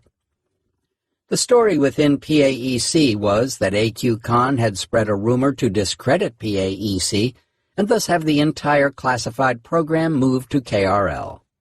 Indeed, for over 2 decades there was vicious competition for power, resources, and predominance. Powerful bureaucrats continued to lobby for a centrifuge-only nuclear program, while projecting all other projects as unnecessary and wasteful. Again, some of Zia's advisors were asking him to replace Munir Khan with A.Q. Khan. But the PAEC's progress in the fuel cycle and weapons programs, and A.Q. Khan's inability to freely travel to Vienna as Pakistan's representative to the IAEA, with ex officio responsibility as the chairman of the PAEC, scuttled this idea.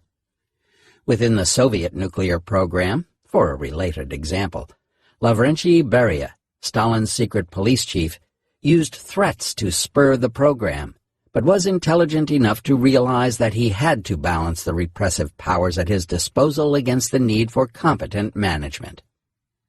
Zia was wise enough to continue Bhutto's nuclear management style and retained the autonomy given to the two Khans. A clean slate and missed targets. With the first P1 centrifuge cascades commissioned at the Kahutas centrifuge plant, ERL was now ready to begin enrichment of UF6 by 1981. Zia visited ERL in May 1981 and renamed it in honor of A.Q. Khan. It is a tribute to Pakistani's patriotism and hard work that we have such an outstanding organization. I announce it with great pleasure that it should be known as KRL for ERL. I appreciate the work of all engineers, scientists, workers who have been able to establish this organization under the leadership of Dr. A.Q. Khan. However, within 4 months, all the installed P1 centrifuges were destroyed in a 6.1 earthquake that struck in September 1981. A.Q. Khan immediately informed Zia and K.M. Arif, "We have a clean slate, that is, total destruction, and would have to start from the beginning." According to the head of the KRL project board, Ghulam Ishaq Khan, the entire installed inventory of 5,000 centrifuges had to be reconstructed and recreated at a great cost of labor and time. Earlier, his rivals had cautioned A.Q. Khan of the need to take extra precautions to build an earthquake-proof raft foundation on which to install the centrifuges, since Kahuta was located within a seismic zone, but the advice was dismissed with the statement that there were no earthquakes in the Netherlands. Years later, Munir Khan asserted that he could have exploited the disastrous earthquakes against A.Q. Khan, but decided to exercise restraint in the greater national interest. Besides earthquakes, hundreds of P1 machines often crashed due to an inherent design problem. Balancing the centrifuges as they spun at high speeds was a critical engineering problem. The rotor tube is mounted on the bearing and spins at high speeds. The bearing must be manufactured to exact tolerances to guarantee that the centrifuges will not crash soon after they begin operating. This bottom bearing takes the weight of the rotor as the centrifuge spins, while the rotor is hinged on a thin needle that is kept lubricated by a small cup containing lubricant to reduce friction. A tiny spiraled groove is etched on the bearing ball to hold the needle completely erect and without the slightest tilt. Any minute irregularity in the design would result in a crash. Pakistan's early centrifuge prototypes, derived from the Dutch SNOR-CNOR design, had an unwanted tilt that triggered crashes at all stages of the project. After his arrival in Pakistan, A.Q. Khan was still seeking detailed specifications for the Dutch bottom bearings when he wrote to Fritz Veerman in 1977. However, on the basis of the purloined blueprints alone, the bearings could not have been made in Pakistan, as their manufacture required computer-numerically controlled, CNC, electron beam welding machines and precision jigs. It would take ERL-KRL engineers almost another decade after S.A. Butt had acquired such precision equipment in 1976 to produce reliable centrifuges that could last for several years. By the late 1980s, a large junk pile of crashed centrifuges had been accumulated. This pile included 14,000 P1 centrifuges, of which only 1,000 were believed to have been in operation by 1986. A.Q. Khan states that, on average, Pakistani centrifuges rotating at 65,000 RPM had a design life of 10 years. KRL had also obtained a centrifuge balancing machine from Europe. Although it could balance only one machine at a time, KRL engineer Nasim Khan devised a 3-plane balancing machine for 20 machines at a time, which enabled the mass production and testing of centrifuge machines during the 1980s.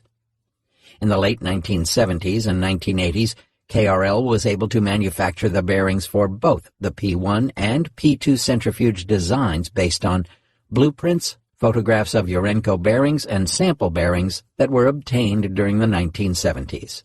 This effort continued throughout the next decade and was supplemented by continued R&D, as is demonstrated by the 1993 and 1994 publications of scientists working in the centrifuge project. Their work was featured in a paper entitled Design of Spiral Grooves on a Spherical Bearing. These publications released work that ought to have been treated as classified, but was being published in technical journals. Other such examples include the article entitled Some Practical Aspects of Balancing an Ultracentrifuge Rotor, which was co-authored by A.Q. Khan and published in 1987 in the Journal of Nuclear Science and Technology, stated that it was based on performance data of the installed centrifuges at KRL. In 1992, an article entitled Machine-Induced Phase Transformation in a Miraging Steel was published in Materials Science and Engineering. More recently, A.Q. Khan has asserted that a group of KRL scientists had authored a brochure on computational fluid dynamics on the shock waves in nuclear weapons from the outer surface to the inner core, which calculates the equation of the state of the materials used in the bomb under high pressure. He complained that, unfortunately, PAEC managed to get its circulation stopped by the SPD after they had realized that this brochure clearly showed our capability of designing nuclear weapons, a highly mischievous act. The 1981 and subsequent earthquakes resulted in undesirable delays in achieving the production of the first significant quantity of weapons-grade enriched uranium by half a decade, 1986 instead of 1981. These setbacks also prompted President Zia to request 50 kilograms of weapons-grade HEU from China in 1982, although A.Q. Khan says it was due to the Israeli attack on the Osirak reactor in 1981 that fueled the president's fears. A June 1983 U.S. State Department briefing noted that Pakistan was facing difficulties in making the centrifuge's machine work and had not yet produced significant quantities of enriched uranium. Another declassified U.S. government report on Pakistan's nuclear weapons program at the time stated that KRL will not be able to produce enough material for a nuclear device until late 1985 at the earliest, and probably not until 1987 or 1988. A.Q. Khan claims that the KRL started producing weapons-grade HEU in 1982, and in 1984 announced for the first time that Pakistan had succeeded in enriching uranium and could do so to any level required. He was presumably referring to small-scale samples. The first significant quantity, 25 kilograms, of weapons-grade HEU was likely produced by 1986, and larger quantities, 75 kilograms, not until May 1989.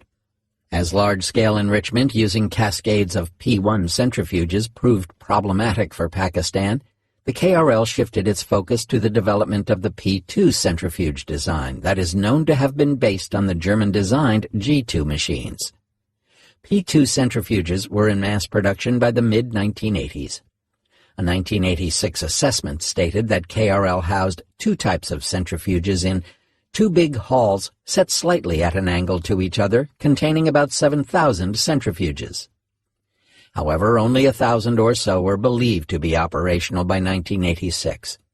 An internal U.S. memo in 1986 states that the KRL had a nominal capability to produce enough weapons-grade material to build several nuclear devices per year.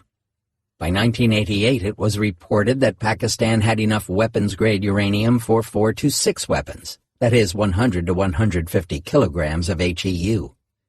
One U.S. official said in late 1991 that Pakistan had sufficient HEU for as many as 6 weapons. Moreover, until 1982, Pakistan had no substantial enrichment capacity and only acquired a 20-kilogram per year production capacity of weapon-grade HEU by 1985, with 1,000 centrifuges of 3 SWU in operation.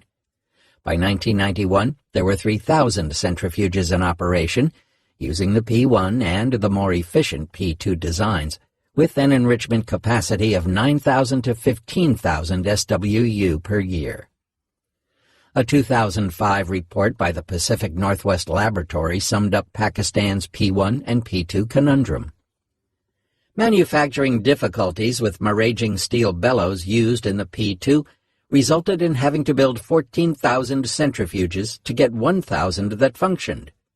By 1984, it was reported that despite a difficulty in developing proper centrifuge cascade operation, Pakistan had uranium enriched to 3.4% U-235. KRL was estimated to have a production rate of about 5,000 SWU per year.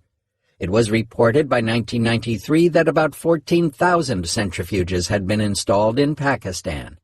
However, the reliability of these centrifuges was low. Crashes required replacement of 1,000 to 2,000 units per year. Production timelines in the centrifuge project hit snags due to earthquakes and mechanical breakdowns, and A.Q. Khan faced the first serious internal crisis just as the Kahuta centrifuge plant was being commissioned. Failed coup in the Cascades. Two leading scientists of the centrifuge project, G.D. Alam and Anwar Ali, clashed with their project director, A.Q. Khan, over his attempt at clandestine sale of centrifuge technology in 1980. According to Alam, Khan was approached by an Arab country, assumed to be Syria, for acquiring centrifuge technology with a promise of lucrative rewards. Alam asserts that his boss tried to act secretly and outside the government, but took him and 6 other scientists into confidence because he himself was not in any position to help the Arab country with regard to technology. Alam warned Khan that this would be an act of high treason, and the Pakistani government would surely find out. Secondly, if the foreign government were to acquire technology from them and then transfer it on to India, then what would happen? Ironically, decades later, according to Pakistani President Pervez Musharraf and other reports, India was the suspected fourth customer of A.Q. Khan's network, receiving design specifications of the early model Indian centrifuges matching the Pakistani P1 and P2 centrifuges. Alam maintains that Khan ignored the warnings of his colleagues and made contact with the foreign government. Thereafter, Anwar Ali sought an appointment with President Zia to report the matter, who summoned Khan and demanded an explanation. When confronted, A.Q. Khan swore on the Holy Quran and proclaimed complete innocence. Zia wanted confirmation and directed Major General Anis Ali Syed to keep an eye on Khan, who did not make another move in the matter. Alam insists that Anis had already been won over by Khan. Alam and Ali assert that Naqvi, advisor security, on whose part this incident was a serious lapse, took no action on their complaints and instead promptly informed Khan that his colleagues were conspiring against him. When Alam went public with his allegations in an interview within a month of the nuclear tests in 1998, another local Urdu newspaper published interviews of Colonel Rashid Ali and Anis Syed, both of whom had been closely associated with A.Q. Khan. They came down hard on Alam and Anwar Ali, accusing them of conspiring to sabotage the centrifuge project at the behest of the PAEC. A.Q. Khan presented the whole episode as a mischievous plot hatched by two senior PAEC scientists working with me. With news of the first small success of enrichment at ERL, the PAEC officers informed Munir. They hatched a plot to get rid of me and take possession of the project. They painted a horrible picture of me and managed to get an audience with General Zia. According to A.Q. Khan, Zia told him in the presence of Naqvi that he was a simple person, and two of his senior colleagues told him, "A lot of bullshit. Things like you are untrustworthy, have no stake in Pakistan, have a foreign wife, have lots of foreign friends, and that you would one day vanish, leaving us in the lurch." Zia told him that they intended to lock A.Q. Khan up in his house and take away his passport, and if we encounter difficulties with the work, we will fetch him and force him to help solve the problems. One Pida, Shorty, and the other Darhial, bearded, were the two, said Zia. Pida was Alam, and Darhial was Ali. Khan saw them as extremely close friends, having close contacts with Munir and his right-hand man, Ishfaq Ahmad. A.Q. Khan asserts that Zia was quite annoyed by this time and told him, "They are trying to do what the Israelis and the Indians could not achieve. They are a bunch of incompetent intriguers." Zia then directed Naqvi to have the two men picked up by the ISI and dump them into a cell from where they will never be seen again. A.Q. Khan claimed that he requested that Zia pardon them, as their prosecution might demoralize other colleagues in ERL, and they be repatriated to the PAEC. Zia very reluctantly agreed. Anis Syed told Khan that the two conspirators had fruitlessly tried to co-opt others, and Anwar Ali admitted the whole plot to him. Had they succeeded, A.Q. Khan declared, Pakistan would never have become a nuclear power. While prosecution of a treason case against Alam and Ali was being considered, Munir Khan interceded with Zia and called them back. After commissioning the first operational centrifuge cascades in 1981, Alam and Ali rejoined the PAEC. Anwar Ali went on to play an important role in the nuclear weapons program and later in the Shaheen missile program under the aegis of the National Development Complex during the 1990s. He also served as chairman of the PAEC from 2006 to 2009. In 2015, Ali received Pakistan's highest civilian award, the Nishan-e-Imtiaz, Order of Excellence. A.Q. Khan recalled that Syria approached him twice, once in 1980 and later in 2002, but he claims to have rebuffed them on both occasions. According to Kyodo News, the Syrian ambassador to